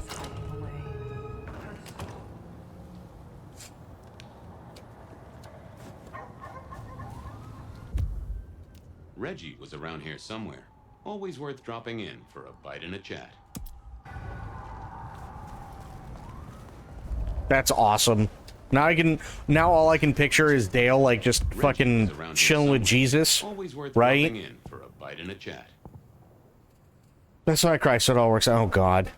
But like I could picture like Dale hanging out with Jesus and Jesus is just looking like, and this is a painting of the Last Supper, and Dale's like, wow, you know, it's looks kind of boring. If I'm being honest. You know, like, where's the TV? There's no wings. There's I mean, there's wine, but I'm kind of more of like a wine cooler guy. You know, or maybe a Zima. And Jesus just sitting there like, bro, we didn't have any fucking Zima. This was like 4,000 years ago. Well, I mean, you know, Canada was around kinda.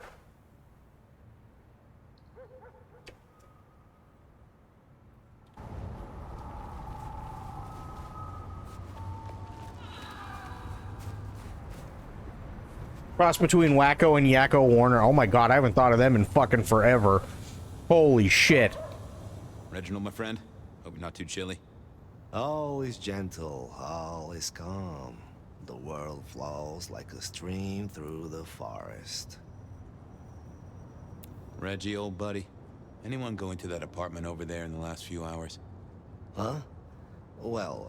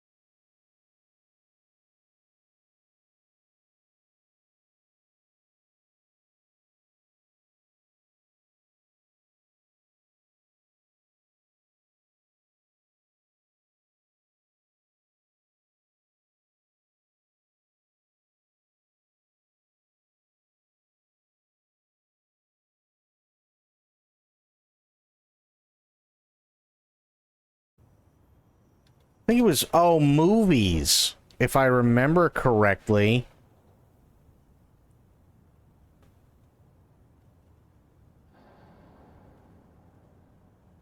Oh, yeah, no, it's the video review. That's what it is. Yeah, the video review is another really, really good one.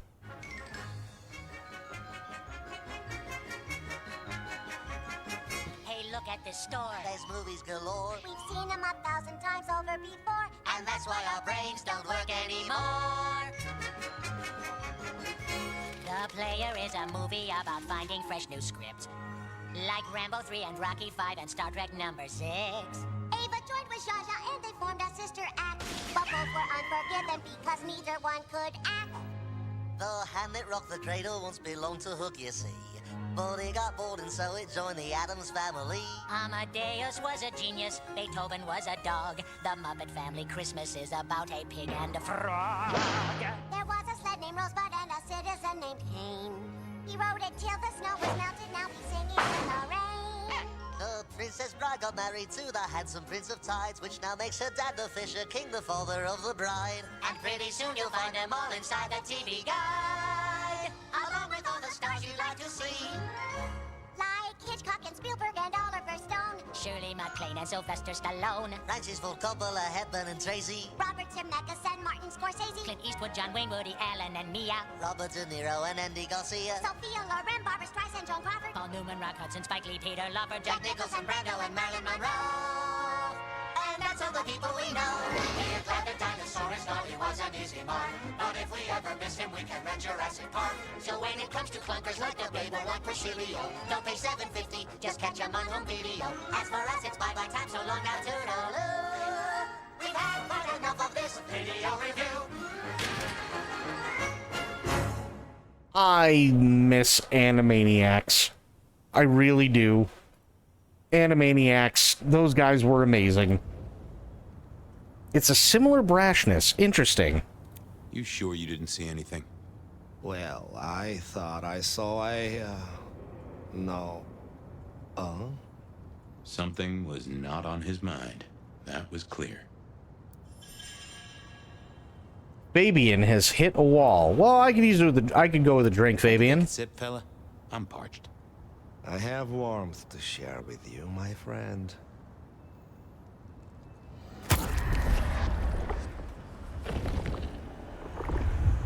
Oh, that is exactly what I wanted. Hey, Card, anyone go to the apartment? You okay there, Reg? Nothing coming back to you about the apartment? There's... no? This was even stranger than usual. That mind was fogged out. Okay. I got places to go, people to see. May the night bring you the best of vibes. Right. Reggie was never the sharpest tool in the shed, but something had made him even worse than usual. True. I thought I was on the right lines already.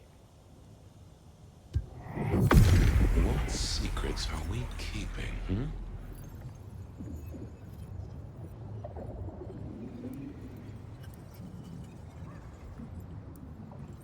That can't be what you're hiding. Well, let's see what's going on in here. I know I saw it. It was. That's a solid block, Reggie, my friend. Someone has put a compulsion on you. Huh. Now that wasn't memory loss. That was a solid block. Someone had used kindred juju to seal Reggie's mouth. I wouldn't get anything from him, but I did know someone strong-willed had done this. Okay. Let's go to Wake the Dead. Mrs. Thorne, but police work is never easy.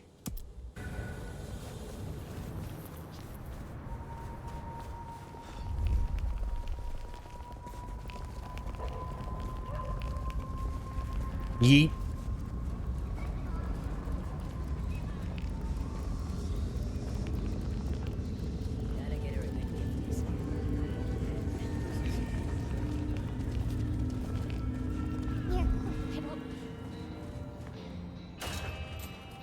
A visit to Mrs. Thorne always made me want to gird my loins. I wish I knew what a gird actually was.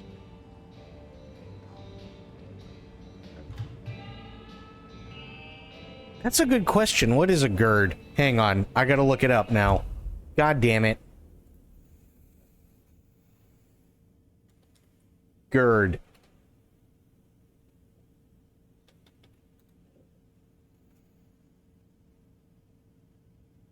Encircle with a belt or band. A young man was to be girded with the belt of knighthood. Or prepare oneself for something difficult or challenging. They are girding themselves for the upcoming court case. Oh, so basically, protect your ass. So how does what you're doing with the running not break the masquerade? So, okay, with Fabian, because that's who we're playing right now. We're playing through a memory. Because Fabian's dead, and he's stuck in Fire's head. So when I go out and I'm running like stupid fast like this, it's quite literally because this is their version of passage of time. Just so we can get to the plot. That's what this is. So we're taking a trip down memory lane for him, and he's just kind of like skipping past all the monotonous shit to get to the point.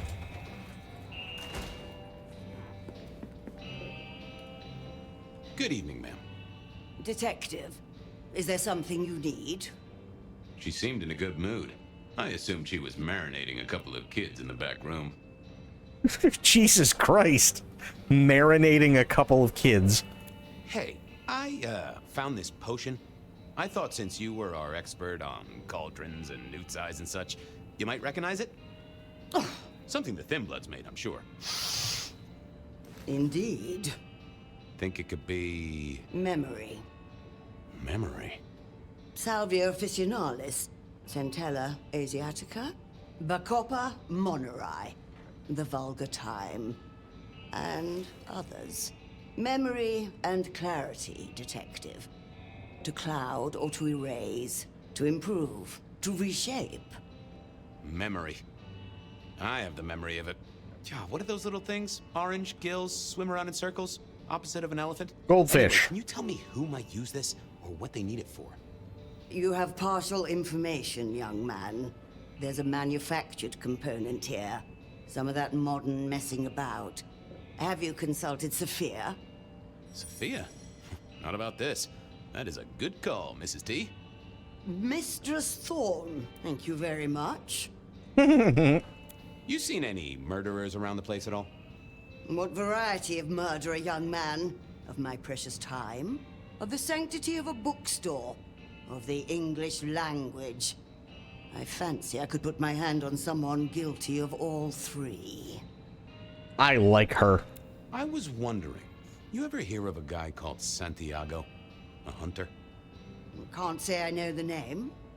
Active here back in the 1920s. Other places before that. Oh, long before my time in your benighted country, young man. Now, is there anything else? Thanks. Close the door after you. A quick trip up to the tower to call in on Sophia then. All right, back to the tower.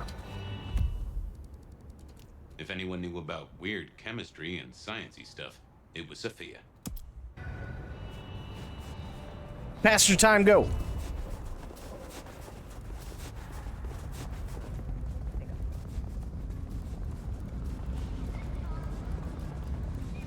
I shouldn't have walked.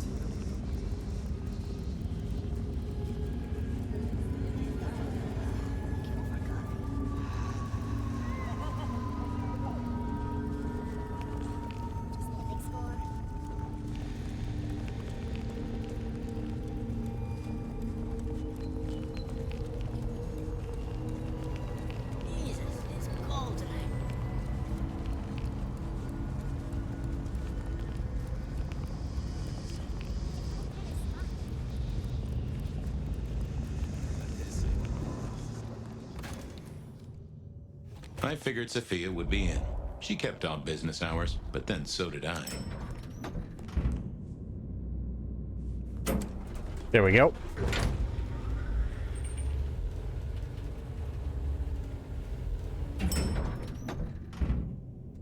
I'm kind of digging this whole thing where it's like back and forth between Fire and Fabian. I actually do kind of like that.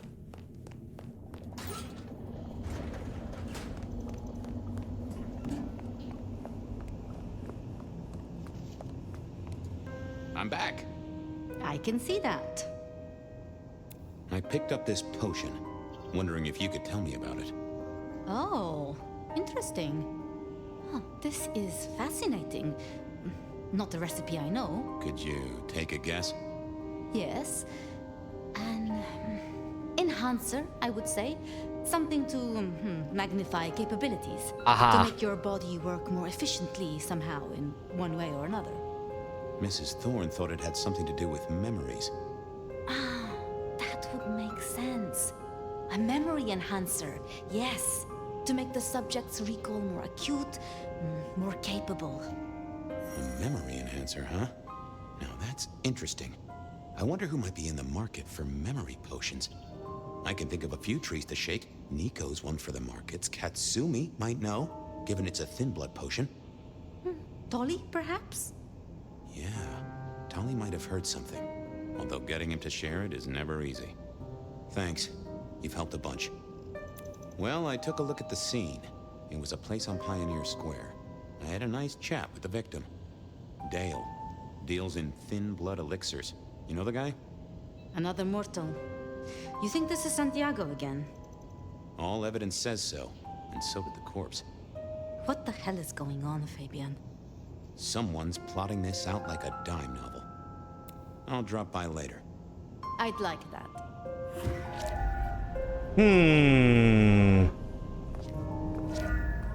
Odd.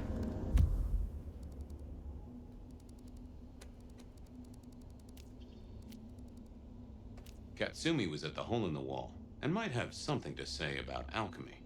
All right, let's do it.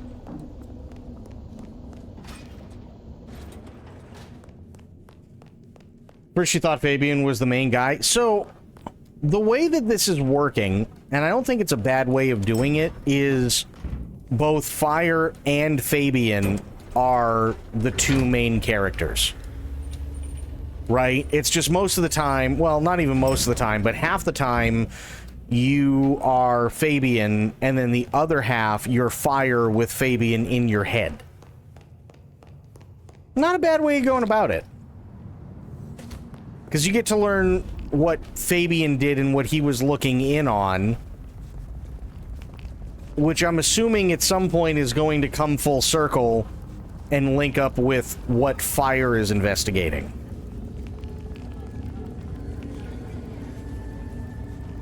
I like Fabian's voice, and I like Fire's drip. Fair enough. Snow is gonna ruin my shoes.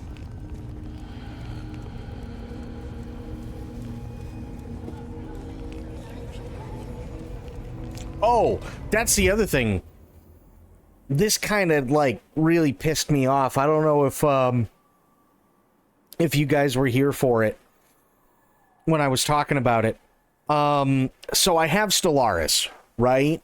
Now, Stellaris, for a long time, has been known to be excellent for mods, right? Star Trek mods, Star Wars mods.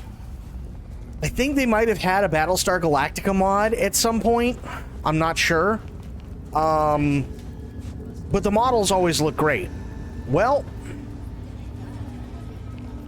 it looks like I'm going to have to buy at some point off of, probably GOG. I'm going to have to buy at some point a copy of, Star Wars Empire at War, because Stellaris sucks. And I'm not saying that the game itself is awful. I'm saying that the game blue screens my fucking computer. It did it 3 times. I'm not ever touching it again.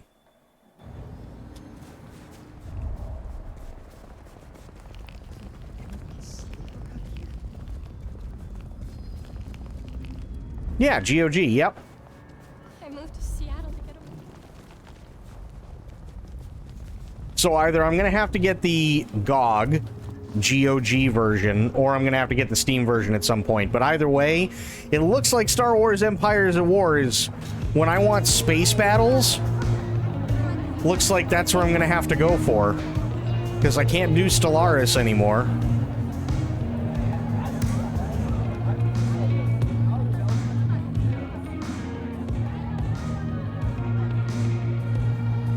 Fabian, it's been a while. What are you doing down here? And it's really too bad, too. Because the Star Wars mod that I downloaded had all the different Star Destroyers. It had everything from the Venator Republic Destroyer all the way through the Executor, the Bellator. There's another one, it starts with an M, and I can't remember the name of it. They made 2 versions of it, and that's what the Bellator came from. And the Eclipse, and Eclipse 2. How does she know it's Fabian and not Fire? Because this is all in Fabian's head. So, well, this is Fabian's memory. So everything that we're doing now as Fabian happened in the past before Fire ate him. Yeah. I picked up this potion, sort of thing your folk are into. I was wondering if you knew who might be buying. My people don't buy or sell alchemical products. You know that, Detective. Come on, let's just, you know, pretend they do. This is important. A man died. Oh, bad day? Listen, if only because I don't want my people caught up in a murder rap. That's not a type I recognize. Never seen it before, not something we deal in. Okay? Okay, thanks. I'll take your word for it. You better. So how's life? Well, I don't know. It's been a while since I had one. Well, they do say life is like a box of chocolates. Overpriced, slightly melted, and someone's always taking the toffee center. Damn it. Yeah, that'd be about the size of it. Thanks. Later.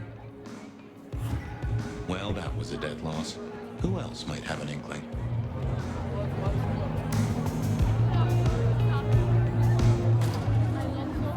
Yeah, I was really disappointed with Stellaris, because it'll play for like 15-20 minutes, and then the fucking thing will like just blue screen. And I was like, well, that really sucks. His apples from his art. Because I'd really like to, you know, take over the galaxy as a, you know, with the Empire or the First Order. Maybe not the First Order, but maybe I could, like, have the First Order join and then we could become the Dark Empire. That'd be really fucking cool, but I can't do it because I can only play it for 15 minutes before my computer blue screens. God damn it. Hey, Nico. Fabian! Are you out on the trail of a conspiracy? Why am I asking? With you, it is always a conspiracy. Any leads on the Umbrella Cartel and their weather-making machines? They sure screwed up this week. Have you seen the forecast? I am always on the trail of a conspiracy. Sometimes more than one. Say, do you know anything about potions? I found one. I'm told it's a memory enhancer or something like that. Would you know a likely buyer? I'm afraid I do not. I trade in solids, not liquids. That's what I figured. Thanks. I was wondering if you could take a look at this for me. Huh. I did not take you for a follower of Christ. Only when I stubbed my toe. A few of these now. All Fair. identical. Yes, I see. Associated with a few hellish scenes. Okay. Well... Cross of St. James, yes? This particular shape? I did know that. It is a mix of mild steel and some of the decoration is cast in zinc alloy. Then lacquered, aged and weathered. Deliberately so. Copycat. It's not old then. Yeah. Oh no, not at all. Recently made. But made to look old. Yep. Like a film prop. Yep. It's not a bad job. It would not be cheap. Properly made. None of this 3D printing. A prop. Now that is interesting. Thank you, Nico. That's helpful. Yeah, once he said it was mild steel, I was like, okay, so it can't be Santiago then. Heard anything interesting lately? Not at all. It's been quiet. Like the calm before a storm. Although we are already in some sort of storm, no? I do know what you mean. The impending juggernaut of Christmas? Perhaps. Some other time, Nico. See you later, my friend. Nothing from friend Nico. Time to burn some more shoe leather. Yeah, I think Sophia and I gave up on crosswords back in the early 40s. Too predictable. Not enough spark. You want chocolate now? Oh boy. Yeah, as soon as he said mild steel, I'm like, okay, yeah, that's I not... knew where Tolly was hanging out with his ear to the street. I was like, yeah, that's not old. Because believe it or not, I actually watched this thing on a whim. Don't know why I watched it, but I did. On YouTube the other day. Come to find out, this is, again, just here's a treasure trove of useless knowledge. If you have an axe that, say, your father or your grandfather or whatever had when they were, you know, way back in the day, and the thing is still good and it has like almost no rust on it, and you compare it to, say, like a 4-year-old axe that you pick up at, say, like Home Depot now, right? Well, there's a reason why the axe of today will rust and go to shit compared to the axe that your father or grandfather had and it was made like 100 years ago or something. And the reason is because they make axes today out of mild steel and they stamp them. So it's just this big press that just goes and presses it into a shape.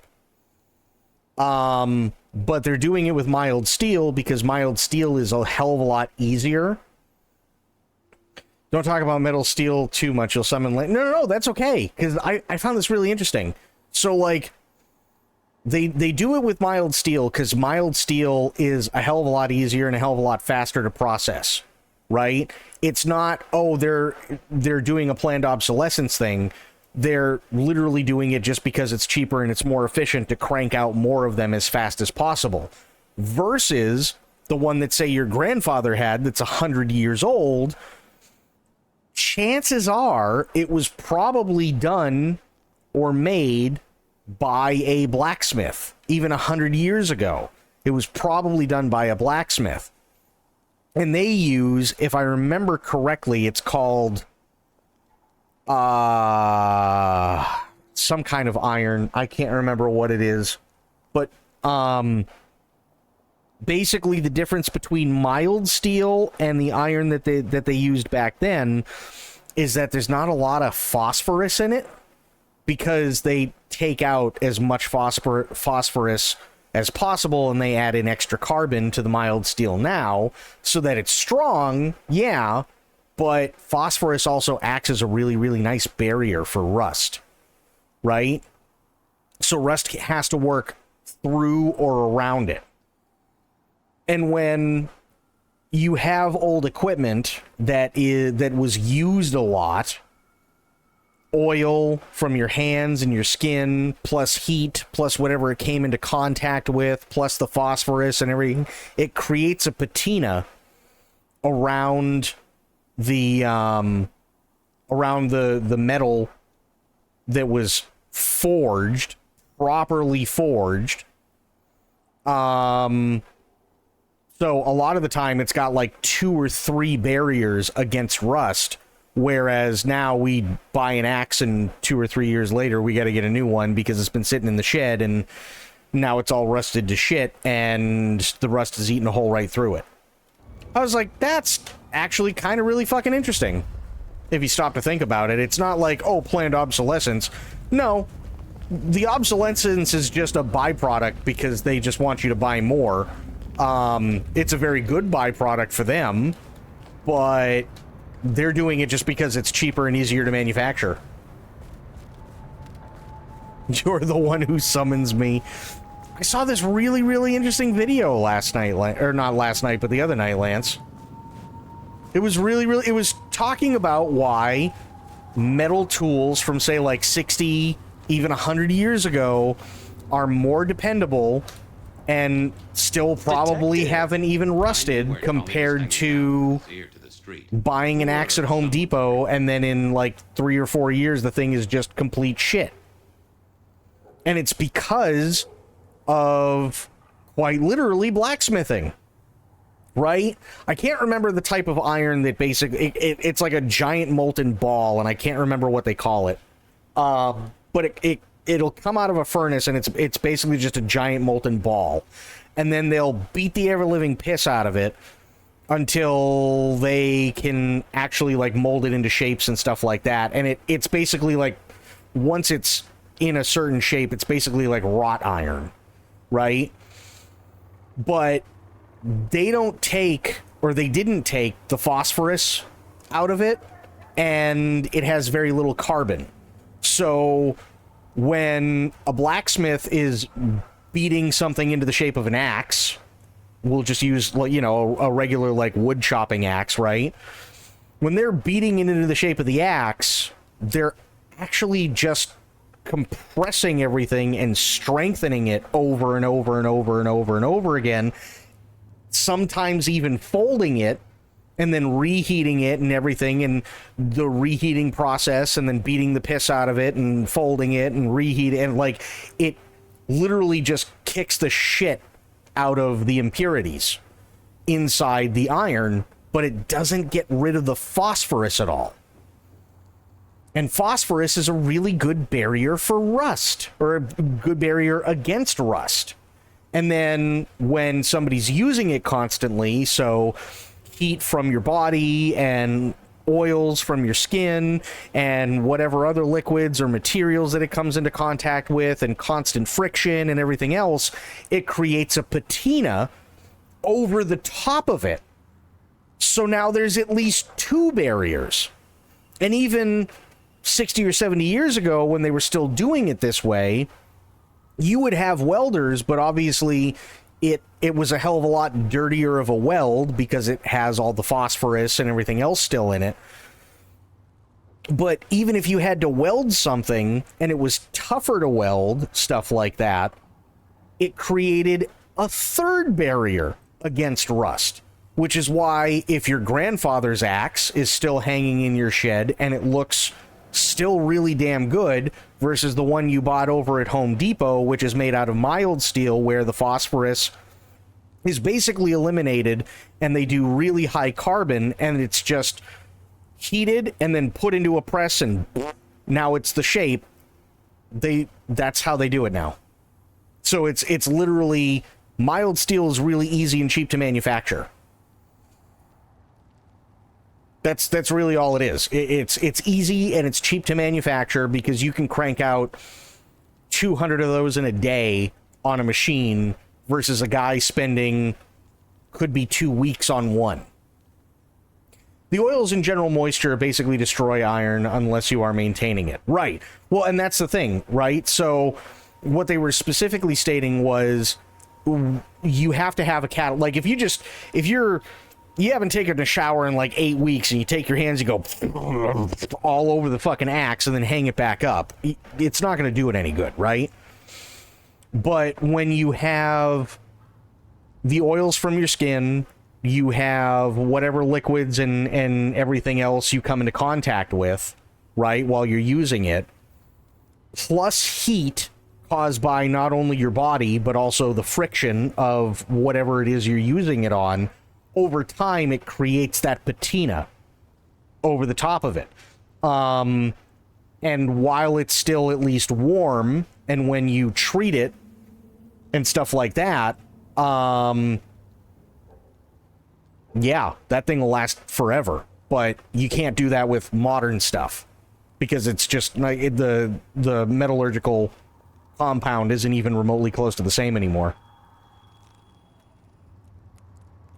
Do you know new tools nowadays are coated with a layer of enamel? That's why they take forever to rust until you start using them. Yes. Yeah. Because as soon as it, like, again, if you're using like a wood axe, right, and you buy it from Home Depot, you can hang it up in your shed and it'll be perfectly fine for literally ever. But the moment you hit a block of wood or any sort of log or anything like that, that enamel is basically just toast. It's gone. So yeah, I was like, that's actually really interesting. Well, well, Detective Fabian, as I don't live or breathe, tell me, how's the case? Hot leads, cold bodies, reheated plots. Ooh, let me guess. You want to hear the word on the street. Pretty sure it was curbside pickup only. Something I heard your boys in blue were being real strict about on Aurora Avenue. Oh boy. I'm looking into the alchemy trade. Better living through chemistry, huh? You never struck me as the type. Thin blood alchemy. You any notion who might be buying an elixir of memory enhancement? Memory enhancement. No, it doesn't. It doesn't. It'll come to me, I'm sure. Who'd need an improved memory? You know, Fabian, sometimes I'm so dull you could use me for crowd control. But at the same time, right? Because the way the world works, if you need basic tools and stuff like that, most places aren't going to give you a whole hell of a lot of quality anymore. Yeah, quality does cost a lot to manufacture, and more time. That's the other big thing. You really don't know who needs this elixir? You're the detective. You tell me.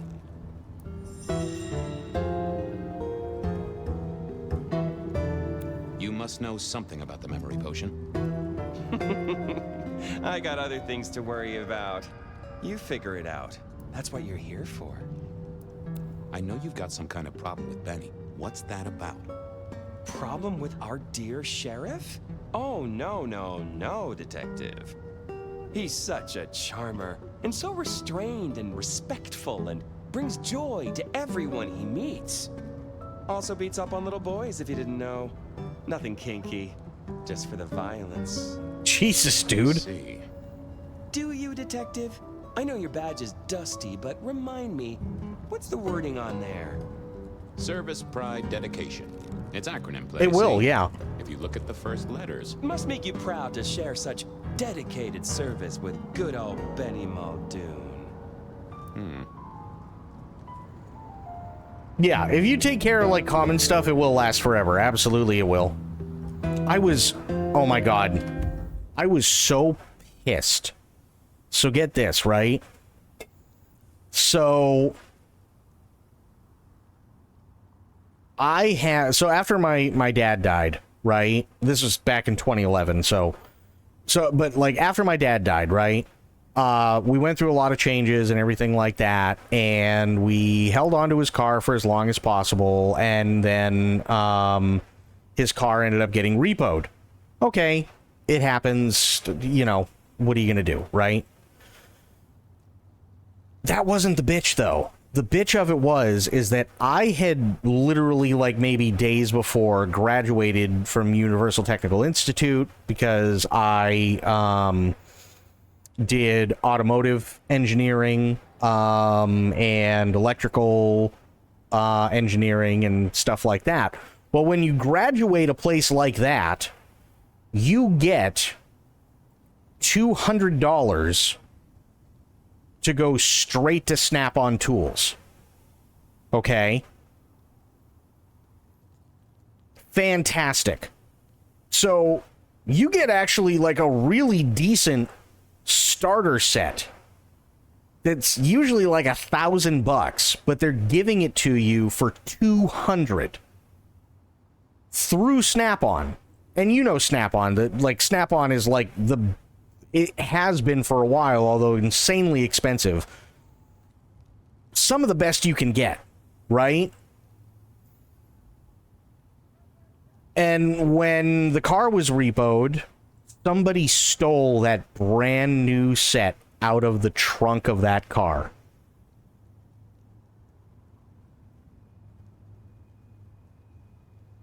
I had it for a grand total of about 5 or 6 days.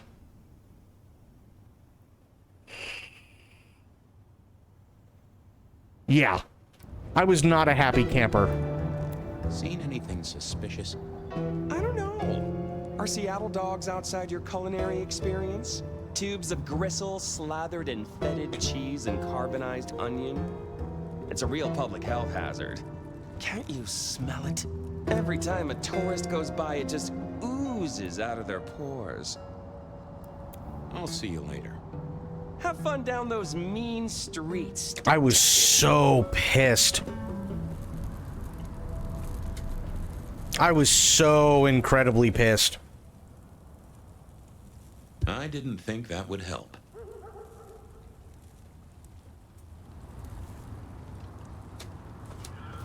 Okay, I gotta find somebody to eat. I think I might have to go back to my Capri Sun.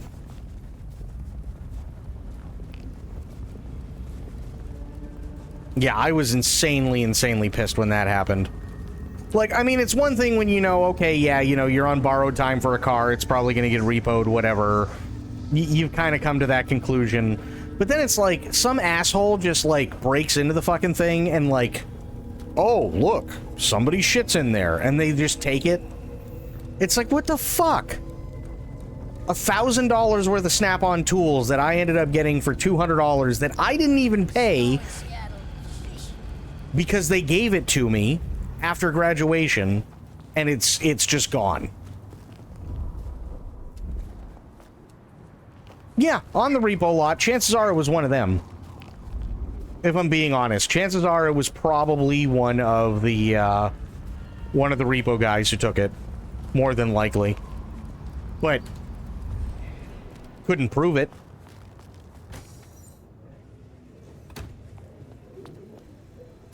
How are they not liable for it? Because all they have to say is, oh, well, we didn't see anything when we picked up the car. And if they hide it out of plain sight, how can you prove it?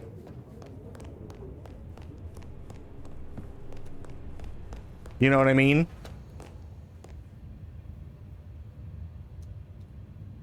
You doing okay, Ray? Lemony, must fib you. And many happy citrus cheers to you, fella. I'm a little short a pint or two. A sip of sup is all for you, Fabiu.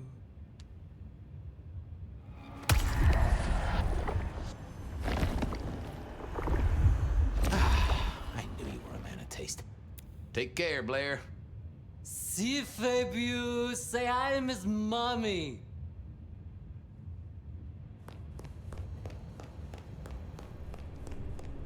Yeah, I was insanely pissed by that.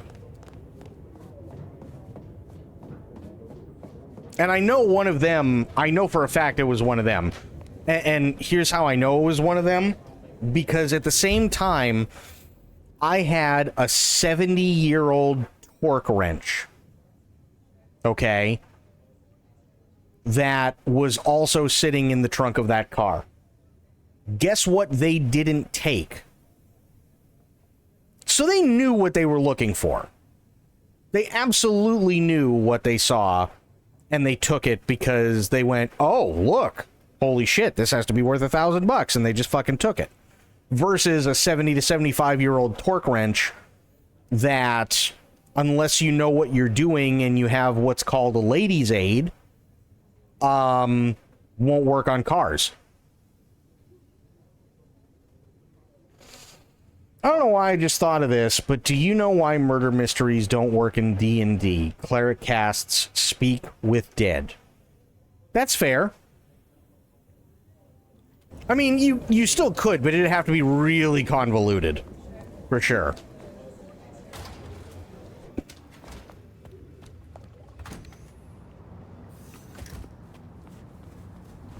Who killed you? Dead guy. That guy. Yeah, pretty much. But yeah, I know it had to be one of the repo guys. I absolutely know it had to be. They probably took a look at that fucking torque wrench and went, no way, it's way too fucking old. Right? It's way too fucking old. And they're not going to sit there and try and spend the time to figure out how to use that style torque wrench, because the way that the torque wrench worked was actually really, really interesting. What it did is it had a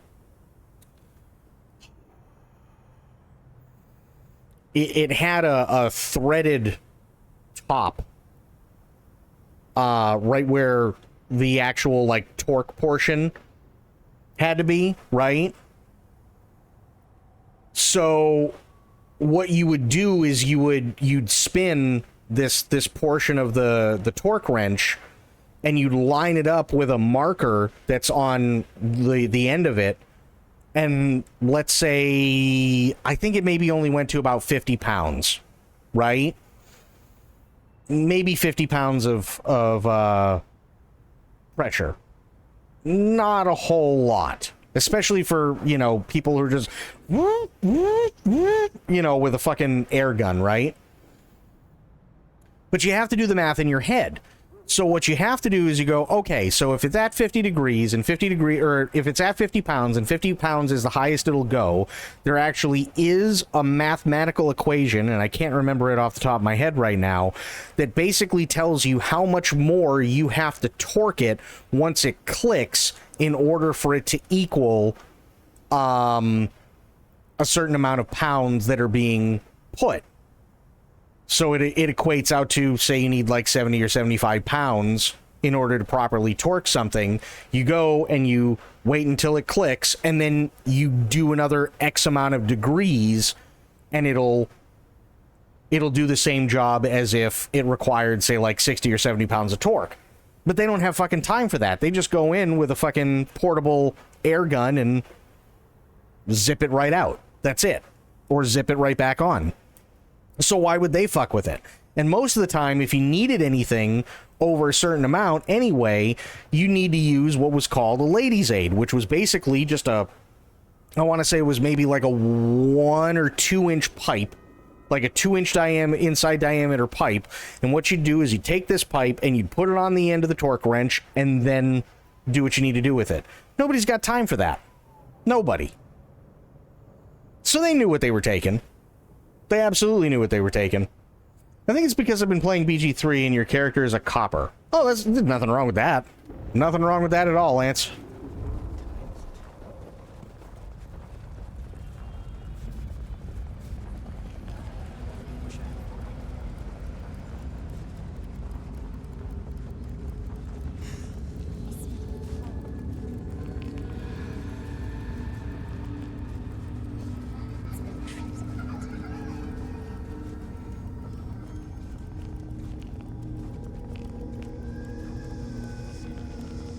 Ugh, I can't jump. Damn it! I keep forgetting I can't jump.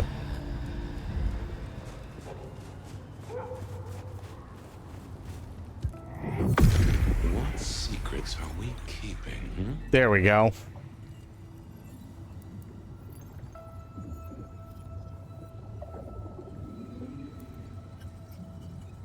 It's Willem, you failure of a detective. Willem, right. I guess Tolly's entitled to his opinion. So, Willem was the buyer. And unless I missed my mark, Dale was his ghoul friend. Dale hung around in a room full of junk staying well clear of the wider world. Right up Willem's alley. There we go. That's what I wanted. Willem was no doubt in his palatial mansion. I needed to drop in.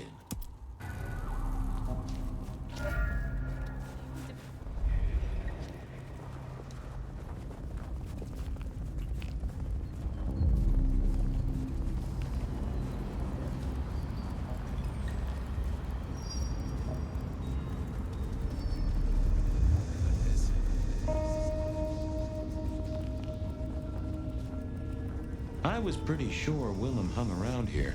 No idea why. I don't think he ever drove a car.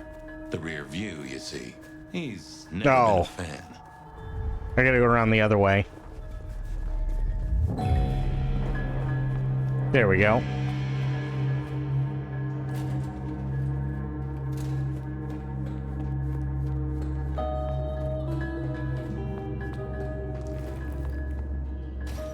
What am I gonna have to do? I am gonna have to do the thing again. God damn it.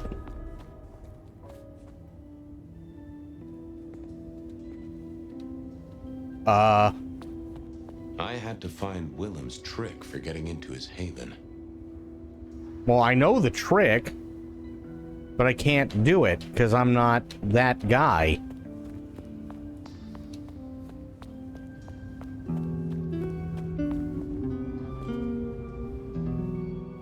Not the best conversationalist. Fair enough.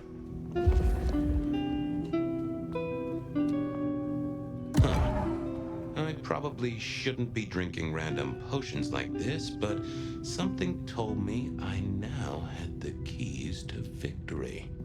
Nope, had nothing to say.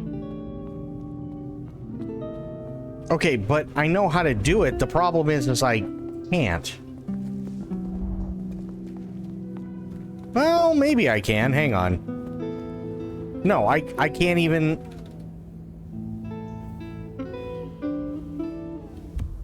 Okay, hang on. Let me look this up.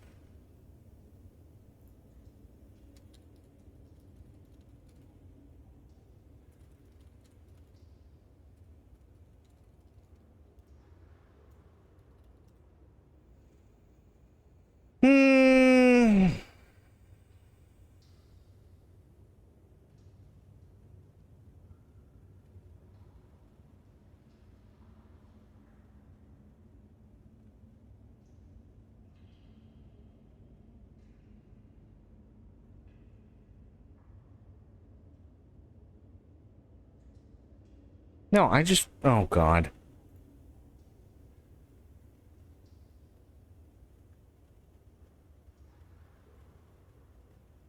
This has to be it, right?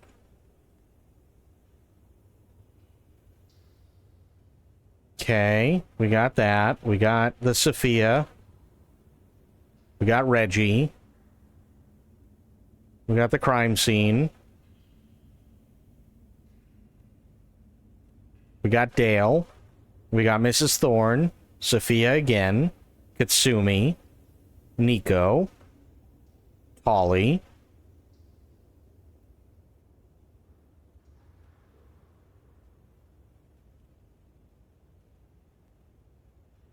Okay.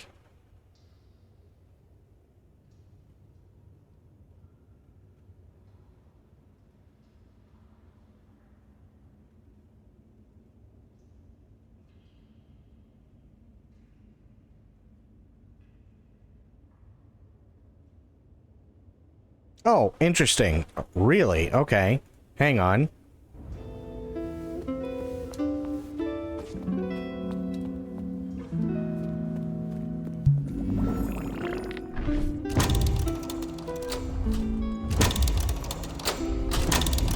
There we go. The fuck?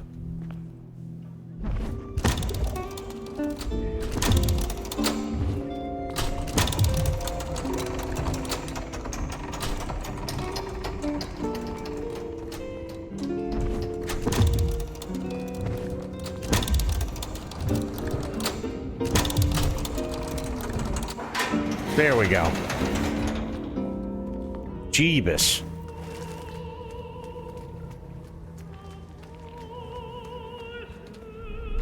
Willem was a strange kind of guy, and I was qualified in strange kind of guys. We got on okay. Hey, Willem. Detective Fabian, how's the case of the missing street sign? Oh, I solved that a week ago. It wasn't about where the sign was, it was that the street itself had moved. The two are reunited and happy as bluebirds. I wanted to talk to you about something else. You know anything about alchemy and thin bloods? I mean, the skill they have to whip up lotions and potions. I'm not suggesting we put anyone in a juicer just yet. Alchemy detective? You know I don't go in for that kind of thing. Memory potions, Willem? To spring clean your memory palace? Maybe add an east wing and a pool? That'd be useful to you, right? I suppose so. I might have used them. You'd remember. That is the whole point. So, just in case I forget to ask at some other point, are you the murderer? Murderer? What murderer? Who's being murdered? I don't know about any murders. Oh, you are sweating a bit there, buddy. Or you would be if that was physiologically possible. Is that a guilty conscience? I haven't done anything. It's fine. Our guy's got a strong head twist action, and it's most likely not kindred from what I've seen, so odds are against it being you. Does the name Santiago ring a bell? The hunter? They called him the rebar killer in the dailies, didn't they? A long, long time ago. That's the guy. he's active again. Really? That's not good. Understatement of the century, buddy. Come clean, buddy. Your noggin's always overflowing, and you're indulging in a bit of chemical expansion. It's not a sin. Well, it's important, Fabian. There's so much to remember. Names, numbers, dates. I tell you, there are a few dates I would love to forget. I gotta keep myself sharp. But why does this matter to you? Dale's dead. Your peck ghoulish dope dealer is no more. Ceased to beat. He's currently pinned up to a crossbeam by someone who's into very heavy metal. Oh, and his head is missing. His head? Fabian, what do you mean? Do you think I killed him? Well, how could I kill him? Well, you couldn't have killed him, buddy. Compared to our killer, you're weak as a noodle.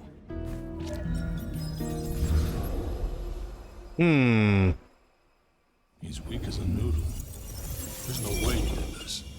But he was on the scene, and that's all we have right now. I mean, look at him. He's cooling his heels. Anything else before you go in? Remind me about the crime scene? Fabian, we just talked about this. Come on, will you? Same method. Vic nailed to floorboards by rebar through the torso. And that goddamn sword cross thing. Again. Okay. Those from the Five and Dime, so that's a threat to follow, I guess. Nothing special about the apartment, nothing missing. Apart from the head. So, the victim. What else do we know? What are you talking about? We know that it's a pain in the ass, if that's what you mean. That hive had so much locked up in his skull. With Rosalind gone too, we'll be trying to pick up on pieces that only Isaac knew. So... Oh god, what was I gonna ask? Oh yeah, so when are you guys leaving for the Ren Fair? Because that sounds like a lot of fun. It was Isaac. Have you listened to anything I've said? Yeah, I was just testing. Theorizing. Extemporizing. You can do that in the privacy of your own haven. Get it together, there's work to do here. So, our suspect. Sweat him out. Find out whether he saw anything, why he was there in the first place, how he knew our Vic. You know the deal. Who was he? Exactly, that kind of thing. You know how to do this. How's the wife and kids? Fabian, we are vampires, you do get that right. Bloodsuckers, the undead, sold our souls to the devil. We don't get to have wives and kids. You sure? I mean, we can go to church, right? A priest could get us married. Ooh, nice. That'll be fun. Fabian. Back at the party, you were worried about a girl. You were Beau? If it'll keep you on track, yes, there is a girl. No, I'm not her beau. She's a problem for someone else. Satisfied? We've got a man in the sweat box, Fabian. Try and stick with it. Okay, boss. I'll deal with this. All right, I'll be listening. But let me know if you root out anything deeper. Yeah, that'll be a lot of fun. Let's see what the little fella had to say. Here he was, pale, sort of sweaty. Something bugged me about him, but I couldn't put my finger on it. Hello there, pal. I hear you had a bad start to your night. A hell of a thing to tell. Cold front that came through, it's perfect Ren weather. That's so true. Says here Willem Axel. Don't I know you? I don't know how you could. Huh. Strange how memory plays tricks. But anyway, lay it out for me. What do you want to know? Yeah. God, last time I went to a Ren Fair... Well, shit, hang on. We've been there when it's 90 plus out and we die. I don't blame you. That's insane.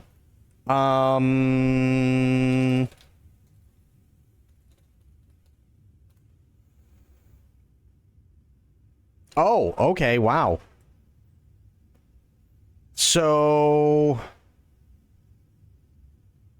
The last time I went to a Ren Fair was King Richard's Fair, and it looks like it usually runs August 30th through October 19th, 20th, somewhere around there, right? We went probably middle of October, so it was definitely cool enough to where we weren't dying, but also cool enough to the point where you could get like hot spiced cider and it would just be amazing, or you'd get one of those like fucking massive gnarly turkey legs and it just warm you right. Or they do my favorite, which by the way I'm planning on doing again today, or not today, but doing again probably within the next week or so. People would sell homemade broccoli and cheddar in bread bowls, and they were so fucking good. I've heard that's a really good fair. King Richard's Fair is a lot of fun. It really, really is a lot of fun. Here.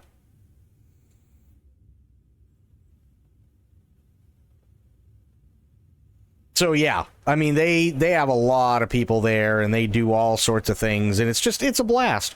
It's supposed to be high 40s in the morning and low 70s as a high. That's actually really, really good. That's really good for that stuff. Entertainment. What do we got? Let's do schedule and performers. So on the King's stage, I don't know why I have to crank it up to 150%. You got the King's Court.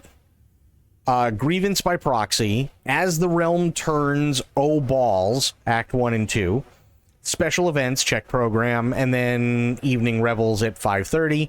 On the Queen stage, you got El Zappo, you got Jacques the Whipper, that's the guy I was trying to remember, you got Muttville Comics, Washing Well Wenches, Hey Nunny Nunny, El Zappo. I think El Zappo's the old guy that doesn't talk. Then you have The Wonder Show. Siren Stage is Loud Mime. Then you got Circa Brava. The Rowdy Bardlings, Jesse Offgang and the Diaspora. The Coreys. The Unicycling Unicorn. Brune. Challenge of Champions, which is the tournament field stuff. Hermes, Zamperta's Acrobatic Horse Show. King's Tournament. Special Events, and then Joust to the Death. Yes. And then in the Mud Pit, you got the Sturdy Burgers, the Mud Show. So yeah, they have a lot of good stuff there. They have a lot of really, really good stuff. Map of the Realm. Okay. Perfect. I wish I could get rid of this top part. But yeah, the place is huge. And it's really, really well done. And this is the only place I've ever actually seen a liger.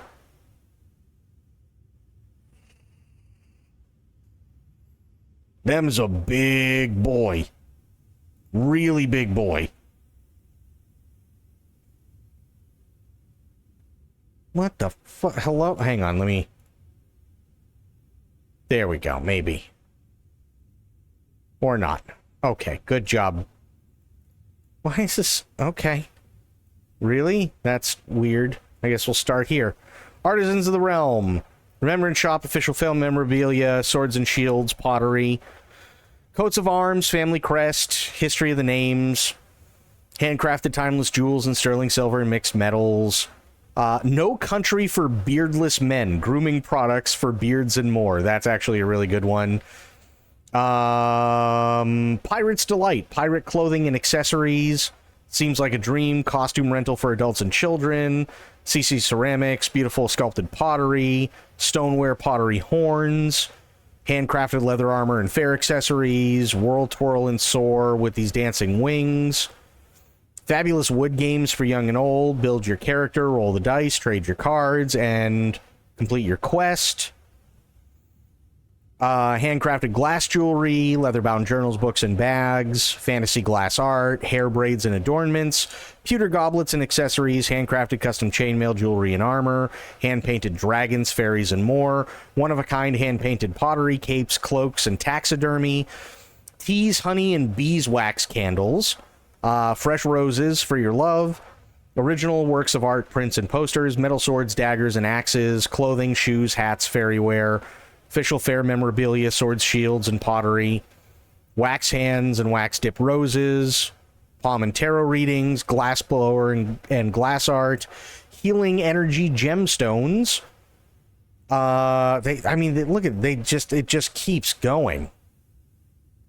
It really does. They just keep going. Really cool.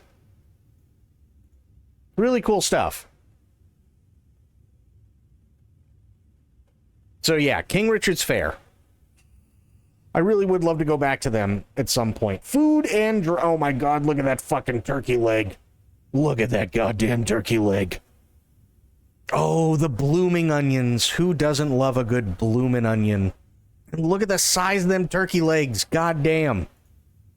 Okay, hang on. Blooming onion, amazing. We have a ton of artists and vendors at ours too. Oh, I don't doubt it. Look at those turkey legs. Holy shit. And cinnamon buns. Fresh made cinnamon buns. Oh, so good. So good. Hot apple crisp, always good. Beer. They got tons of ales and beer. And so I trade off on who gets hammered on what day. That's fair. That's fair. Cobbler's corn. Look at that. That looks so good. Our royal take on Mexican street corn. That looks amazing. Even her Queen Elizabeth and her lady in waiting need to take a break and enjoy delectables. That's totally fair. Elephant ears. God, I haven't had elephant ears in so long. Beer. And we're back to the blooming onion, which is fair. Wait, so what do they have? Hang on. So they've got turkey leg, bottle of water, giant Bavarian pretzel, bottle of water, pizza, cheese, or spicy pepperoni, burger, plain or with cheese, shepherd's pie, king's clam chowder, queen's turkey stew, jumbo fries, cheese fries, dragon claws, which are basically buffalo wings, Jester's chicken fingers and fries, fish and chips, Italian sweet sausage with peppers and onions and fries, dragon claws, Lord's piggy slider, Chancellor's chili boulet, the perky pickle, the King's saucy balls, corn, cobbler's corn, burger, squire dog, pulled pork with mac and cheese, grilled chicken gyro, pulled pork with chicken nachos, royal soda, bottle of water, bloomin' onion, royal soda, bottle of water, jumbo fries, cheese fries, dragon claws. Yeah, fine. Fried dough. Oh, fried dough. Oh my god. Hang on. I fucking love a good fried dough. Holy shit. Oh yeah, right, that's the one. Right there. I wish the picture was better. There it is. Oh. I love fried dough. Like, I can't remember what they call it down here, but it's funnel cakes. Funnel cakes are not the same as fried dough. I'm sorry, they just aren't. Funnel cakes, you put shit on top of them, like you put blueberries and strawberries and raspberries. No. You take a big old fucking thing of batter, you throw it in a fryer-later, you wait until you just wait until it fries up, you take it out, you lather it in fucking liquid butter, cinnamon and powdered sugar all over the top of it, and that's all you need. That's fried dough. Fuck funnel cakes. Fried dough's where it's at.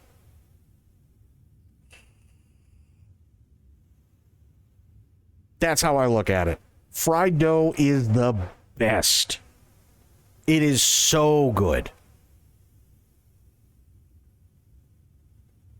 Absolutely love it.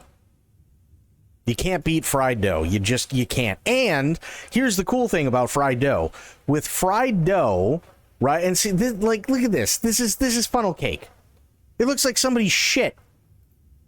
That's what it looks like. It looks like a big fucking plate of turds with sugar on it. No, fuck that. I want fried dough.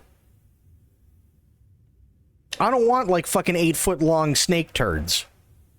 And that's what that looks like.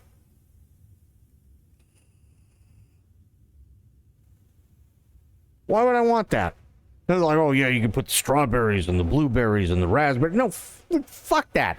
Give me butter, cinnamon, sugar. That's all it's needed. And now you're hungry. You're welcome. That's all you need. It's all you need. Just fried dough, and it's buttery, and it's sugary, and it's cinnamony, and it's good. They even sell, I'm not even kidding, in New England, they sell fried dough at the beach. They sell fried dough everywhere.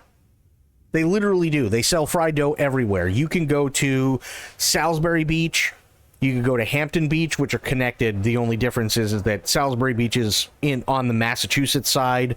Hampton Beach is on the New Hampshire side of the border. But you get, oh my God, wait a minute. You guys have never had beach pizza, have you? Oh my God. You've never had beach pizza.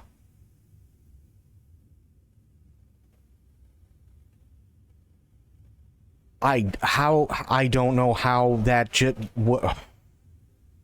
hang on.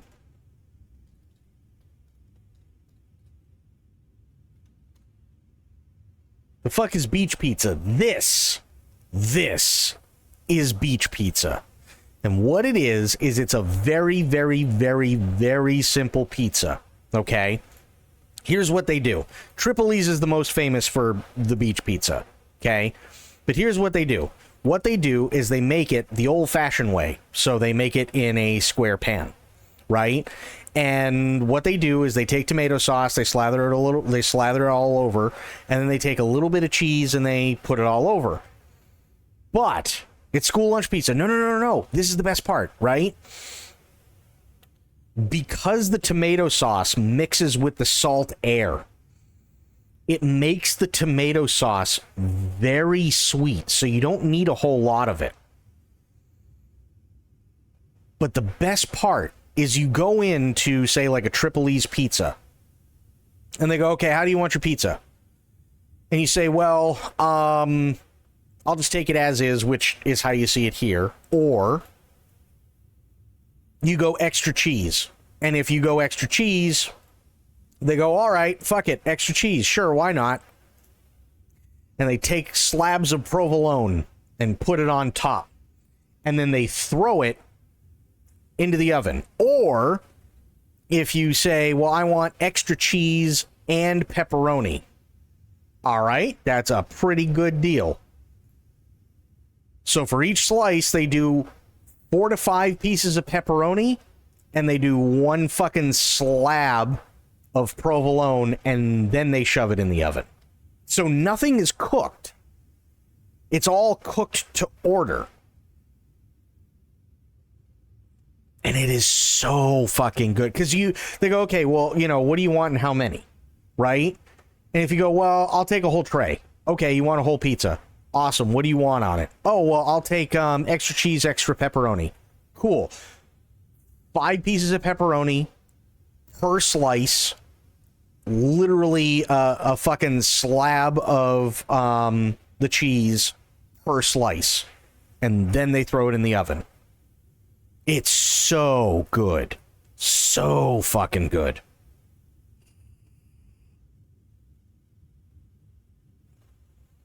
And then they have this little shaker, right? And what they do, this is not the best picture in the world, but what they do is, somebody took this way out of focus with a shitty camera, is they have these things on the tables where you sit down, and literally anybody is welcome to do it, whether they are ordering to go or whether they're sitting down to eat. It's literally a shaker full of nothing but Italian seasoning. so, or actually it's called pizza seasoning. I think there's like one or two things that are different about it. But you literally take this shaker of pizza seasoning, open up the box, and while everything is still really fucking hot, you literally just shake a fuck ton of pizza seasoning over the top of it and then close the box and bring it home. And literally the seasoning just kind of melts and oozes into the provolone cheese. And it is so good. It is amazing. That's beach pizza.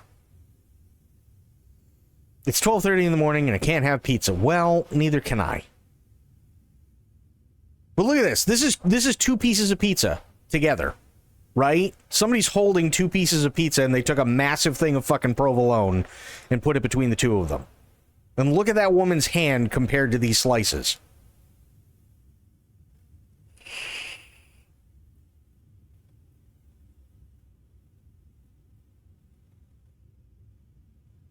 It's so good. It's so good. Love it. Love Triple E's pizza. Provolone. Hell yeah, provolone. Hell yeah, provolone. Love provolone. It's amazing shit. Provolone is so good. And Triple E's does fried dough too. Tell me why we picked you up. Don't you know? I'm the one asking the questions here. Okay. I was just visiting a friend at Sunset Heights. I guess wrong place, wrong time. Your boys in blue thought I was something to do with this killing. Who was this friend? Huh? It's just a friend. There's no law about that, right? I'm happily married. Okay. So tell me about you. What's your business? I'm nobody important, detective. I work as a bookkeeper. Accountant? Yeah, that's right. So why are you sweating, accountant? I'm not feeling well, but also because I work at Lou's place, and I know you detectives don't like it there. You run numbers for Lou Graham's place. Now, that is interesting. But you do look a little pale there, fella. Did you know the victim? Just in passing. You knew Isaac? How? I only met him that night. I'd been sent with a package for him, that's all. By your boss? By Lou Graham? Yeah, that's right. Really? Now there's a thing for the books. You know what the package was? No. And he wasn't dead when you gave him the package? No, we talked and then I left. Did you see anything? No. Right, and I was the Emperor of China. Right, and I'm the Emperor of China. I didn't, I swear. You're sweating like a ham in a steamer there, fella. Does your wife know where you are? She knows I have business tonight. She's used to me working late. They do say absence makes the heart grow fonder. I've always wondered about that myself. Some people I don't see for months or years, but when we meet up, they still don't seem too happy about it. The less you tell us, the more I think you're guilty of something. I'm as much in the dark as you. He knew all right, and I'd make him sing, even if I needed to pry his skull open and look inside. Oh boy. He was pale as a swan. I'd take a break, then pull out some more feathers.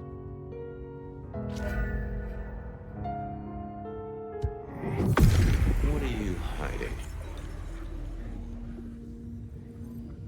They never told me what the embrace would really mean. Aha! Okay. Seen the killer. It was right at the top of his mind. Time to put on the thumb screws. Yeah, thumb screws. I had another thought. Okay. You're just like me, a goddamn kindred, a vampire, a bloodsucker. No, it's not what you think. Better talk fast, buddy. Did you off Isaac? No, he offed me. I mean, Isaac. I went to him to be made over into a vampire. Oh, okay. Some deal he did with Lou, and well, The two of you did the deed. Ah. I get it. Oh, your face hasn't done the, you know. What do you mean? Well, never mind. No, you'll find out. So, then you cut his head off and ran him through with rebar? Was that part of the deal? No, it wasn't me. I didn't see. I was recovering and I didn't see anything. I swear. We both know you saw something. Something to do with the killer? You're scared of him, right? This guy kills and kills, buddy. You give me a name, I can protect you. Okay, listen. I did that thing with Isaac. Feels dirty, don't it? But I get you. Takes it out of you and puts it right back in. That's, yeah, that's it. What should we do, Lance? Wireless. I was sitting recovering off in the corner. Heard footsteps and in comes this guy. You got eyes on him, right? Not really. It was dark. Isaac had turned the light off. He was tall, had a hat. What kind of hat? Kinda like yours. Taller than you, though. Or maybe a bit shorter. His eyes caught the light. Kinda weird. A run of BG3, oh god. Sort of controlled, like he'd come a distance but was trying not to. Oh ho! Breathe, did he? That is the first goddamn useful thing you said. Confirms he's not a dead man walking. But see, here's my only one caveat. I would do two things. One, be nothing but a complete and utter fucking menace the entire time, because I've already done 2 complete playthroughs of Baldur's Gate 3. And 2, I would become... I gotta look up the class, hang on 1 second.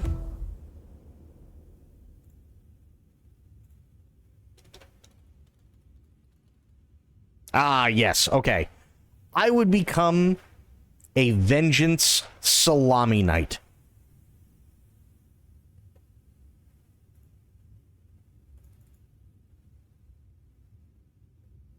Yes, I would. Wait, Lance, have you not seen the Salami Knight?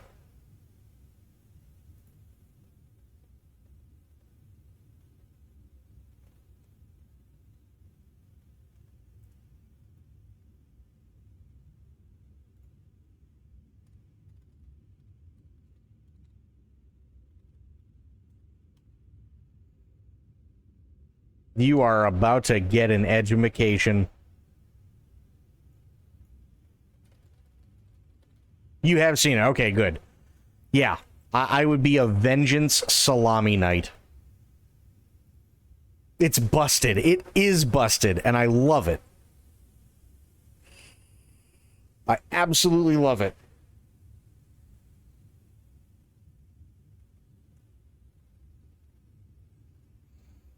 Love a good Salami Knight. But you, at the end, right? You switch back over to a Vengeance Paladin. Also, my stream keeps refreshing, so I'm real far behind for some reason. That is really weird. That's really, really weird. I'm sorry to hear that. But yeah. Oh my god, dude. Hot damn. Switch back over to a Vengeance Paladin for that. You got an amazing Salami Knight right there. Oh, we were talking about Star Destroyers earlier. The ones that I couldn't remember. The Megador. The Megador and the Megador 2. I have seen that, Aelin, yeah. Did he see you? No, it was weird. I was scared, I guess. He's walking up towards Isaac. I guess Isaac is asleep or something, and I'm holding my breath. You don't need to breathe, Willem. I was holding it anyway. This guy walks right past me, looks straight at me. Every 5 to 10 seconds, that's really weird. Oh, I know this one.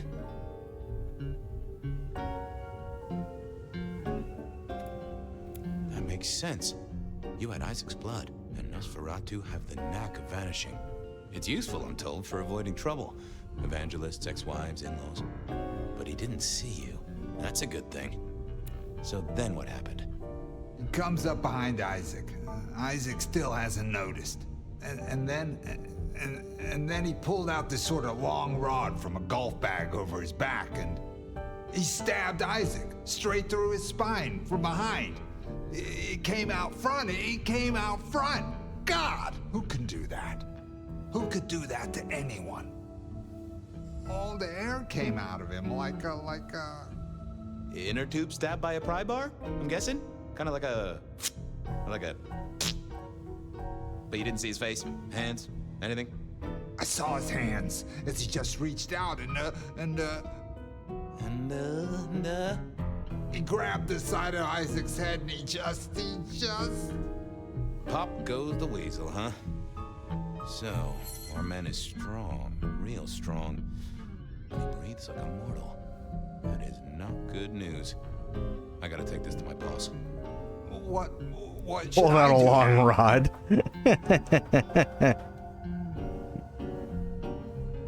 Go see Lou. She's the one who landed you in this mess. She takes care of people, they say. Depending on how you interpret the words take care of, that might be a comfort to you, or not.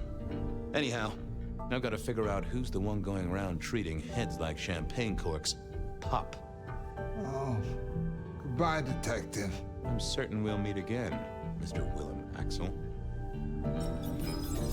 Oh my god, wait a minute. His lance is here. Okay. There's also a thing, and I had this idea.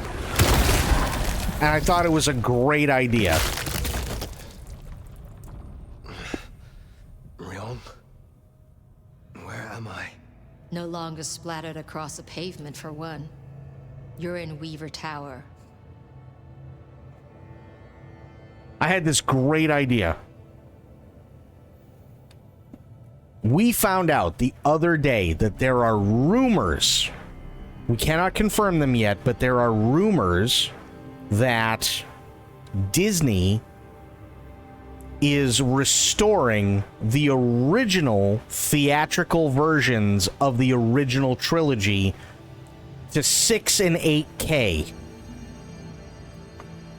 And I thought, you know what would be really, really cool? Because it's not like the song is bad, but you know what would be really cool? If I learned better how to work my DAW, and I took the song Yub Nub and the Galactic Victory song, mixed them both together, and then went back and put the audio over the top of the ending that's now just the ending. Not the original, but the one where, you know, you see Cloud City and you see Coruscant and, like, all that other stuff. And then it goes from, like, Yub Nub, right? And then you get the Piccolo for a little bit. And then it goes back into Yub Nub, but every single planet that you see, it adds another chorus to Yub Nub.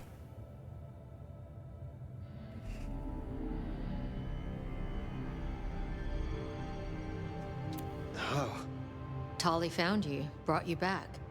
He's handling cleanup as we speak. What did you do? Not now, Sophia.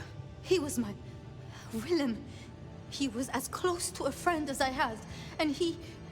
and you... Excuse her. Tonight's events caused some distress, and she's not alone. Campbell's records are part of the machinery that keeps the city running. Or at least, they were. So I'm gonna need an explanation.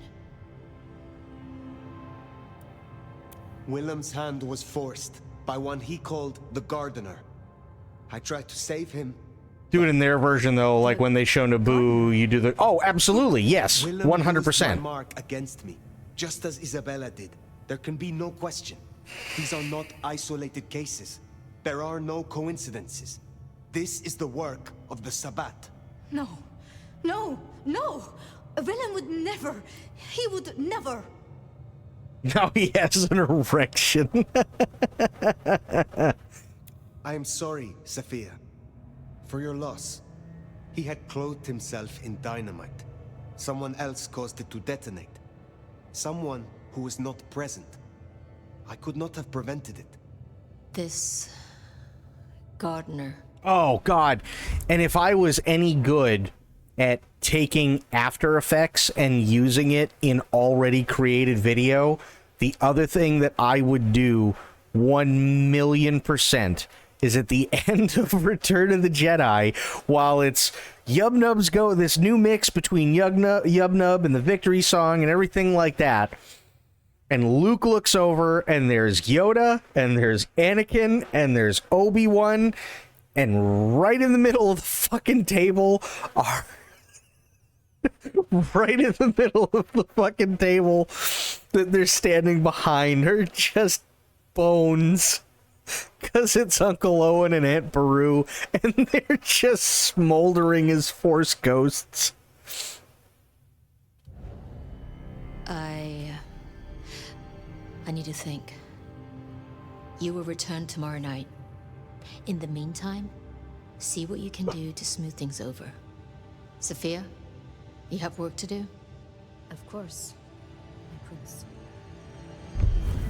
That would be the funniest fucking thing. You are a month. They're just charged. You should maybe go see her. Leave that wound untended. It might That's the best. This is just... I don't know why it's so funny. I remember when I was a kid thinking, oh my God, that's horrific. Right? Just, oh my God, this is one of the most horrific things. Seeing Uncle Owen and Aunt Beru's bodies just turned into charred skeletons. And then as I got older, I just sat there and went, that's got to be the most out of place thing other than blue non-fat Jabba the Hutt, right? And because it's so out of place, it just makes me laugh. Okay, so real talk.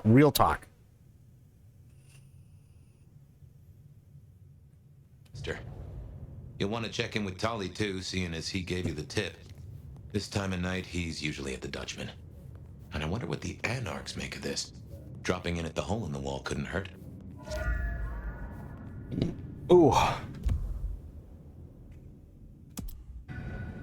Good move to go see Sophia. She does take it. Sophia's still likely working in her lab. Hopefully she's holding up okay after the Willem fiasco. How do you feel about them replacing the old Anakin with young Anakin in Return of the Jedi? If I'm being completely honest, I feel like it after the prequels, it makes sense. Right? And the reason I say that is because for two reasons. One, because you see Anakin as he was before he was supposedly, you see Anakin when he was still Anakin, not when he was Darth Vader. The problem is that he didn't look like old Anakin in the original when he got turned into Darth Vader. He looked like prequel Anakin, just a little more crispy. So that makes sense. Right? Like, I mean, don't get me wrong. The guy who did Vader mask off, literally, did a great job.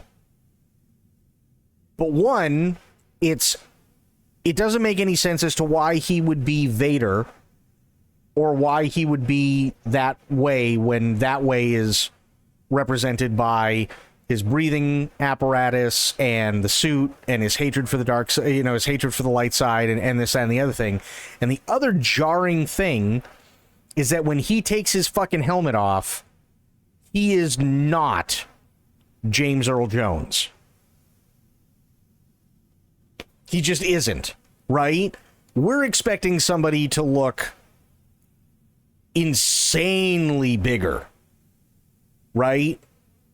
Somebody who's got like this insane jaw structure and talks really deep, and it's just making his voice resonate a little bit better. And that's not what we get in the original Return of the Jedi, right? Take my mask off. right? And then, okay, fine. I'd like to see you once with my own eyes. Then he takes the mask off. Now. Oh, hi, Sodden. And it's like, what the fuck happened?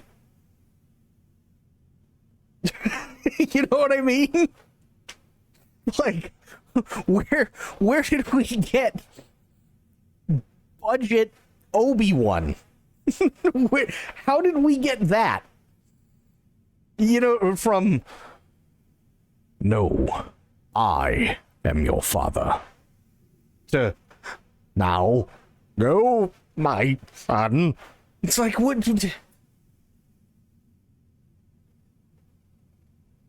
Voice modulator. Okay, fair enough. Voice modulator. However, if he's still hooked up to it, why wouldn't it work?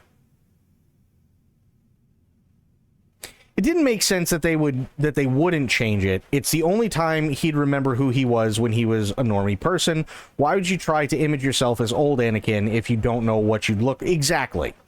Right? It's not like he stares in a fucking mirror in his white dome, right? With his helmet off. I am an abomination. You know, and just sits there and fucking cries. No.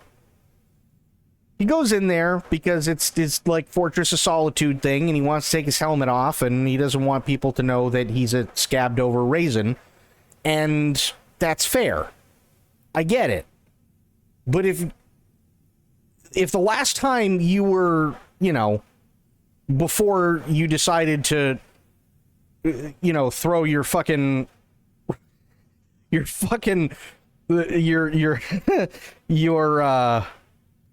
misfiring Ronco rotisserie chicken, or your Ronco rotisserie over the railing, which is the Emperor, right?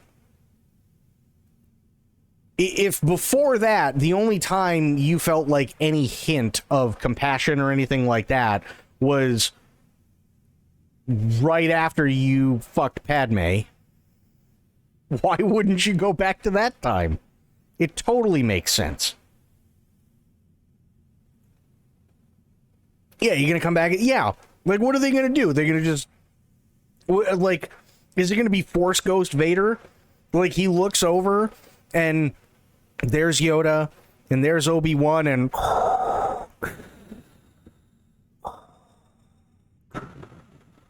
he's just like fucking decked out in black for no goddamn reason, and, like, you know, like, and Yoda and Obi-Wan are smiling and they're just kind of nodding slow. I mean, like, what?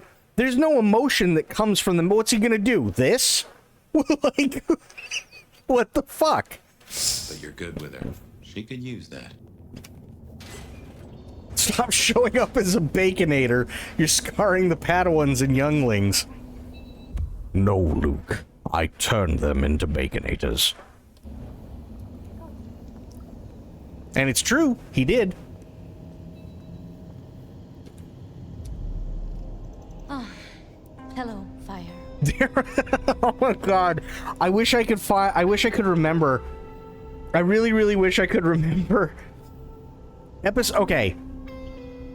There was a part in episode 3. Right? There was a part in episode 3 where you see all the kids, right? Good morning, Master Skywalker. And they're doing the, you know, that thing with the fucking little stupid, you know what I mean, right?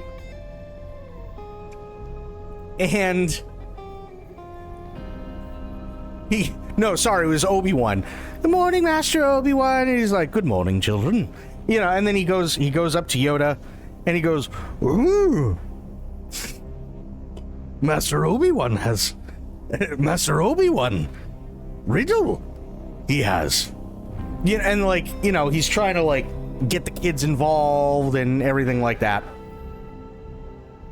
And there's this one small part, and I'll always fucking remember it, and I was crying, I was laughing so hard. There's this one kid in the background, and he, like, he was playing with his lightsaber, and he just up and down with it, up and down, you know, just kind of like flopping it along or whatever, and the kid hit himself in the balls, I think, with it. And the kid just gets this look of pain on his face, and he's sitting there and he's going. Meanwhile, Yoda and Obi-Wan are still talking and don't give a fuck that this kid just hit himself in the balls with a lightsaber. I was crying.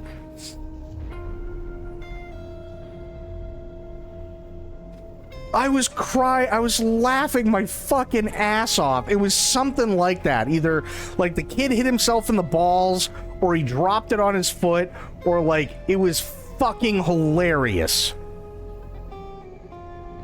It was so goddamn funny.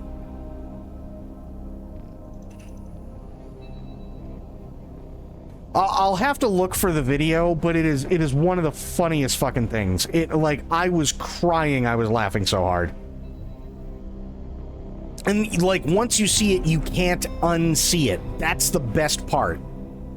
It's like, if you've seen the original trilogy, right? And then they add in the blue non-fat Jabba, and Han Solo's talking to him, and I don't know if they fixed it, because I haven't seen A New Hope in a while, but there's a point, and they had it in the theatrical version of what's now considered the regular version, but the special edition when it came out, and what you see is let's say this is Jabba, right? And what's supposed to happen is Han Solo walks around, and he's talking to Jabba, right? He's like, you know, Jabba, I understand, you know, and stuff like, and he's talking to him and all this other shit, right? And Jabba's kind of being really gracious about everything and really nice and so on. Well, they remembered last minute, oh shit, Jabba is a slug. He's got a tail. So what they literally did is, again, here's Jabba and here's Han, and Han walks around, and then they digitally just took Han and went, bloop, and then he walks like a foot and a boop, and that's it. And then he just goes around, and it looks like he's force phasing, like, just up. I don't know if they ever fixed it, but it's one of the funniest things.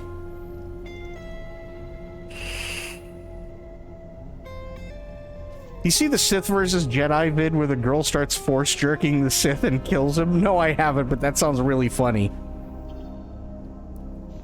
About Willem, Sophia, I am sorry. You promised you would protect him. But that was a promise you couldn't keep. That nobody could keep, no matter how... I shouldn't have asked. It was unfair of me, and I just got so angry. Well, and that's the thing. Sorry. They have Jabba reacting to it, which is fine. There's nothing wrong with that, but it's literally just a boop, and he's just there. Like, it's not a natural step up onto his tail and then a step down. It's just, he's here, now he's here. Now he's here, and that's it. Love, for blaming you. I didn't know what to do. I miss him, Fire. I grieve for him. But now... now I walk alone in the darkness again. And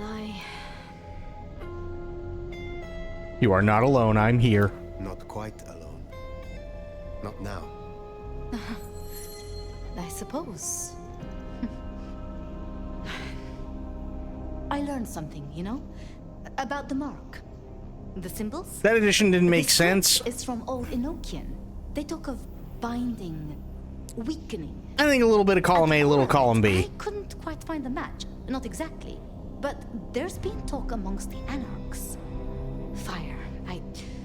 What they said? I don't like what it suggests. What was it they said? Oh, it easily could have been done without, I agree. Old sect, the Sabbat. I did. I know it of old, and Isabella used that name. The Black Hand is here in Seattle. To even be associated with such a thing, I mean, what was she thinking? Do you think the Sabbat gave me this mark? I know a way we can confirm it. I told you I couldn't find a match, and that's true. Not, at least in my books. But there are others. It's just, they are forbidden, such is the nature of the material. I see. Forbidden books. And you expect me to retrieve them? I see no other way. They were confiscated decades ago by Lou. Okay.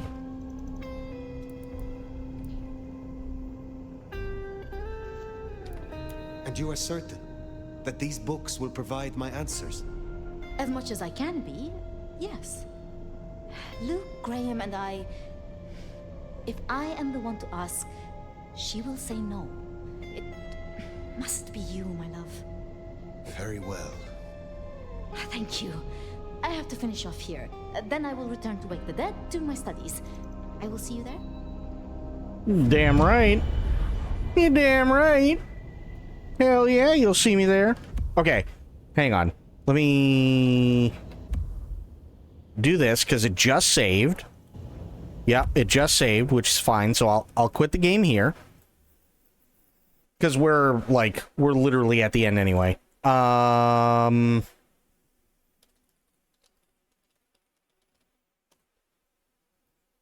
Okay. There. Now, bring this up. I can't have the audio on, right? I wonder if you can see this. It's the funniest damn thing. Okay. He's walking, he's walking, he's walking. Okay, here we go. So here he is. He's there. Oh, they fixed it? They did fix it. Okay, hang on.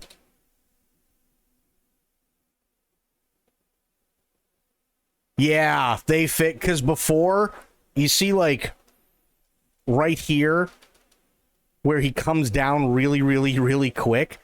Originally, in the special edition, it was like that on this side, too. It's just, boop, boop, and it's the funniest thing.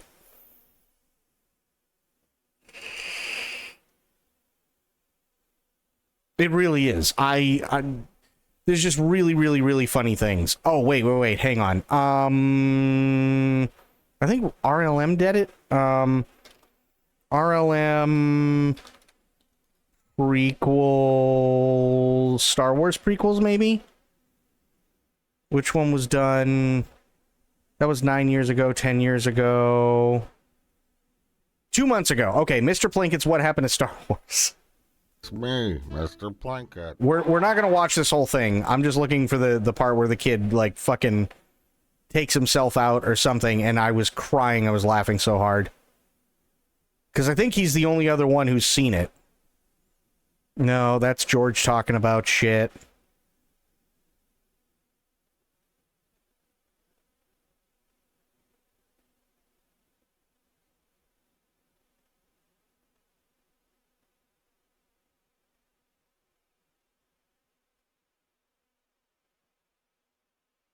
It is in here. I know it's this one.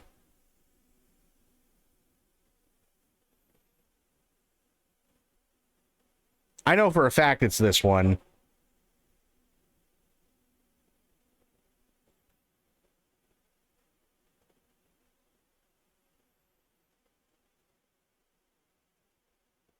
Wait. No, that's not it. No.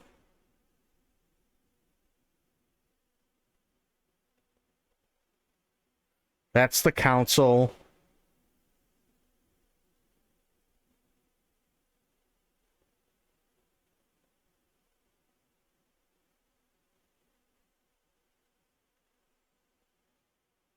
I'll have to find the timestamp and send it to you, because it literally is in this one, but yeah. I saw the kids for a split second in the middle-ish.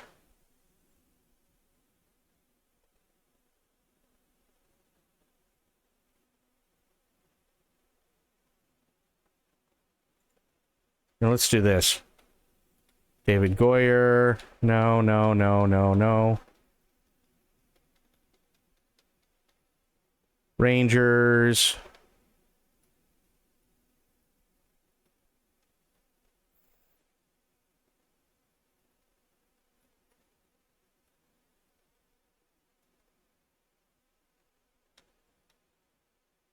Nope, that's not it.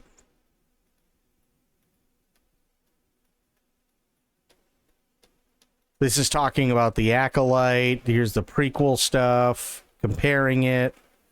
Okay, great, yep.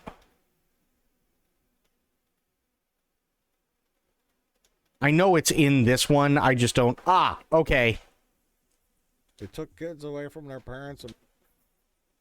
This is the last thing I'll show you, but I'm gonna link this to you guys, because these guys are fucking hilarious if you don't know who Red Letter Media is, but watch this. Raised them in what looked to me like a weird religious cult. All of this, by the way, literally came from Yoda casually tossing out that Luke was, quote, too old to begin the training. That was because he just didn't feel like training him because he was so old and just wanted to die. But for me, after thinking about the events in the Acolyte and how Sol accidentally killed Osha's ghost mother and decided to never tell her so he could turn her into a Jedi, I'm proud of him. I'm proud of the Jedi conspiracy. That was quite clever. I'm okay with lying. Sure beats the alternative. Telling that little girl that you killed her ghost mother and then have her become so angry she becomes an evil Sith. But it also beats the Jedi sitting around in a circle, being completely useless and unaware that Palpatine is obviously plotting to take over the Republic. What? You see, people view the prequels in one of two ways. That there's some kind of high art that's filled with literary and philosophical references that are so way out of your league you won't understand them unless you have a PhD. I don't think so. Or they're corny, melodramatic, serial sci-fi schlock. It's definitely the schlock. I lean towards the latter. Not again. Obi-Wan's gonna kill me. In retrospect, I kind of see the Acolyte the same way. When it started, I was shocked at how dumb that first scene was. May walks right into a western saloon and finds Carrie-Anne Moss chilling with some villains. She hits her in the heart with a little tiny dagger. What? Did that even go through her robes? Kind of poetic, but also kind of silly. In the start of the Phantom Menace, they bust out their lightsabers to fight some gas. This is just embarrassing. Or it was dumb when Obi-Wan and Qui-Gon just kind of jumped in front of a bunch of battle droids to rescue the Queen. I thought they'd do something a little more clever.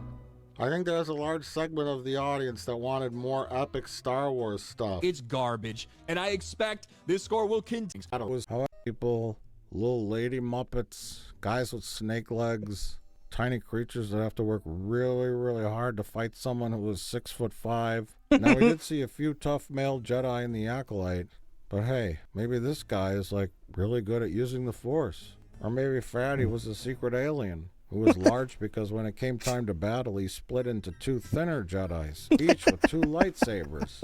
Imagine that. He could fight Darth.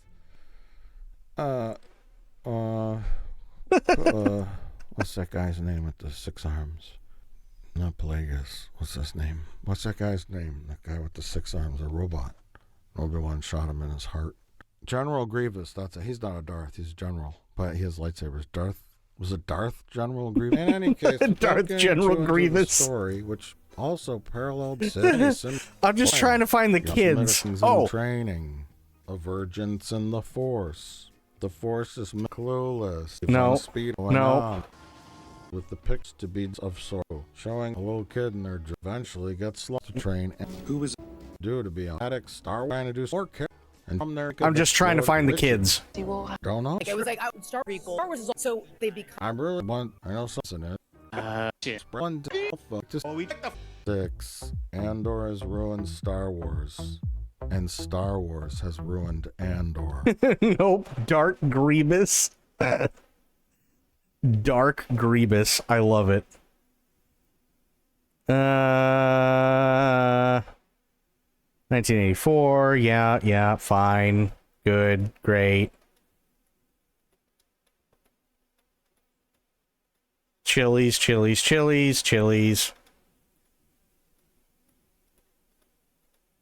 Lego, Lucasfilm, Andor. He talks about Star Trek a little bit, how that got fucked up.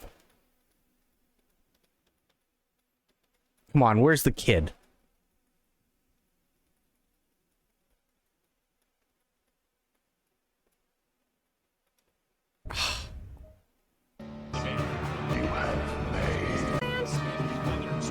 Fuck. It's in here somewhere. I know it's in here. So I linked the thing to you.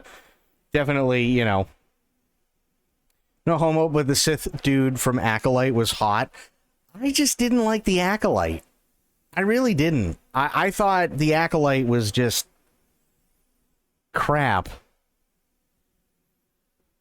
You know, like, it just... Yeah. I wasn't a fan. I really wasn't a fan. Like, it bugs me. It really does bug me. But that's going to be it for me for tonight. I do want to thank everybody for hanging out, though. That's okay. It wasn't very good, but I'd take one for the team. Oh, God. But yeah, that's going to be it for me. I do want to thank everybody for hanging out. I want to thank everyone for watching. Lance, Bloop, Aylin, Itzy, Sophia, Corgi was here for a little bit. I think Pixel Pixie was here. Spectre. We had a lot of awesome people tonight. We really did. Also, Sophia, thank you so much for the bits. Gina, thank you so much for the raid. Really, really appreciate that. I know Gina and Mitch were here as well. So thank you. I really, really appreciate it. But that is going to be it for me. I will be back later on today. And until I see you all then, have yourselves a great day, great night, and for some of you, a great start to your weekend, wherever you are. And Lance and Aylin, have fun at the Ren Fair. I'm actually kind of jealous. I haven't been to a Ren Fair in years, and those are a lot of fun. So have fun, eat turkey legs, get drunk, do all the things, have a blast with it, and yeah, have a great day, great night, wherever you are. Be good to yourselves, be good to one another, stay safe, stay frosty, and of course, the #1 golden rule around here, try to remember some of the basics of CQC. And True is here, can't forget True, and I will be seeing you guys later on. But I was planning on being miserable, but I guess I will for you. Well, thank you, I appreciate it. All right, guys, have yourselves a good one, take care, I'm out, I'll see you later. Bye now.